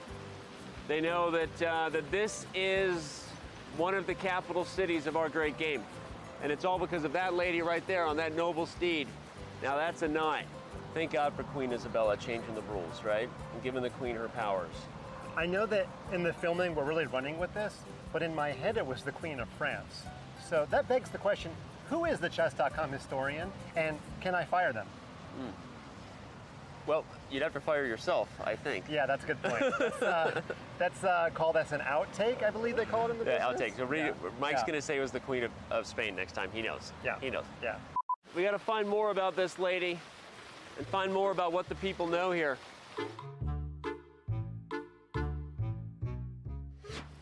You guys excited for the candidates? Hey, can we talk for a second about this? Here we go. To the plaza we go. Which way's the plaza? You guys play chess? Yeah. Yeah? There you go. Are you excited for the candidates? Yeah? You don't know what it is. You don't know what it is? I do. Actually. Okay, what is it? We've watched the Queen's Gambit. Oh, you watched the Queen's Gambit? No, Me too. Okay. You guys actually play chess, like on your phone? No, he does. Yeah? What are you playing on chess.com? Yeah.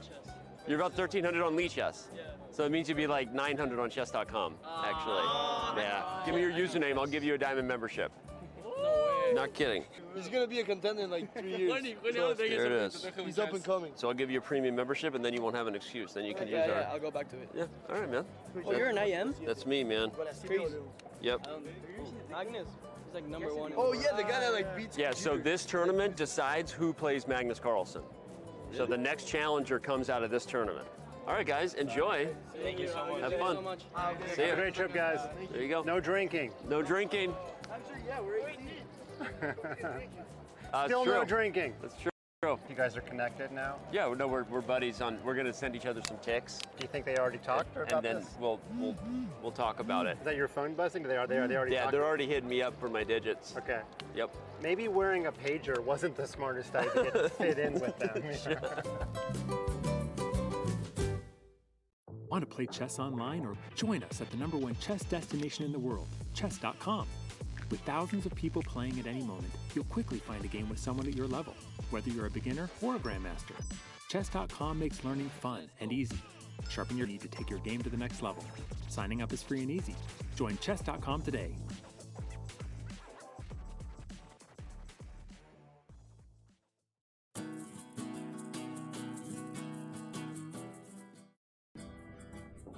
And we are back here in Madrid, live in studio with a very special guest. Alireza Firouzja gets his first victory here at the Candidates Tournament. First of all, just you fought so hard, so many amazing games. But how does it feel? A great win today. And what are your thoughts on the game? Yes, it feels very nice because it's been a long time I didn't win a game. I had so many good positions in this tournament, but yeah, unfortunately I couldn't make it work. Yeah, but today I'm happy because he's a very strong player and he's in a very good shape. Yeah. So this win, it counts. Yeah, every game counts here, right? I mean, yesterday we were watching your incredible fight and effort versus Rajabov, and it just felt like you were just grinding and pushing so hard. How much do you feel that even though that game didn't ultimately go the way you wanted, you didn't get the victory yesterday, how much do you feel like that was important to just continue to get your form correct, get yourself in the best fighting shape so that you can start earning these victories that all your fans around the world want to start seeing those victories come one after another? Yeah, normally I like this kind of games because it really shows how strong your opponent is physically, mentally. Yeah. He showed very good. He showed that he's prepared for this kind of games. Right. So it was very impressive the way he was defending until the end. So yeah, in general, I played many games like this in this tournament actually, but yeah, 7 hours is first time. Yeah, 7 hours is tough. Go ahead, Robert. Yeah, after a 7-hour game, did you wake up today tired from yesterday's game, or did you feel refreshed, just ready to go for Yes, a new normally you're a little bit tired. So, yeah, but in general, yeah, even if you sleep for 7 hours, you will get tired at some point. So yeah, I was a bit tired, but okay, I'm happy there is rest day tomorrow. Well, first of all, great to have you in studio. Thank you for being here, and again, congrats on the win. We'd love to maybe go over the game quickly. We'd also love to ask you some other questions about how you're feeling, what the experience has been like for you. But if you don't mind, we'll keep an eye on Liren, Jan-Krzysztof for the fans who want to know. And yes, while we were at the break, many of you saw that Hikaru Nakamura did resign against Timur Rajabov, who earns a big victory. But you mind taking us through quickly this game with Richard Laporte? Yes. All right, great. So the first thing was kind of a interesting opening.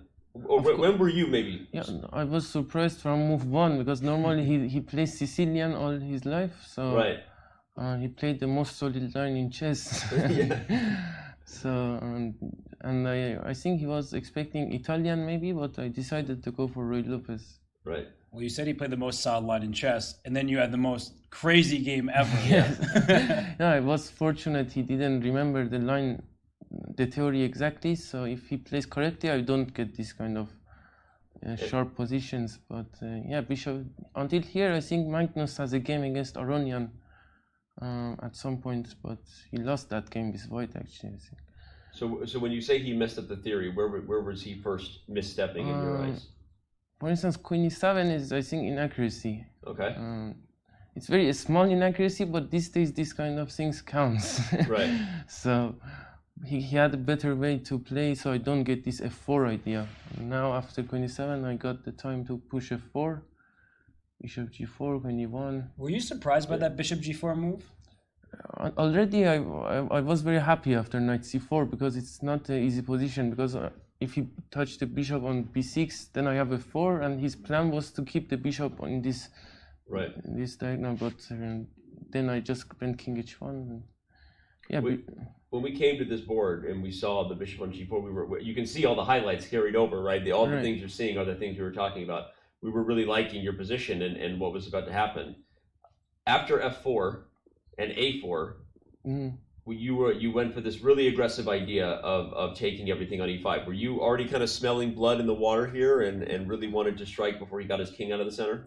Yes, normally these kind of things you should just play without thinking, but I think it was not the best way actually. Maybe I should have gone knight e3 here and just be better, but yeah, I decided just to go for it and see what happens, because it looked very interesting. So it had us. We were excited. It looked very interesting to us too. And in this position right here, how much did you feel the compensation was long term, or you felt you had to be really accurate as far as how you got your...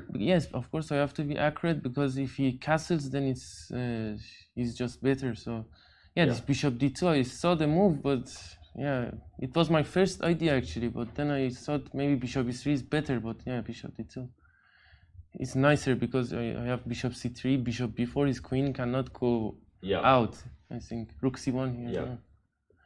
Yeah, but bishop e3 also interesting. But I think I got worse at some point, I don't know. Bishop e3 takes, queen f2. Bishop e6 was a very nice move to just protect everything.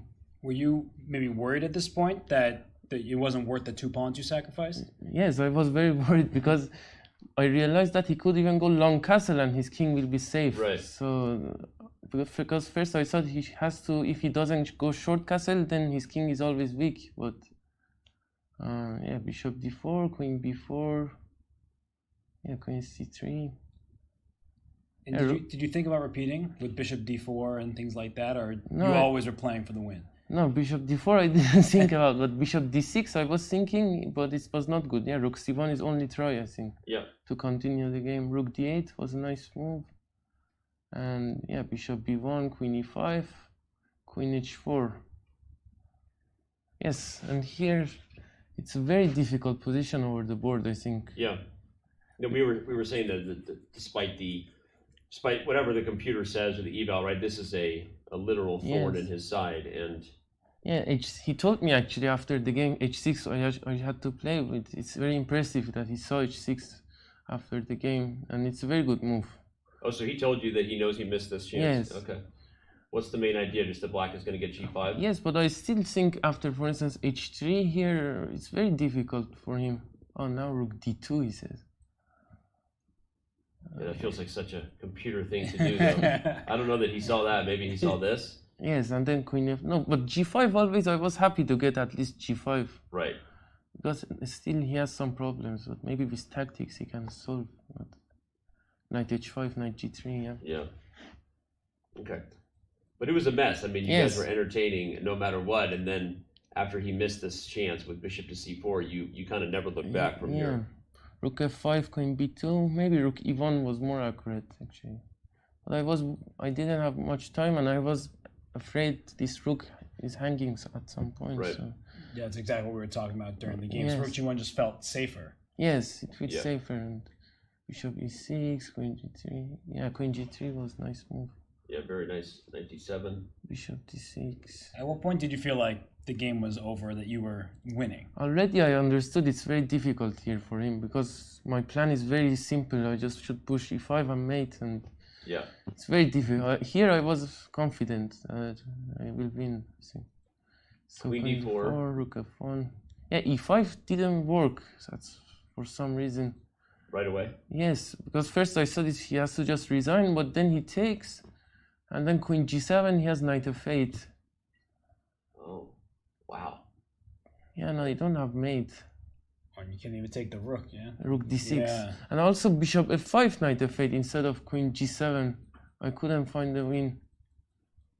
Bishop f5, knight f8. Ah, queen f3. Yeah, I missed queen f3 because still, if queen g5, I thought first also it's winning, but then rook d6, yeah. e d6, queen f6 only move, and then I don't win somehow. Queen e3, knight e6. We were not calculating as many rounds as you were. Just so you know, this is impressive. We were just kind of going with the flow, but yes. That's yeah, so but rook f1 is better move, yeah. just to come back, and then it's very tough for him here. Rook f1, h5, and then once you had e5, we came here. We got kind of silly. We were analyzing the game in real time, and after g6, we started thinking, oh, there'll be queen takes g6, but there's actually knight takes e5, and black is surviving. We were very excited that you might checkmate him in the middle of the board with this bishop takes g6 thing, but it doesn't work because he doesn't have to take. So in the game he didn't play that. Queen g4, queen e3. Yeah, h4. Yeah, it's just lost here. There's no defense.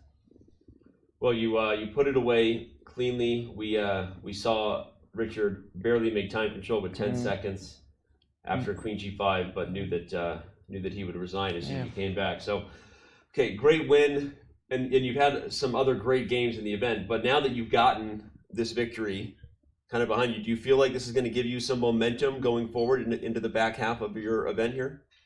Yes, it's always nice to win a game. And it can change my tournament situation, but I'm not sure if it changed the whole tournament situation. Right. Because Jan has a lot of points, so I'm not expecting anything. I just want to continue to finish this tournament. You get Jan with the white pieces, a chance at revenge maybe, though, in a couple rounds, right? Yes, I'm looking forward to that. Looking forward to the revenge. I love that. And, at this point, of course, it's been a tough event, but you just won a game. It was a really crazy game. Do you think that, you get a rest day tomorrow, you can take the day off. First of all, what are you going to do on your day off? Normally, I play tennis. Oh, nice. Yes. Yes. So you play tennis with your brother? Or yes, that's my brother. Yeah. Tennis is great. Yeah, who's your favorite tennis player? Now few, actually. Alcaraz is very good. Mm-hmm. Okay. So you, just on the comment you made before Robert took that last question, made me think like you said, you're focused on your chess, just playing the best you can at this point. Do you feel like that's going to allow you to even be a little more aggressive? Maybe there's the pressure. You feel you want revenge, right, against Jan, and do you feel like you're going to be playing aggressive chess in the back half here? Yeah, I was playing very aggressively in the start of the tournament, which was maybe not the correct thing to do, but okay, it's just I play normally like this. So, for instance, against Jan, I made a lot of risk playing this Najdorf. Right. So, yeah, but in general, I will continue playing the same. It's very aggressive already. So. Yeah. And this tournament's 14 rounds, very long, and it's also, I guess, the first time you played such high-level opposition 14 games in a row. Yeah. Of course, the stakes are very high with the World Championship, but how does it feel to play such strong people, every single day? Yeah, I didn't play 14 rounds tournament before, so it's my first time, and yes, it feels great actually every day to come play against all these very top players at their best. It's a very tough thing to do, but I'm really enjoying it. Yeah. And the fact that I got the chance to qualify in this tournament was already pretty good, and I have another 5 games. I will try to enjoy it. So. Yeah. Well, talk about that, because you said, it's a tough tournament. You're enjoying the experience, but what have you learned? Right, your future is bright. It's like a meme. Firouzja is the future, right? They say, and I know that's come with maybe pressure at times. But what have you learned so far? Have you changed anything about your approach through the first 9 games? And what would you say that you've now taken with you as we're going to start talking about what you're going to take ahead into your final 5 matches? Yes, I learned a lot of things actually. I have to go back home and again review all these games to see and get a lot more than what I know now. But I think in general, it feels. I understood that they are all very motivated. Right. Even if some people said, for instance, Rajabov was not motivated or so, but he's playing 7 hours games. He's played more moves than anybody else in the tournament at this point. Yes, so everybody is very motivated. Everybody is in their best, I think. For instance, Fabiano and Jan, I think they are in their best. So it's really amazing and a lot to take from this tournament. Yeah. Well, let's talk about what you might take into the back half set of matches. I mean, you can't no revealing any prep, right? Prep stays for you. We don't want you to tell us what openings you're going to play, but if there are a few games you have circled, right, like in your hotel room, games we know you want revenge against Jan Nepomniachtchi. You'll get another game against Hikaru, a game that maybe just barely got away from you. You almost had a victory there. Tell us about, of the 5 matches ahead, which ones you're most looking forward to. No, I look forward to play Jan, I think, because he's playing very good now. Yeah. And I always look forward to play against him, and now he's in his best. I'm really excited for this game. Yeah. Okay, Jan, right? Got a circle. So, all right. Well, we have you in studio. I have to ask the big question because everyone's talked about it. Obviously, it's our job to entertain the world, and that's what they think about. And one of the biggest storylines coming in was Magnus Carlsen's statement, right? That he would play you if you won this event, and if he would play you in a match, and who knows whether that's true or not. And you've said many times that you don't feel like that added any extra pressure to you, that you love chess, and that's what you're going to continue to do. But now that you're here, you're halfway through, there's been all kinds of learnings. How do you feel about what this experience has been, and was there maybe some pressure in the back of your mind that you didn't know about, or did those statements really, you feel, never get to you? No, not really, because if you look at my games, it's really me that is playing the games, I think, because it's really my style, and I don't feel any pressure, I think, because... That's probably a good thing. It's a great thing. I think we feel pressure when Magnus says things like that for you, but, okay, it's amazing stuff. Well, maybe now that you've gotten this win here and pressure's off a little bit, we'll continue to see Firouzja catch fire. I'm always thinking of, like, fighting Firouzja catches fire, thinking of funny phrases there, but anyway, man, this is great, and we're super excited for you. What a game it was. Maybe we'll be having you in studio again, depending on how many victories you start racking up here. But I got nothing else. Here comes some love from the fans. Ollie with the hearts. We got a lot of people tuning in right now. What do we got? 32,000 people. We love you, Alireza. They do. Anyway, this has been great. I got nothing else. I'm sorry. I don't have any more questions. I'm running out of questions. But absolute genius, well-deserved win. Thank you. Do you have a diamond? You want me to give you a diamond membership for your win? Apparently, you had 3 brilliant moves according to our game review, and your analysis and computers are a little different than our game review. We had 3 brilliant moves in this game. Hopefully, I don't get banned again. Oh man, I'm going to tell a story while we have Alireza here. So when Alireza was young. When Alireza was young and nobody knew who Alireza Firouzja was, I think you were 13. Maybe less. Maybe less. So we knew of this kid before anyone else did, and because he was racking up wins, and he basically reached like the autoban level on our site. We didn't know who he was. You weren't even a GM yet. You were like 11 or. I am, yes. Okay, you am, and we banned him. We did a manual review. And we said, no, this is a human, a very strong human, but a human. And then I will say this, without calling out any other names, one thing that Alireza, doesn't know is, before people knew how good Firouzja was going to be, I had more top grandmasters email me about this account and say this person's cheating, and I would email them. You now have played and beaten some of them in tournaments. I will tell you that. And I would say, no, guys, relax. He's clean. He's just a future star, and here he is, a star of the future, sitting with us in the candidates. So.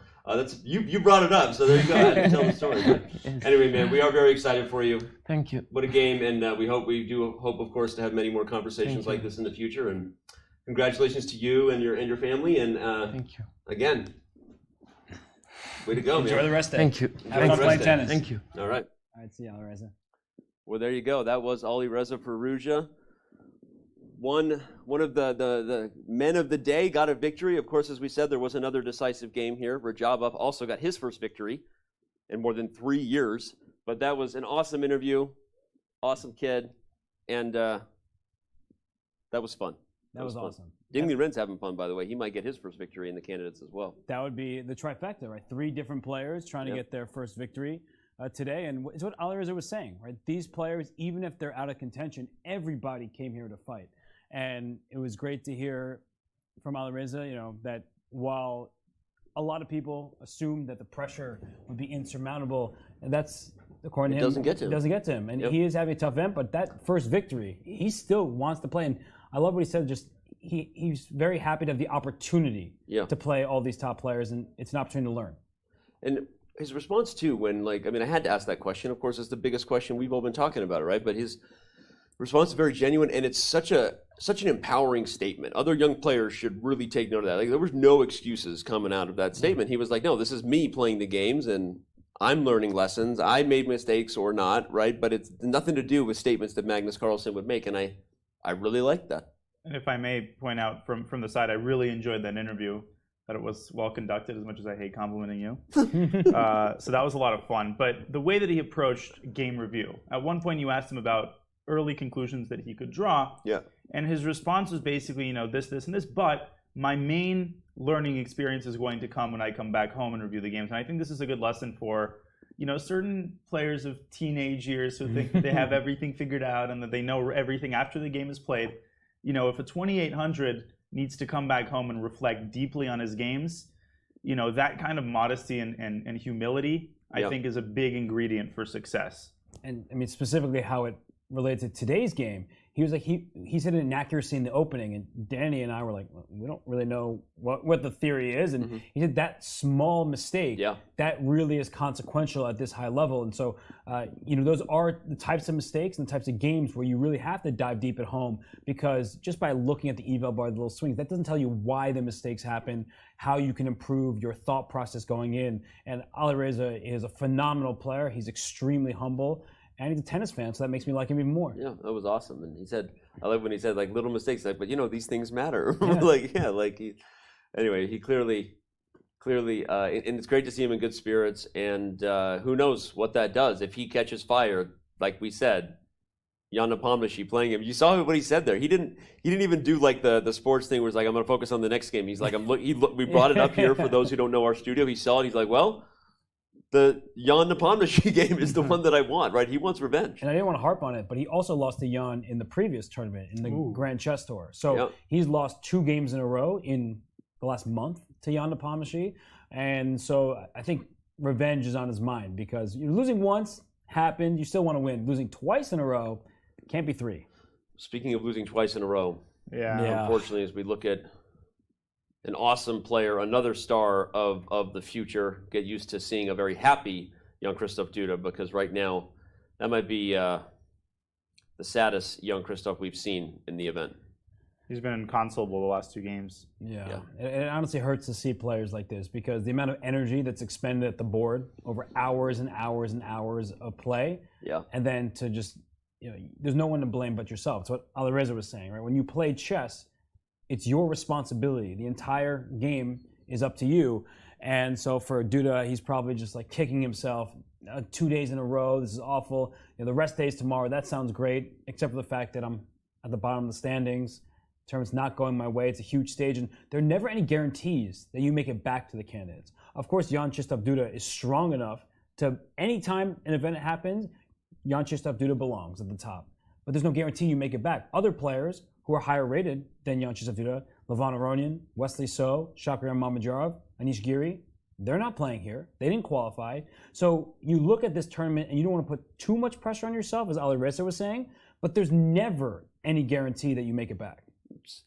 It's so true. In fact, so many times people ask us, you know, who are maybe don't follow the chess world as closely, not that they don't know that the players in this event, you know, would be maybe good matches for Magnus Carlsen, but they ask questions like, well, who would you rank as people you'd want to see in a match? And as I go through around the world, sometimes I realize the players who I maybe would love to see in a world championship match aren't even in the candidates, right? Because of how grueling and complicated at times the system is, and how unlucky you can get. And one more point on this. How many candidates tournaments has Maxime Vachier-Lagrave qualified for? 0 actually. Yes. He played in one because Rajabov Really? dropped out. Yeah. Oh, that's why you thought you were going to catch me, and I actually knew the answer. And I don't mean that to No, it's true. To say anything negative about Maxime. We're friends, and he's an amazing player. But that just goes to show how difficult it is. Maxime Vachier-Lagrave was above 2,800, right? Yep. He has been at the top of the chess world for a very long time, but the path to qualification is just that difficult, that daunting of a task. So for a player like Jan-Krzysztof, I mean, he's very young. He's exceptional. But I guess part of it is like, well, this is maybe my one shot. I want to make the most of it, and it's really getting out of hand. Yeah, and I mean, the last thing I'd say is that, and again, not to keep tacking on, but let's not forget that Jan-Krzysztof beat Magnus at the World Cup. So I think that he seriously thought that he has a chance against Magnus in a potential match. And, you know, he's beaten him before. He knew he can do it again. And to see your chances dash like this in the span of 2 days, it's inexpressibly painful. Yep. Assuming he loses this one, which I think is maybe not a totally bygone conclusion, or is it just hopeless? Well, I guess we could dive into the. Is that what we specifics of do as position. commentators? We Are we chess, analyze? chess Is that an commentators? option? I guess we could do. Fine.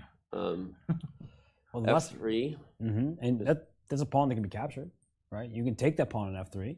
But I think Ding Liren's point is after the trade, then when White plays the move A7 over here, it feels like you can't keep this king boxed in forever. And the bishop will first leave, maybe to C4. Then this king can start running up the board. And I feel like there's a way to try to trade the bishops in the long diagonal so that you can end up promoting. And the black king being cut off is really important. Yeah, and if you ever don't have two defenders on the A8 square, then rook C8 check comes, followed by a queen.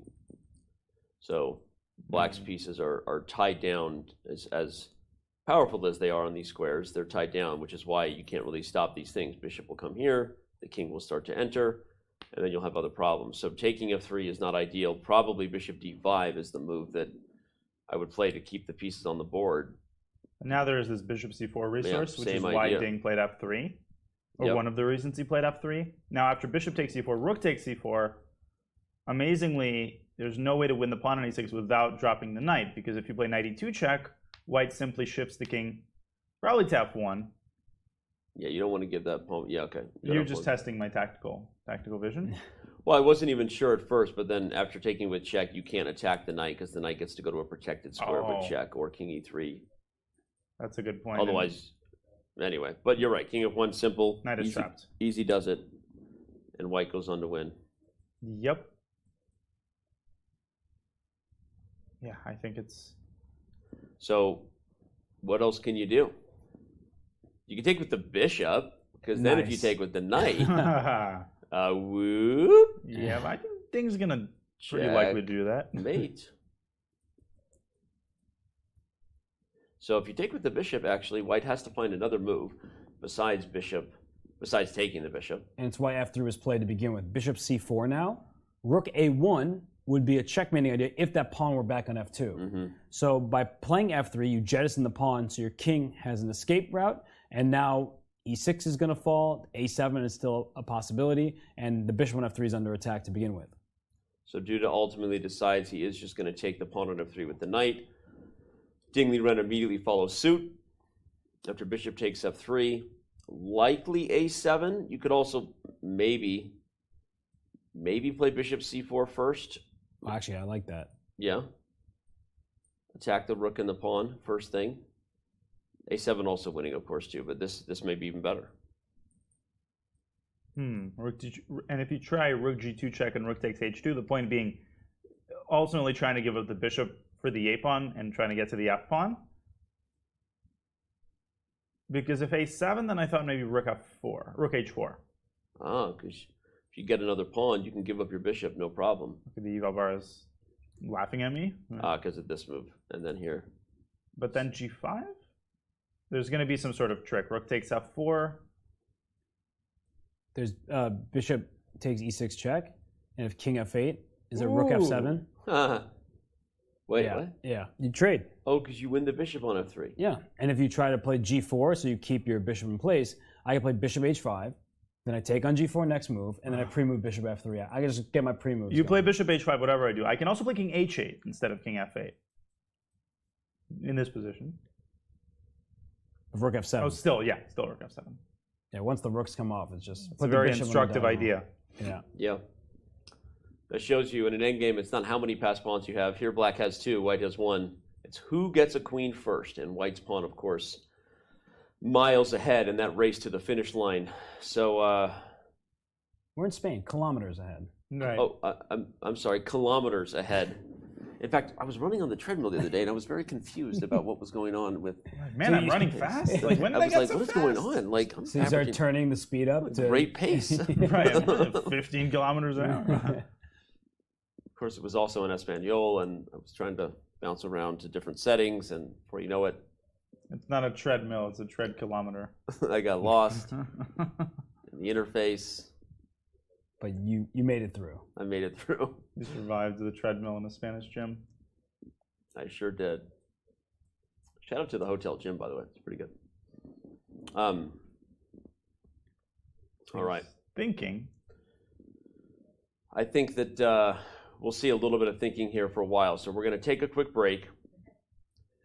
When we come back, there is still one game that we are going to see through to the finish line, of course, as Ding Liren tries to get his A-pawn across the finish line and take this one home.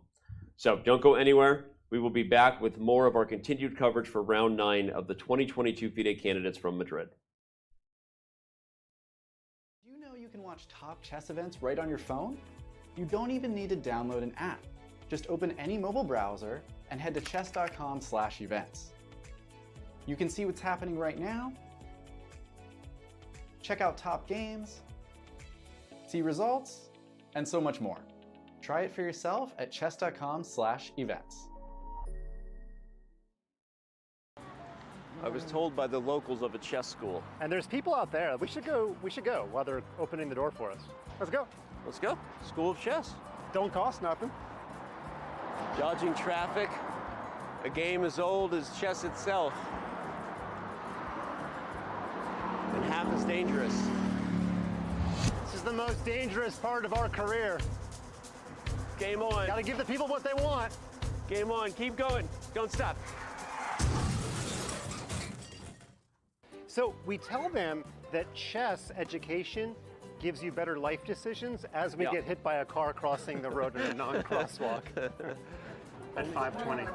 5:20. What time we got? Oh, Starts it's in actually 20 really minutes. close. Dude, I mean, should we just stay and crash? Of all the places we could film in Spain, the fact that it's going to be a class and we're here, we can film other stuff, but we got to stay for that. Yeah, I agree. People say crashing weddings is fun. We're crashing a school.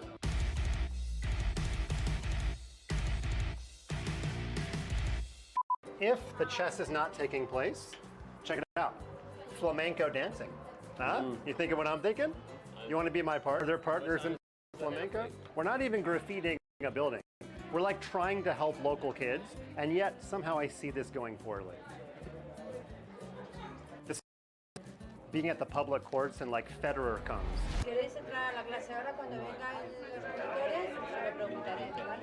But we are walking quickly. I heard the word seguridad, and I was like, no seguridad, Mike Levidad. Yeah. I said Feliz Navidad, but we gotta go. You know, they obviously kind of knew that we were, they kind of knew we were a big deal. They opened up their arms and... So this is why when we were kids, our dad told us to say open sesame, which gets you into the building, but if you say open address, you do not get into the building. You don't get into the building. No, it's open sesame. You gotta remember that. Dad was right.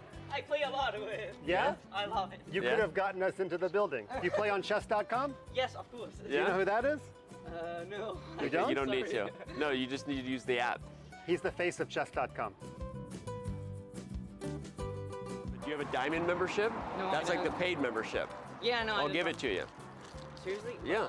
For now, you get a pegatina. There you go. Pegatina? So just next time you're on the site, just send a message of support and say, I met Danny in Spain. Say, I met Danny, and Danny said I could get a diamond membership. Okay? All right? I love your work. Okay. I love your work. Thanks, Big guys. fan. Bye-bye. So it's funny, Danny, we were sold a bill of goods. They flew us here to do real work. Yeah. And I realized our entire job is just to go around giving out stickers. Honestly, well, there you go. I can't even do that well.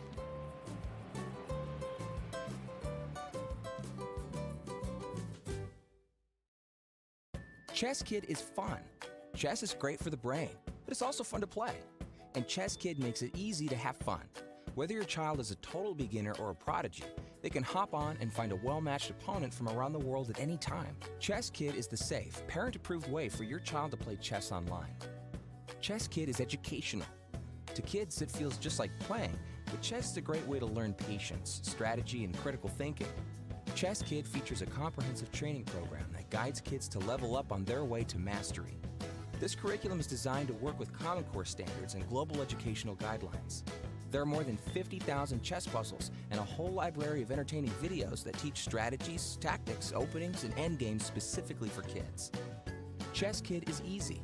Whether you're a parent helping your child, a coach managing dozens of kids, or a school of hundreds, ChessKid helps you organize your students and monitor their progress.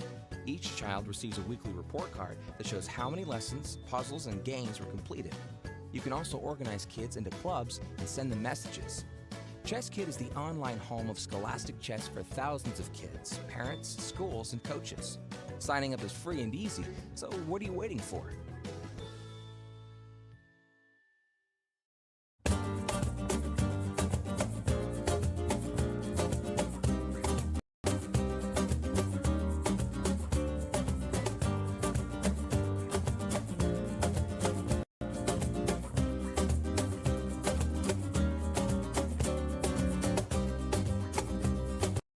Did you know you can watch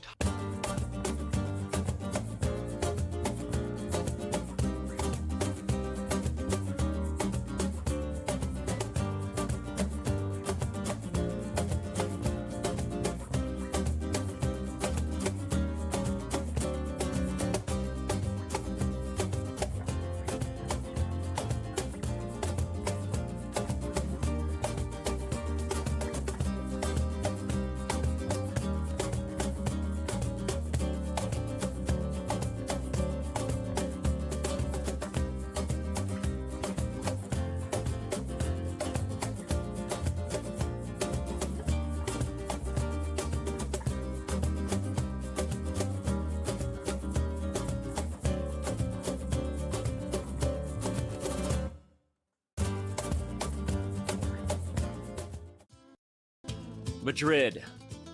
Civilization here is almost as old as the game of chess. Some claim the queen was given her powers to honor Queen Isabella. Now that, my friends, is a chess legacy. Passion for chess continues to thrive in Madrid. For the first time in 30 years, Spain's capital plays host to the Candidates, the most important tournament in chess. At the Palace of Santona, the stakes are high. 8 of the world's best players competing for the right to challenge for the most coveted title in chess, the World Chess Championship. The Candidates is grueling. The winner requires mental endurance and unbreakable focus. There are those familiar with the biggest stages in chess, yet still chasing unfinished business. And others from the next wave of stars with little patience for yielding to those before them. Mis amigos, the next challenger to the world champion of chess must come through Madrid. Like Queen Isabella before them, the Candidates is all about leaving a legacy.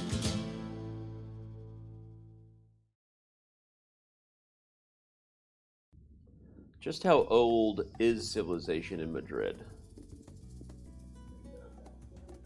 That was a good question, actually, from chat. Oh, you were asking rhetorically. Well, I chat can't asked. tell. If only we had some history majors in the room. Yeah, but... Yeah, chat asked us how old civilization was. And I thought we were going to ignore it because none of us know. Right. None of us know. I mean, I don't know how old civilization is in Madrid. I know it's old because I said it in the video. Second half of the 9th century, according to Wikipedia. According to what? Thank you for looking that up. Now we got to use something by, professor at a second-rate school like Yale. Maybe. First of all, Wikipedia is not reliable. Well, that's new information to this guy. It depends on how old the people watching are. If they're kids, don't use Wikipedia. Right. If you're adult, yeah, it works. Yeah, exactly. All right, well, We've had quite the day. We've had a lot of fun. We had a great interview with Alireza Firouzja. If you missed it, you're going to want to check that thing out. I'm sure the team is already working on putting it into its own VOD, which is a video on demand for those who don't speak French. Almost as old as a man named Hess. That's right. Can't spell chess without Hess. Yeah, was that one of those jokes, or did they just call me old?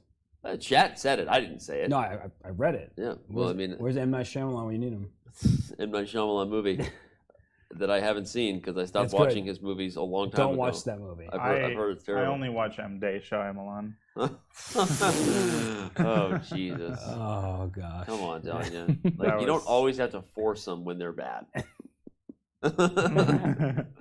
All right, well, sometimes you have to force yourself to focus on a bad position. What a transition. If you're Jan-Krzysztof Duda, you got no choice when it comes to both this game and the one before it.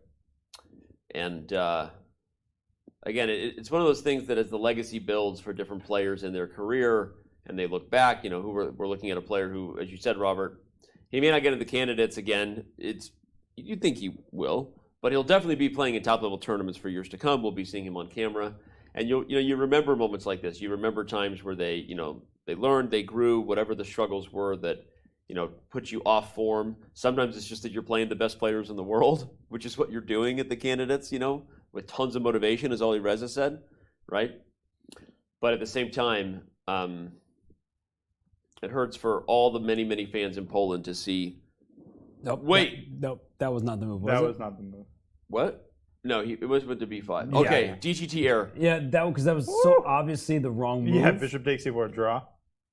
I think for some people it would be tempting. Well, the thing is, because it had a deflection idea of a8, I thought for a second, what? Well, but we should show it. We should show it actually. There's a reason why for a brief second, because the point is, as I pointed out earlier, both of these pieces have to eye the a8 square, otherwise we have a queen. So as bad as this move is, there is this crazy point that you can't take with the rook because you take and distract the bishop and then get a queen.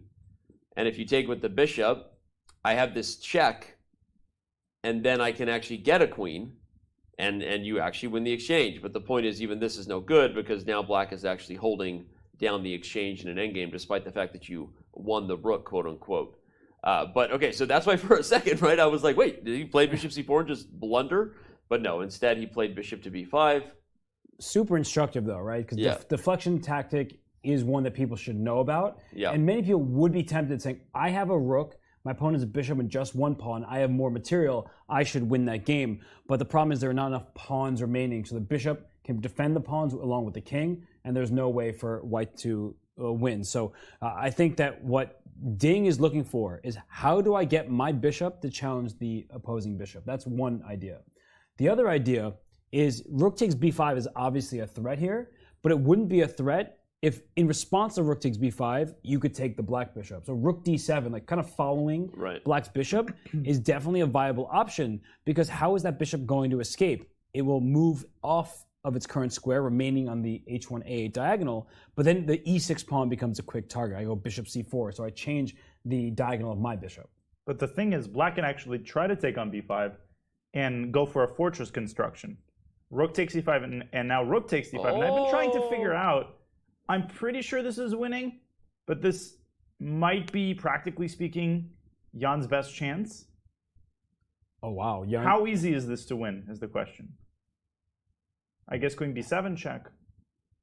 Yeah, this is one of those positions where it's very easy, like I did, to assume it would just be a win, but then you have to go a step further. And I think the problem for black is this e6 pawn's going to fall, and then very likely I can end up trying to sacrifice my queen for your rook and a pawn at some point. Yeah, so we're going to get this position, king g7 probably. Okay, well, whatever. I'm just trying to show the instructive point that this is not so easy to break down. And I guess the reason black wants to have the rook on f5 is you didn't want h5, right? So actually here you play king g7 because the rook on the 5th rank prevents any shenanigans of the pawns. White has to now defend the f-pawn and then maybe advance the king. And Robert already called the idea that at some point you might have a point where the queen can sacrifice itself and go into a winning king and pawn ending to break down the blockade. But it's not simple, right? You shouldn't just take for granted that that's an easy win. It's definitely winning, but Ding, I think, is spending a little bit of time just making totally sure of that. Yeah, because you can imagine how upset someone would be if they just, I got a queen, you only have a rook and one pawn, and then you realize that there is a fortress configuration, which does happen with this kind of pawn structure and the rook. So Ding, he's about to grab a piece. He could also just bring his bishop back if he doesn't want to deal with those calculations, right? He could just bring his bishop No, back. he does. He went rook d7. You know what's crazy? If he wins this game, then all 3 decisive games will have come from people who are winning their first game of the tournament. Yeah, which is, we said that this would not be, you know, a boring back half of this event, right? These players want to win. Ding Liren wants his mojo back, right? He really does. You can keep your money and your mojo, and I'll get your baby. It's Austin Powers. Oh, okay. That's I thought it might have been. I was going to continue with it, and I realized I probably shouldn't make other references to that That's film. as far as you go, referencing that particular character. That baby, that baby, that baby, that baby. Baby bot ribs. I want my baby bot ribs. I got Chili's baby bot back ribs. I left you a present. I left you a present, Dr. Evil. You can keep you. Oh, sorry. I'm down there. I got to stop. And I'll get your baby. Oh, gosh. But so what I was going to say about all these players getting their first victory is that means that Jan Nepomniachtchi, Fabiano Caruana, despite the fact that they can't play each other anymore, that they have to be on the lookout. Alireza sat here and told us, he's like, oh, I'm really, really anticipating a fun game against Jan Nepomniachtchi. And while that should make Fabiano Caruana happy because it makes him feel like he has a chance, those same players are going to challenge him. Right? Nobody is giving anybody a free point here. So as we see Jan-Krzysztof, even him, right? He is going to, in all likelihood, lose this game. Mm-hmm. He'll be at the bottom of the standings, but in any round, he can beat any player, as we've been discussing. Playing spoiler, right? Not exactly the way we use that term sometimes in other sports, because these players also have a lot to play for outside of just an individual season. The difference between chess in some ways and traditional mainstream sports a lot of people follow is there's a start and an end to the emotional roller coaster that is a season, right? You always start fresh. They always say every baseball team comes to spring training with a new hope, right? You love the baseball reference, but it doesn't matter the sport. You know what I'm saying, right? And when it ends, even if it didn't go all the way to what you wanted, to winning a Super Bowl or an NBA championship, Suns. But it really is important for chess players. There's always something they're playing for because of the career they're building. Their ELO ranking matters not just for their individual standing. It's not a vanity number. It directly affects your livelihood and your invites to the top tournaments. Yeah. Right? You're obviously trying to constantly work through the strengths and weaknesses in your game to be on form for the next opportunity, right? And these days there's so much cash money just in the game, online and offline, that these guys have a lot to play for. And I think that's, sometimes you could argue that the global storyline to chess, except for the World Championship, doesn't have enough climactic moments, right? Because you can lose your way. But for the individual players and their opportunity to play in big events, they're not going to roll over just because things aren't going their way, because the season never ends. Yeah, and they need those rating points. Yeah. Because most chess tournaments, for better or for worse, likely for worse, are round robins. Yep. That means that there is a finite number of invitations, and if you start dropping your rating and other players are higher rated, they are more likely to invite the players with the bigger number as their ELO. Yep. So no one wants to go into a complete free fall here, right? And especially when you've been struggling to find your form, maybe as a guy like Ding Liren isn't quite as high ranking as he once was. Like we said, he wants his mojo back. And now he's found the plan. You can tell how quickly he played that move, King F1. And I'll just highlight this real quick for everyone. Because the bishop and rook, I've said it a few times, share the responsibility of gatekeeping the A8 square, that means they can't gatekeep everything else on the board at the same time, right? And for example, the white king being cut off, it's only a matter of time before the king gets in a spot where black has to choose. Either keep an eye on the A pawn or keep an eye on the king. He'll obviously keep an eye on the A pawn, and that's when the white king can start coming forward at some point. And that's why it is, as what we say, inevitable at this point, right, Mr. Anderson? Inevitable. And the computer would agree. That's why he gives a +5 advantage. So Yeah, that's understanding it, because the engine can be short-sighted in such positions. Yep. Like in reality, the game is just +5, +8. You know, I would rather reason in terms of like, it's over. Black has 0 counterplay. Black has to shuffle his rook among the A file, and white just gets his king to the right spot, trades bishops, and wins. Yep. All right, well, as white shuffles his king, we're going to shuffle our way over to an interview as Dina Belenkaya caught up with the tournament leader, Jan Nepomniachtchi. Let's get his thoughts, feelings, and all the things he had to say after holding serve, if you will, against the man chasing him here at the 2022 FIDE Candidates. Jan, congratulations on such an important opening preparation storm save. When did you realize you were calming things down? I think after 93. Okay, actually after he took on f5, because I thought it's like bishop f1 or bishop c2. Both was very promising for white. And I mean, at first I just didn't see this idea like that the bishop can just retreat from d3. I thought, okay, bishop f5, and then okay, I'll be line with knight d3, and it's a draw. But once we came to this position, I realized that okay, he is not obliged to take on f5, and this appears to be very suspicious. So I mean, okay, but what I did was, as it seemed to me, more or less only moves after I played this knight d6, because I ran into queen a4, which is extremely unpleasant. And I believe if not queen a4, it's like maybe slightly worse for black, but I can just stabilize like knight c7, I don't know, bishop f6, g6, something like this. Yes, a very solid position. But yes, and I also couldn't recall any of my prep, because surely I have some, but yeah, I just decided to play, you know, on my own, which I think was not the optimal way. Now, having played Fabi, will your sleep be better approaching the 5 next rounds? I hope so, but I mean, in general, the tension is, you know, it never goes away until the last round, so it's still extremely tense. Right, Jan, once again, congratulations and good luck. Thank you.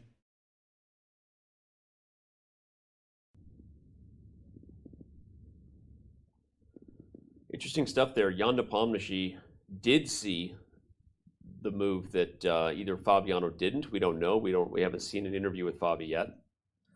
But either way, as this game plays out, we got to talk about that interview, guys, because again, if Jan saw Fabi's idea for bishop f1 and just said that that was a tough position for him, it continues to come back to like, where did that game slip for Fabi? I mean, there was a moment where I legitimately thought he was about to win and bring this thing to a tie. What do you think Fabi miscalculated there? We're looking at each other, pointing at each other. I don't know how else to ask the question. You know, it's just like, what happened, right? Jan knew it was trouble, and Fabi lost the thread somewhere. The question is a completely legitimate one, and what surprises me, if Fabi had played very quickly, right? If he had grabbed on f5 because he thought the position was simple, that would be one thing. But he took over the course of 2 moves, something like 35 or 40 minutes. Yeah. So it really surprises me the level of his miscalculation. It wasn't some move 9 moves into a line. It was a findable move, knight d3, that he clearly overlooked or seriously underestimated. So Fabi, I think, is going to be really, really disappointed in the fact that he took all this time and yet didn't seem to be able to find a relatively straightforward refutation in a position which, you know, he converts more times than not. And Jan was completely transparent. He said that I forgot my opening. I'm sure I have a file on this line. Didn't remember it. Queen a4 came as a bit of a surprise to me because otherwise I was okay. And then he knew he was worse. He would have played bishop f1. And I don't know what it is that Fabi didn't see. I mean, there's a lot to calculate in those variations as we were discussing live. But for Fabiano, I mean, that was the moment. That was a moment where he really could have put the test to Jan Nepomniachtchi. And Jan, as we just saw in the interview, he was just like, my position was bad. Mm-hmm. I don't know what I was going to do. Mom spaghetti. He missed his moment, right? I mean, seriously, it might have been his one shot to get back in this event. He missed it, that being Fabiano Caruana. And of course, as we've said, there's so many matchups coming up. We'll actually bring up Jan Nepomniachtchi's head-to-heads remaining as we've watched Liren try to convert on his advantage against Jan-Krzysztof Duda. But, you know, you're relying on other players. You look at that game where he's black against Firouzja. We interviewed the young man who got his first victory today. That's certainly one that could be scary for Jan. But if unfortunately Duda continues to struggle, the last game may not be one that necessarily makes Jan scared. So getting white in the other games, okay, report, that's a wild card, right? You never know what you're going to get there. But your thoughts on now that he has a full point lead, can he take kind of a safe approach and take this one home? That's exactly what I was wondering. And the big question to me is the next game against Timur. Because, Timur isn't, I don't even want to call him like the underdog or the dark horse in this tournament. Like, he's 27-50 for goodness sake. He just beat Hikaru. And that might make it more tempting for Jan to play in the same vein that he did against Ding. I don't think he's going to be quite as drawish in his approach. But with a full point lead, and Fabi struggling in the last two games, I think he'll definitely consider the option of playing ultra solid chess, Robert. Or do you feel like he'll try to basically end the tournament here and now, so he doesn't have to worry about performing on demand in the last couple of games? Well, I think the reason he didn't really play a game, if we want to be honest, against Ding Liren is the number 2 or number 3 player in the world, depending on what the current ratings are. So he says, all right, that's a really tough opponent. Let's just conserve energy for today's game against Fabiano. Imagine if Jan played a 6-hour game yesterday against Ding. They drew anyway, right? And then he had to fend off that preparation today. He might have been exhausted and unable to do so. So as I look at the remaining pairings, I'm circling round 11 against Alireza, who we just had in the studio, who by his own admission is hungry to beat Jan Nepomniachtchi. He gets the black piece against Alireza. So with round 11 being a big question mark, I think you need to press against Radjabov. Maybe play in the style that Radjabov did today against Hikaru. We never really felt like Timur was at risk of losing, and he was playing for 2 results from a very early stage. So I do not think you just force a draw. I think you need to try to put pressure on Timur, who probably is in pretty decent spirits after today's win, but has struggled throughout this event. Yeah. Only thing I would add to that is, at the same time, he's never beaten Radjabov. They've never played, they haven't played a lot of games. Only 5 in total, including a draw from earlier in this event. So it was 4 coming in. But he'll have white. I agree totally. He'll push. Question is how hard, and we'll see. I like your point, Danya, because if he gets that W, you're putting a nail in the coffin, right? Not necessarily. Of course, you still have to. The games are there for a reason, but that would be a monster way to bring it home. So yeah. And I just add very quickly that it's human nature to get more nervous as the tournament progresses and moves toward the finish line. You can't leave yourself with a situation, or you don't want to leave yourself with a situation which you're black and stewed in the last round. Somebody's trailing you by half a point, and you basically have to draw to put it in the bag. You want to have a 1.5 point lead, especially given the fact that he's already got a 1 point lead.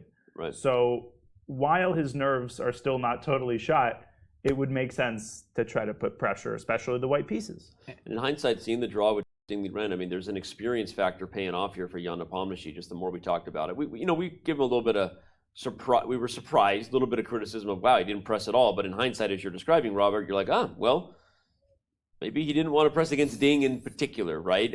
But he will press in others, and that experience Jan Nepomniachtchi has, also playing in his third candidates. He understands it's a marathon, not a sprint, and he's got his eye on the prize.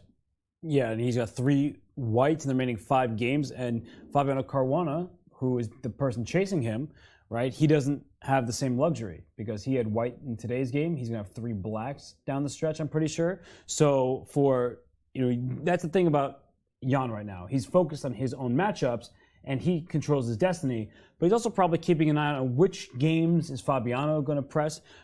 You see upcoming. Look at that next game, Black against Duda. Jan also has that same pairing in the last round, but right now, Duda's about to lose his 2nd consecutive game. He's in miserable spirits, and that's a game if you're Fabiano Caruana. You say, I don't care that I move 2nd. I have 3 wins, 0 losses against him. He is in last place here. He's not playing his best chess.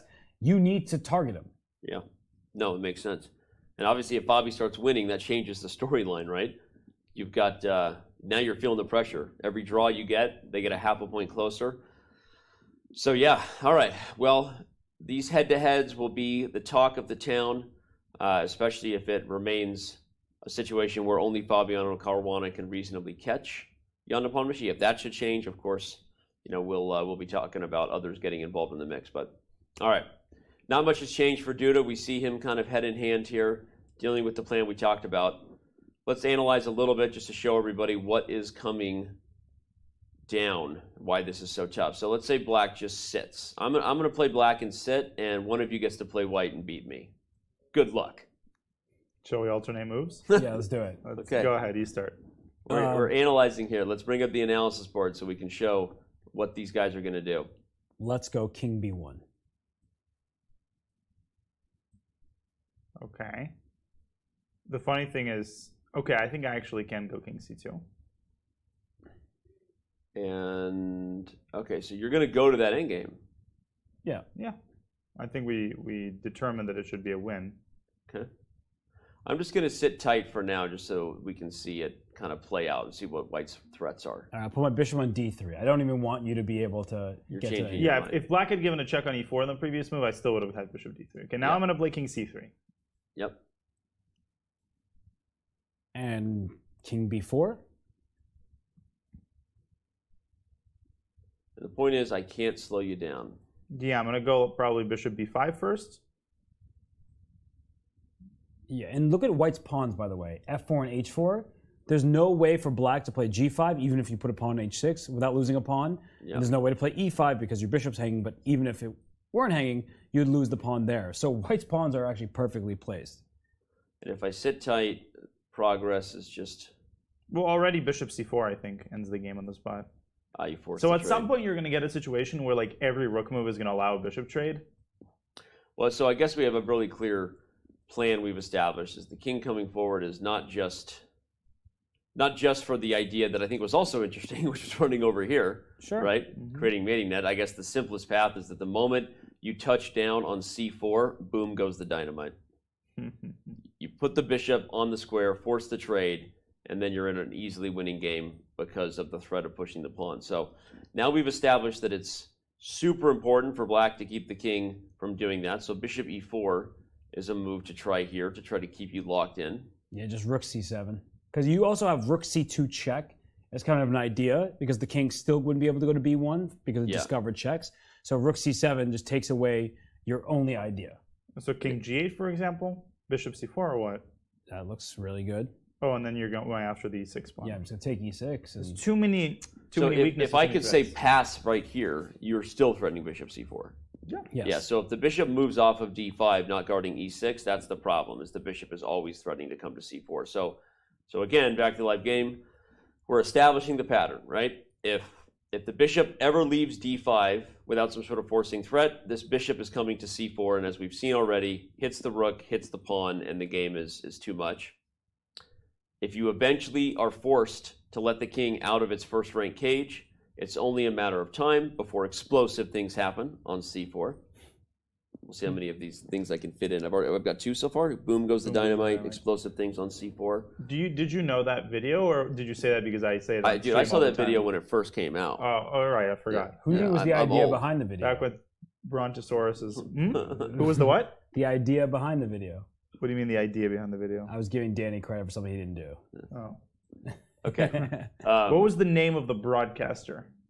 I don't remember that. It was a young kid, some like college. Brian Collins. Okay, there you go. Shout out. I was just looking forward Boom to goes the dynamite for those who don't know what we're referencing in chat. By the way, chat, if you've got questions, this is a good time to get some FaceTime with these three people right here. Throw your questions to us, and we might have some answers. Little Q&A as we help take this one home. We've talked a lot about what we know we're going to see in the final head-to-head matchups between Jan Nepomniachtchi and the guy trying to catch him in Fabiano Caruana. And of course, we'll break down what we're going to see in tomorrow. Sorry, not tomorrow. Tomorrow we got a rest day, right? What we're going to see on Wednesday when play resumes here on June 30th, June 29th in Madrid. But now's your chat. Well, actually, we've also got an interview. Let's do that. So I've been waiting for this. So thank you, team, for crushing it. So we've seen Jan Nepomniachtchi. We heard his thoughts on the battle versus Fabiano Caruana and what he thought the American could have done to keep the pressure. Let's get Fabi's own thoughts on his game and the chances that he missed. I assume you might be a little disappointed after today's game, but yet you showed an amazing preparation. Do you already know where you didn't push enough?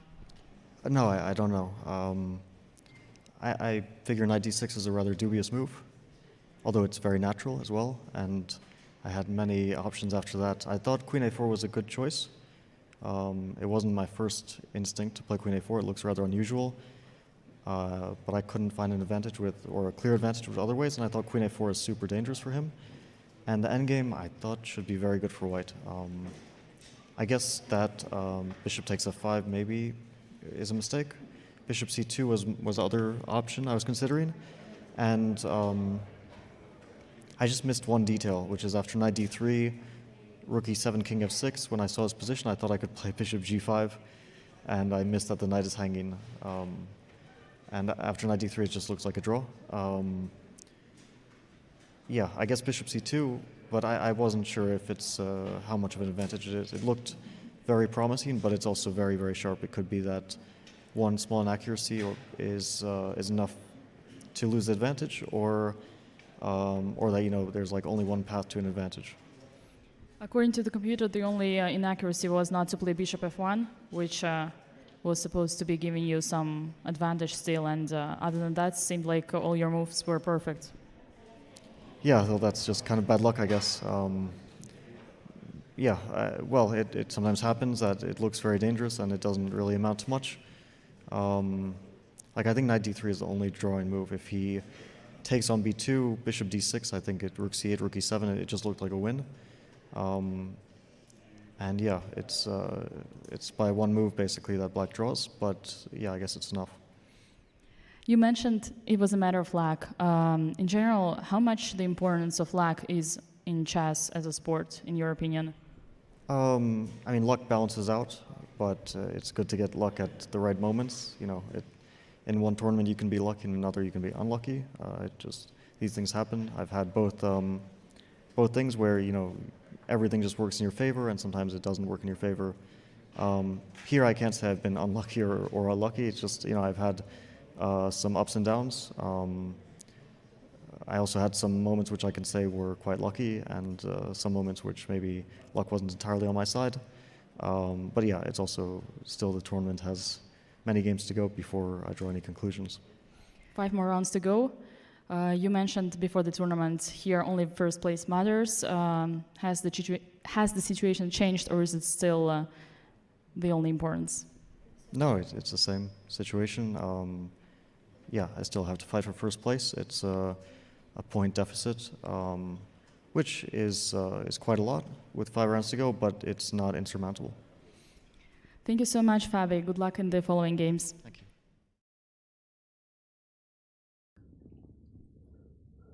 you. Interesting stuff there. It was interesting, Robert. I mean, we were obviously, all three of us were looking at each other during the interview. There was a little bit of a disconnect there, clearly showing that Fabi actually not only did he not see bishop f1, he didn't even really realize the position that Dino was referring to, when he missed bishop f1. So it tells you he's probably looking at it now and realizing what a big chance that was.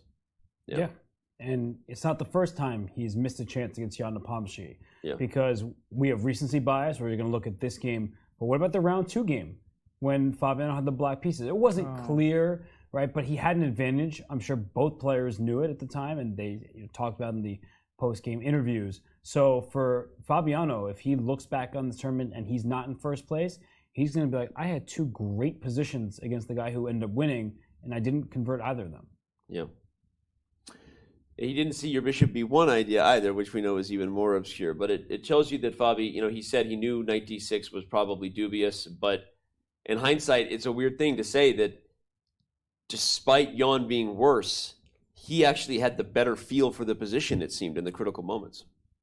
Yeah, I mean, Fabi did a great job of playing queen a4 when, as by his own admission, it wasn't his first instinct. But it was interesting, he said that he thought it was the only way toward an advantage, whereas queen e2, not to nitpick, but queen e2 also yielded a big advantage. So there were a couple of moments in the game where it seems like Fabi did misjudge the position or misevaluate it. And then, of course, a very tragic miscalculation at the end where he thought the knight was saying, I mean, that just tells you what it comes down to, how minuscule the details that these games at the very top level come down to. And that's what makes them so incredibly fascinating to watch. I want to come back to that though, Robert, because we've talked about this before, where sometimes you get out prepared. Okay, sometimes you get out prepared and you made a really bad choice and you get blown off the board. It happens, right? But sometimes you get out prepared and that puts you into a think tank. You have to struggle, fall behind by an hour on the clock, but in the process of working your way through the weeds, right, the dark forest that is, you're worse and you're out prepared. In the end, when your opponent missed the opportunity, it actually left you with maybe a better understanding of what was going on in the position than your opponent, right? And we've talked about that practical factor where sometimes you come with prepared, but because you were playing with everything you had at home, you never actually got into the weeds where you needed to. And I feel like now that I see both those interviews, it's exactly the story I'm taking away from that. Jan got outbooked and tricked, and he was worse, but he actually knew what was going on in those critical moments where Fabi didn't quite have a feel for the tactics. I would say it depends on how long Fabiano has been sitting on that preparation for. Because if he just cooked it up last night, then he didn't have the time to dive in, and then it would seem that Jan just understood the dynamics a little bit better. Yep. But if Fabiano's been sitting on that prep for a long time and then just decided to use it, when you prepare a line, you don't just memorize a string of moves, right? Yep. So to give credit to Fabiano, when you like dive in, because sometimes your preparation doesn't actually give you an advantage according to the engine, Yep. which means that you have to test it out. You have to play over the board with your seconds, trying to work through the tactics, work through the consequences of certain choices. And so I think that something apparently wasn't right in terms of Well, let me put it like calculation this. It's function. less of a mark against Fabiano, but more of a credit to the fact that Jan, because he had to work to figure it out, right? And that maybe made him a little more on edge in those critical tactical moments. Well, he definitely had to be on edge. I just don't really know how to.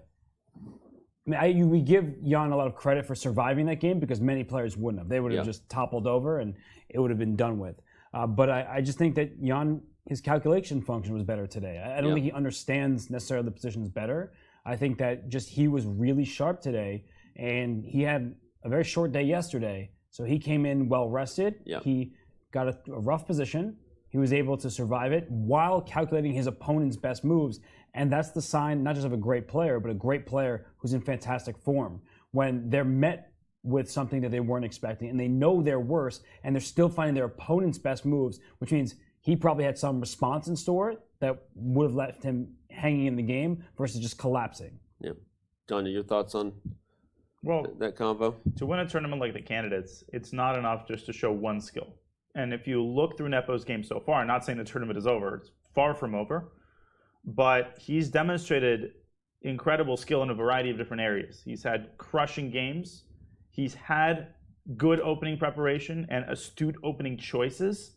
And now he's also had an amazing defensive task against, as Robert said, a player who's super well prepared. He goes down on the clock. All of the conditions pointed to adversity. And he demonstrated just filigree precision and just an unwavering determination to not lose the game. Yeah. They talk about in basketball and other sports knowing how to win. You can also draw a parallel with that, and you can point to the skill of just refusing to lose. Yeah. I know that sounds like a cliche and everything, but the top athletes, they do that. They're down by 20. You watch them take a timeout and say, I'm not losing this game. And I think Jan kind of decided that for himself, that he's going to invest every ounce of his energy. He did, and he managed to outplay Fabi from a really, really bad position. Yeah, well said. Interesting stuff. Well, and that's a rook on A8. Hello, camera on A8. Can we get a queen? Can we get a? I don't know what we're looking at over there, but we're backing up. We're looking at something. Okay, we're moving around. Oh, is there a queen? Do they know which camera is on the TV? Not sure they do.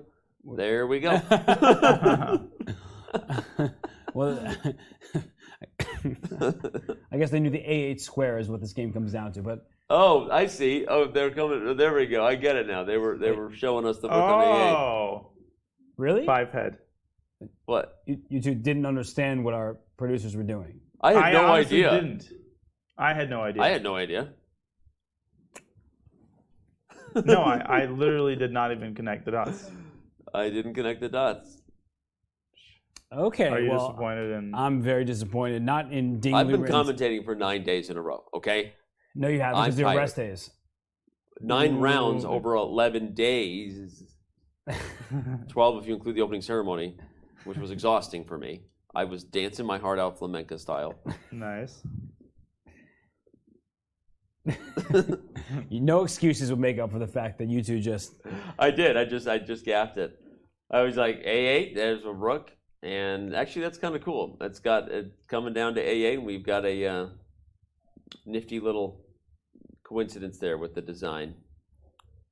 The official FIDE design of the, we call them, what do we call them, brand boards, where you put all the logos up. Everyone loves a good brand board. Something very sad in this position. Well, everything's kind of sad. Wait, I think I know what you're going to say. Yeah, the E5 doesn't work, which is just, your only try. Hey, there's a question. Okay, I don't know about this username, but I don't like straws. Straws are a waste. Bad for the environment. I avoid straws wherever and all possible, although I do have kids. So because of that, I appreciate the value of a good sippy cup and a child-proof ability to spill. And if that comes with a reusable straw, then I am all in on straws. This is great. Keep them coming. Thank you, chat. E5 Sorry, here. let's show this line. Yeah, E5. Hey, the endgame magician, Ding Liren. Right. Ding Liren just subscribed. I know he's on Twitch at the same time. All right, E5. Go ahead. Take it. And after rook takes E5, there's bishop C6, which may look like a problem because of rook C5 check. Yeah. But you just move your king anywhere, and after bishop takes C6, rook takes C6. The worst part for black is after you take this rook, A8 equals queen with check and also check to the rook, because this is the exact type of position where black could have a fortress. If this rook were over an F7, you can just shake hands. The game would be a draw. It's good to show. If white doesn't take it, I wonder if we get a I was just going to say, are we going to get a table-based draw? And that shows you. So obviously that's not the case. As Robert said, you get a queen with check, and that's winning. But that shows you if you didn't take it, don't take the rook. Although apparently you're still winning on that move. There must be some check that follows that keeps the rook trapped. But if you make a bad move with the queen, it is a table-based draw after the rook can come over here and protect everybody. This is a fortress. Queen cannot break down the rook and pawns. So yeah. Right. So if you, as your bishop C6 in this variation here, if you take it on C6 and say, aha, I'm going to stop your pawn after rook takes C6, rook A5 allows rook C8 check, and we get a queen, and we're up a rook, we win. And if rook to E8 after the capture, you have rook B6 to B8. And this is, I think, for people who are really new to the game, who haven't seen endgames before, when you're trying to promote a pawn against an enemy rook, that's what you need to do, is put your rook on the square that the pawn protects, and that way you cut off the rook from the promotion square. Rook to B8. No way to stop a new queen either way. Yeah, that's why pawns capturing diagonally is such a genius rule. Yeah. Because it adds this entire new wrinkle to the game. An element, every element of chess that adds all those different dynamics, what makes it the unsolvable puzzle that is the game of kings. There's a question for me. Has Danya actually not seen Frozen? No, I have not. That was Do the you most know what the random movie? question. Do you know what the movie Frozen is? No. Is it a musical? Well, actually, the answer to that question is yes, it became a musical. It did become a I've musical, heard- but it's a Disney movie. Yeah. You know, let it go, let I've it only go. seen maybe 3 or 4 Disney movies. I've seen Mulan. I've seen The live Aladdin. action or the original one? Hmm? The live action. Did you just call it Aladdin? It's Aladdin. Aladdin. Yeah, no, I'm Aladdin. Yeah. I'm on thin ice here. Yeah, you really Aladdin, are. Mulan, and I think that's it. But the live action one, the recent one, or the one from No, the old one, the animated one. Robin Williams. Can he stay for dinner? Can he stay forever? No, the one which I'll make a man out of you, and all those famous songs. Yeah. Oh man. So Danya hasn't seen Frozen. That's right. Do we like our job? I like it. I'm not going to answer this question. Right, it's a minefield. Okay. It depends the moment. We all love our jobs. I mean, seriously. The man who Jokes aside, holds my but- job in his hands is sitting next to me, so. I don't hold your job in my hand. Right. Don't look at me after I you think say we that. all love our jobs. I would argue that the job of a chess commentator is maybe the hardest job in sports broadcasting. I said it. It doesn't mean it's the job with the biggest upside or whatever, but I can unpack that statement if you want. Johnny, how do you think you do if you were to play in this tournament? Well, the only parallel that I can possibly draw is the U.S. Championship, which I played in this past October. I think I scored -2. I also think it was significantly weaker than the candidates. I don't think I'd lose all my games. You wouldn't lose all your games. I think that I would, if I had played in this tournament, my expectation for myself would probably be like -2 or -3 would be a very decent result. But yeah, I would kill for such an opportunity, obviously. Yep. But I'd get put through the meat grinder, no question about it. What are your favorite candidates' moments you have witnessed? Wow, there's many, actually, throughout history. The last round, 2013, the drama of that, obviously Magnus Carlsen lost his last game and ultimately sort of backdoored his way into winning the event regardless when Kramnik also went down. That was an incredible finish. That might just be the best candidate moment ever. Yeah, it was just insane. Wait, can you say that again? Which one? When Magnus, the 2013 candidates, when Magnus lost in the last round. He lost in the last round, but Chucky came through and beat Kramnik. I remember watching that as a fan and just being like, everybody wanted Magnus to take on Vichy. Magnus was the rising star at the time, right? Well, and he was the #1 player in the world for 2 years already. Right, at that point. and Kramnik, who had obviously lost the title to Vichy Anand, was this close to getting another chance at the rematch, and both Magnus and Kramnik going down allowed Magnus. They didn't have tiebreakers then, so Magnus won on tiebreaks. That was a crazy one. For Danny, how do you think you'd do if you were to play in this tournament? Is that a question that? How would I do? I mean, if I drew one of my games. You'd be running around Madrid with your shirt off and your hands up. I'd be streaking through the gymnasium. You could bring your green hat, okay? I would be going nutty. No, I mean, okay, but if you're prepared for months and months and you play the white pieces, you hope you can get a few draws. But the reality is, like, I'm not in the league of these players. I don't know that any of us are, but I am on the lowest league here. So thank you for the question and the trollish attitude that comes with that. So. But I love my job. I want to go back to that. Chess commentating is hard just because of the pure. I mean, again, compare this to the length of any sports broadcast. Right. We are going on, 7.5 hours, 8 hours at times. We had a 10.5 hour broadcast for Game 6 of the World Championship. If you had to bet, what would you guess Nepo's final score in this event will be? That's a good question.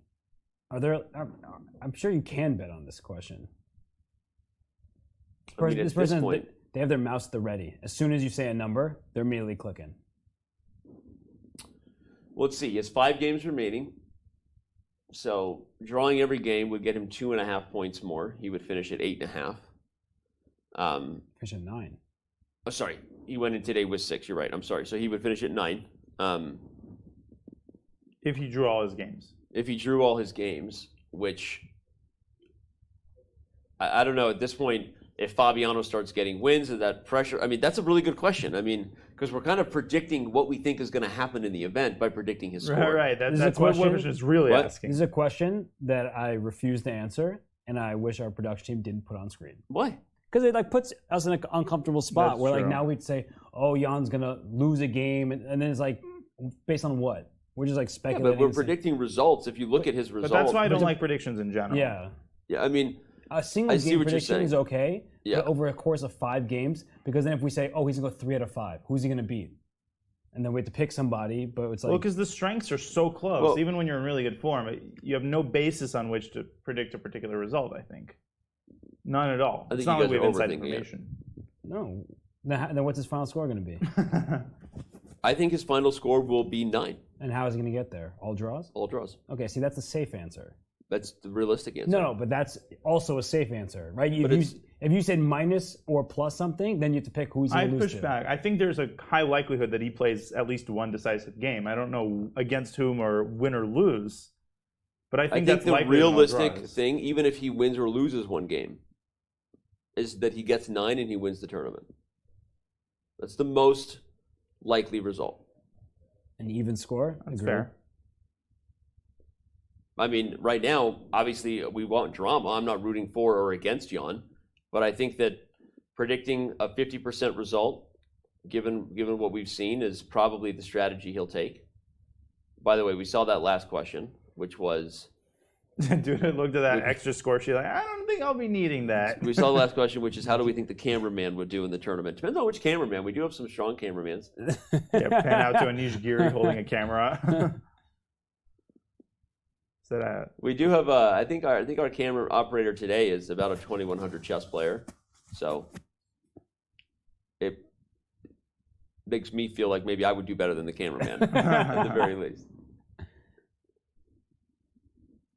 Man. Duda looked at the score sheet. What move are we on?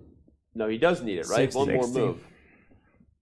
There's one other thing about chess commentary, which is that, we get some breaks, but we don't have like commercials every, 25 minutes as during a sports game. Yeah. So. Also, it's just, it's a job right now that, obviously is maybe going to continue to grow. We're hoping to, as maybe chess events and the, their reach and influence continues to go to higher platforms. That's obviously part of chess.com's goals, and of course a lot of other chess companies, websites, organizations trying to do the same. So, but the thing is, like, there's so many other reasons I could add to it. Like, people doing hours of commentary are not doing just play-by-play. They and adding context, but then also 8 hours of it, and then also doing the post-game interviews. Like, usually Mike Breen doesn't also interview the coaches after the game or the players after the game, right? Like, that's something that right now our world and what we're doing here is very young. I mean, chess broadcasting as a visual product, let alone the product that we're watching on screen, might be very different within a few years. There's also complete information in chess, right? There's nothing to hide. There's no surprises in the same way. I mean, if players make a move that we don't expect, sure. But in basketball, when a team scores, you're like, okay, that team scored. The other team's going to try to score back. You can't map it out. In chess, we can explain, here's how we got to this position. Here's why this all happened. Here's what's going on now, our assessment. Here's what we think should happen. And then we continue exploring all these variations. And so with all that information in front of us, it requires us to talk a lot. Yeah. In a way that if you're watching a basketball game, they'll explain this pick and roll. I mean, we love basketball. So no offense to Mike Breen. Bang. Sorry. No, I love basketball, and I really respect the best commentators. I wouldn't say all of them, but right. There's a lot of great ones out there. But the point is that they don't have to be on edge every single to explain things. And I mean, we could also not explain things. That works for me. Right. No, but it's true, right? And also because chess is hard to understand, but we want it to be relatable. Everything you just said, Robert, is not only complete information, but it's also something we feel like we need to do to make it understand, right? So it's just an exhausting process. Yeah. When you have the last name I do, you're born into this. You were born into this. You have no choice in the matter. No, and you got to make it understandable to newer players, but also engaging for like a GM who's going to be watching the coverage. So the range of people that you have to appeal to is super, super vast. And I really struggled with this when I first started commenting. And it's always a journey. Like, sometimes I say something and I'm like, yeah, thinking back, somebody who's maybe newer to the game had no chance of understanding what I just said. And, that keeps the feedback loop going. But sometimes the body language makes it very clear how the game is going to end, even if you've never seen a chessboard. Yeah. And this king's going to keep going. King A5, bishop C6. That king was on G1. It went around on the first rank. And then now it's going up the first file. No. That's all I'm going to say on the matter. Is that to the think or the hope? Or both? Danya's not a fan of Fischer Random. No, I'm not at all. Why? I love Fischer Random. Me too. I don't like it. What's funny is a lot of players are very split on this. Okay, well, I mean, I could talk about this for a long time, but the long and the short of it is, there's two things I'd point out. The first is I feel like chess itself is still an incredibly rich game, and I feel like it is overdoing it to change the game so drastically. Like, I feel like if you really, really wanted variants of chess, you could make more organic changes, such as like no castling chess is interesting, but I'm still not even a big fan of that. And the second thing I'd say is that I think there's an inherent, maybe I'm being a gatekeeper, or like I'm being too old-fashioned, but I feel like there's a certain amount of chess beauty that inherently stems from the arrangement of the pieces. That produces tactics and openings that lend the game the sort of aesthetic appeal that it has. And when I play Fischer Random, I always find that I'm just less into the tactics that arise. I feel like less beautiful ideas arise when you randomly shuffle the starting position of the pieces. I'm not saying it doesn't have a place to exist. Yep, we have a resignation, by the way. But I don't like it. That's a good question. What is Fischer Random? Someone give that guy a link in chat so that he can see exactly what Don you just went on a rant about. It's also referred to as Chess 960 on chess.com. I think Robert would have some counter arguments as to the pros of Fischer Random, but we're not going to get into it right now because we don't need to. We have a victory for Ding Liren. Jan-Krzysztof resigns because, as we said, the king made a journey. Let's remind the path of that. It didn't stop believing, Danny. Didn't stop believing, no matter what. And eventually the king arrived at the final destination, which was we're gonna eventually kick this for rook. And as we kept saying, at some point you will see this diagonal. Ding was smiling. Unguardable, and the A8 queen will arrive. So yeah, Ding was smiling. He was happy. And I keep saying this now, round after round. After his loss to Jan Nepomniachtchi, it felt like Ding not just was capable of getting a victory, but almost like he'd earned one. If you look across the games and looked at his advantages, like I don't remember him being in trouble since then, but I do remember him on the edge of a win, and now he finally gets his first one. So he knows that he's far behind in the standings. He's 2 points behind Jan Nepomniachtchi, but he loves chess. He wants to play good chess. He does interviews even when he's disappointed with his result. I know everybody loves Ding Liren, but about the chess itself, he has been playing high-quality chess, but not scoring the results that would indicate that. Yeah, I agree with everything you just said. It's exciting, and every interview we have with him, we just go, who doesn't love Ding Liren? And by the way, look at where he sits in the standings. Again, he's, like everyone else, chasing not just Jan Nepomniachtchi, but Fabiano Caruana. But okay, like what a huge win that was for the top player from China. And his candidate's chances are not gone at this time. And he also gets another crack at Fabiano Caruana. He doesn't get another crack at Jan Nepomniachtchi. But okay, 3 of the people ahead of him, he still has to play 2 of them. So he has some chances to shake up the standings. Well, Jan has a big fat X on his back right now. Every single player Yeah. wants to either beat him. The players who don't play him want him to lose. I mean, every shakeup of the tournament standings starts with Jan Nepomniachtchi losing. So that's what everybody is going to try to achieve. And for players like Ding and Hikaru, they're obviously not thinking about first place right now. And Hikaru is thinking about recovering from today's game. Fabi is thinking about rediscovering his form. There's going to be a lot of, mental recovering and strategizing that's going to happen on this rest day. It comes at a good time. 3 players got their first win at the candidates today. We just saw one of them wrap up the victory versus Jan-Krzysztof Duda. When we have a second, we'll get results up. We should recap the full results that were round 9 today, because we had 3 of 4 decisive games, and those 3 wins came to players who hadn't struck yet. There you go. It's hard to say which one is the most memorable, right? Alireza Firouzja, the rising star, gets his first victory in the Candidates Tournament. For fans wanted to see that young man arrive. He's finding his form. Rajabov gets his first victory in 3 bleeping years, 37 classical games later. And Ding Liren, the #1 player from China, who at one point might have been Magnus Carlsen's most feared opponent, gets a dub. So, I don't know. I mean, I know I just stole the thunder, but those were some pretty big things to happen here. Well, we heard in some interviews players talk about luck and being unlucky. I would say the player who's left the most on the table is Ding Liren. He's at 4.5 out of 9 even score. He's tied with Hikaru Nakamura.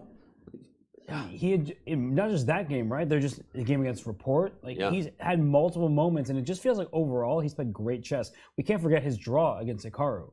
Hikaru had really great preparation, and Ding Liren, every single move played accurately to the point where at a certain moment we're like, that deep pawn ram throw, maybe he can even win this game. So Ding Liren, we are seeing some of the form from him, but not on the scoreboard.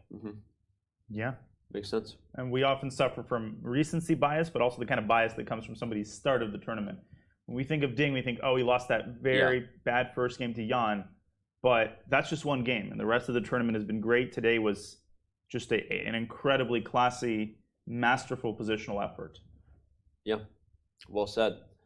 Well, those were the results from round 9. We will have a rest day, but round 10 is coming up on Wednesday the 29th. We should probably preview what those matchups will be, remind everybody of what's in store after the rest day, and there you have it. the fighting chess is going to continue. We had 3 of 4 decisive results today. Maybe not all of them felt like the most impactful on the standings, but if it was already over, we wouldn't be playing more games. So there are still 5 rounds left, including round 10. And I'm going to let each of you circle your favorite matchup coming out of the rest day. All right, you're putting me on the spot first. I am really excited for Nakamura-Caruana. I was going to say, I think for sure. I'm taking the low-hanging fruit here. Yeah. They've only played once before. Yep. The battle of 2 generations. Hikaru just lost today. He's going to be angry. He's going to be motivated. And Firouzja is going to be motivated, but for a different reason, because he got his first win of the tournament. So I think it's going to be a really interesting fighting game. I'm excited for that one. And it's a great matchup of youth versus experience. Yeah. While Hikaru Nakamura, much has been said about his absence from over-the-board classical play, we know that he's been playing countless games online. He's playing Title Tuesday tomorrow.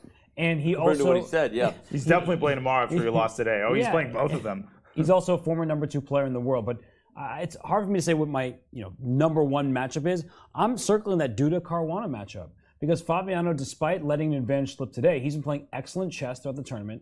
Duda has not. I mean, he started off totally fine. He was even, making all these draws, looking like he could be a contender. But in the last bunch of rounds, he's lost 3 games, and he just hasn't looked like himself. And it's not just on the chessboard. We've seen his mannerisms. We've seen his reactions. We often use the expression, just happy to be here. He does not seem happy to be in Madrid right now. Yeah. I like those 2 matchups as well, as far as the ones I'm super excited about. Anytime Rapport gets the white pieces, we turn our head, and then Nepomniachtchi getting white. Will he push? Will he try to put this thing away in some ways, getting a victory against Timur Rajabov? So much to talk about, of course, on Wednesday, and you don't want to miss it. Though, because we've highlighted this Nakamura-Firouzja match, and we have a Hikaru interview that he just gave to Dina Belenkaya from downstairs after he finished his tough loss to Timur Rajabov. I think we're going to throw that interview up and make sure that the fans catch that before they disappear. So are we going to the Hikaru interview or not? I'll break the 4th wall. Okay, so we're getting it ready. It will be on in just a second, so sorry. A little confusion there from the team. But there's other people involved in the broadcast. We're not just doing. I'm not just magically asking for things and it's appearing. There's a whole group of people working super hard. You said it was ready on the teleprompter, so that one's on you guys. Break the 4th wall. So we've got. Anyway, we have a Nakamura interview coming here in just a moment, which is always great when Hikaru gives his time after a tough loss. We'll see what his thoughts were here in just a little bit. So. Hikaru streaming Title Tuesday tomorrow, by the way, while we're enjoying the rest day here in Madrid. That's the chess you can be watching on Hikaru's channel, just so you know.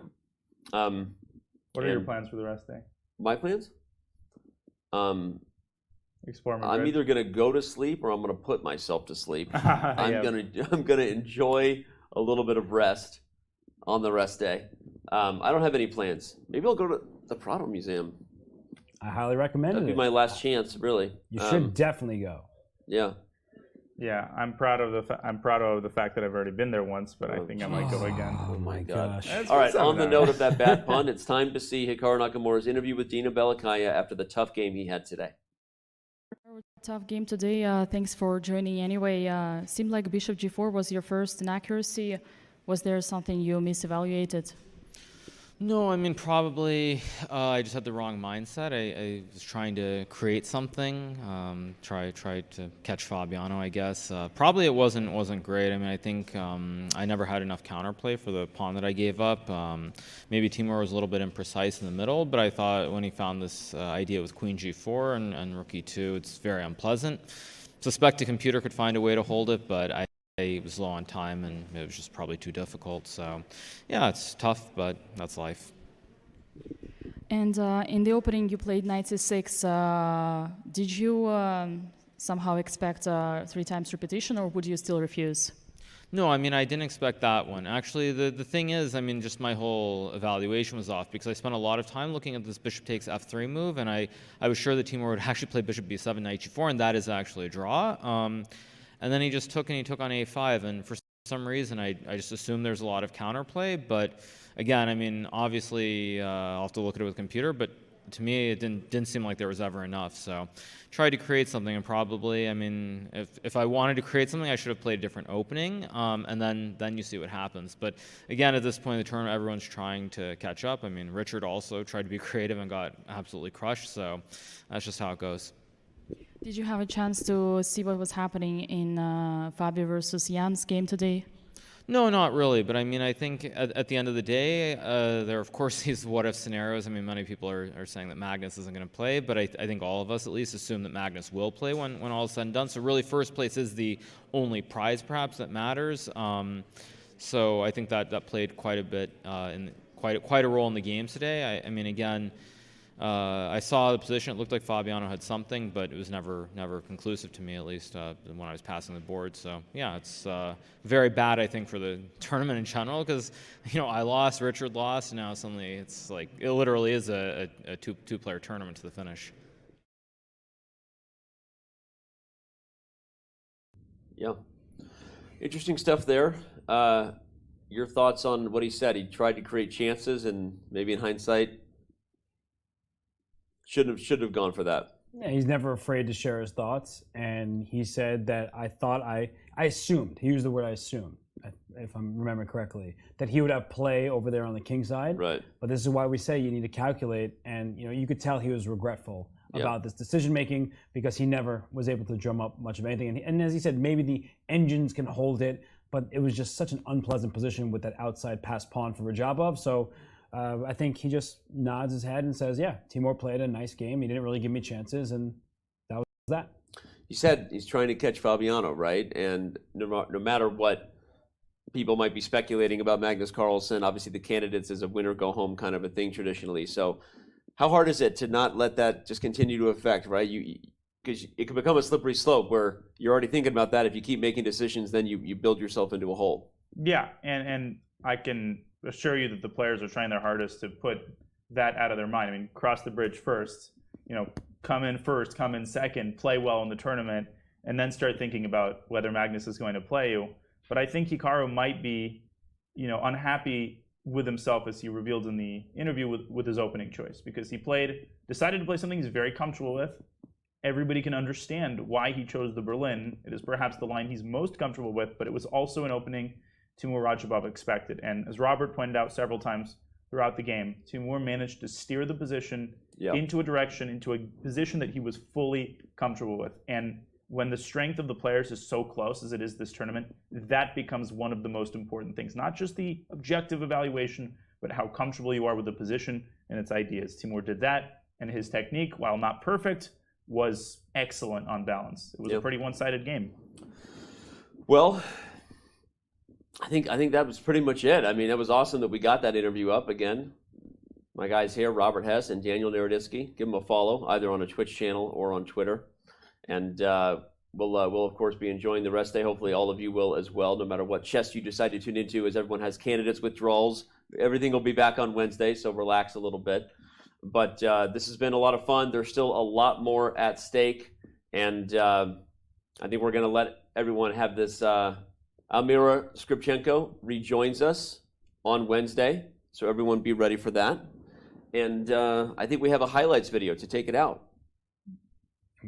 Tomorrow's Title Tuesday. And is there also a Women's Speeches Championship match? Tomorrow's a Women's Speeches Championship match as well as Title Tuesday. So tune in. Obviously, you've been coming here every day, so you'll know there'll be some chess on. You should come in and check it out. Enjoy this highlights video of what the last few days gave us.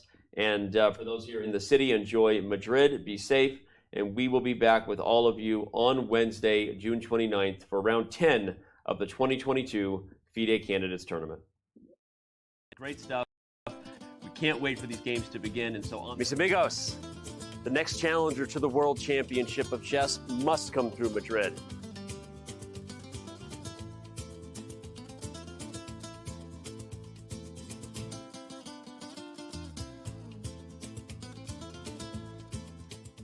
After 95 check is king h4, and the checkmate is forced on king g7, knight to 8. Oh, what happened?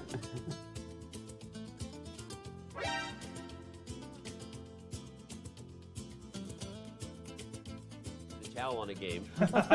Did you see that? Let's just, we don't need to go through the ceremony. Are you worried that Jan is going to lose his own momentum a little bit, Danya? Yeah.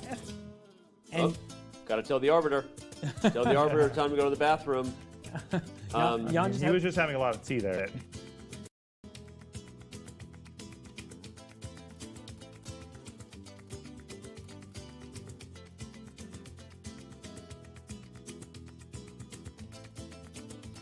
Oh, Hikaru grabbed his coat. He knows it's over. What that means. You know it's over when Hikaru grabs his coat. It means he knows he's out of here. All right, everybody. This has been a lot of fun, and we have much more ahead.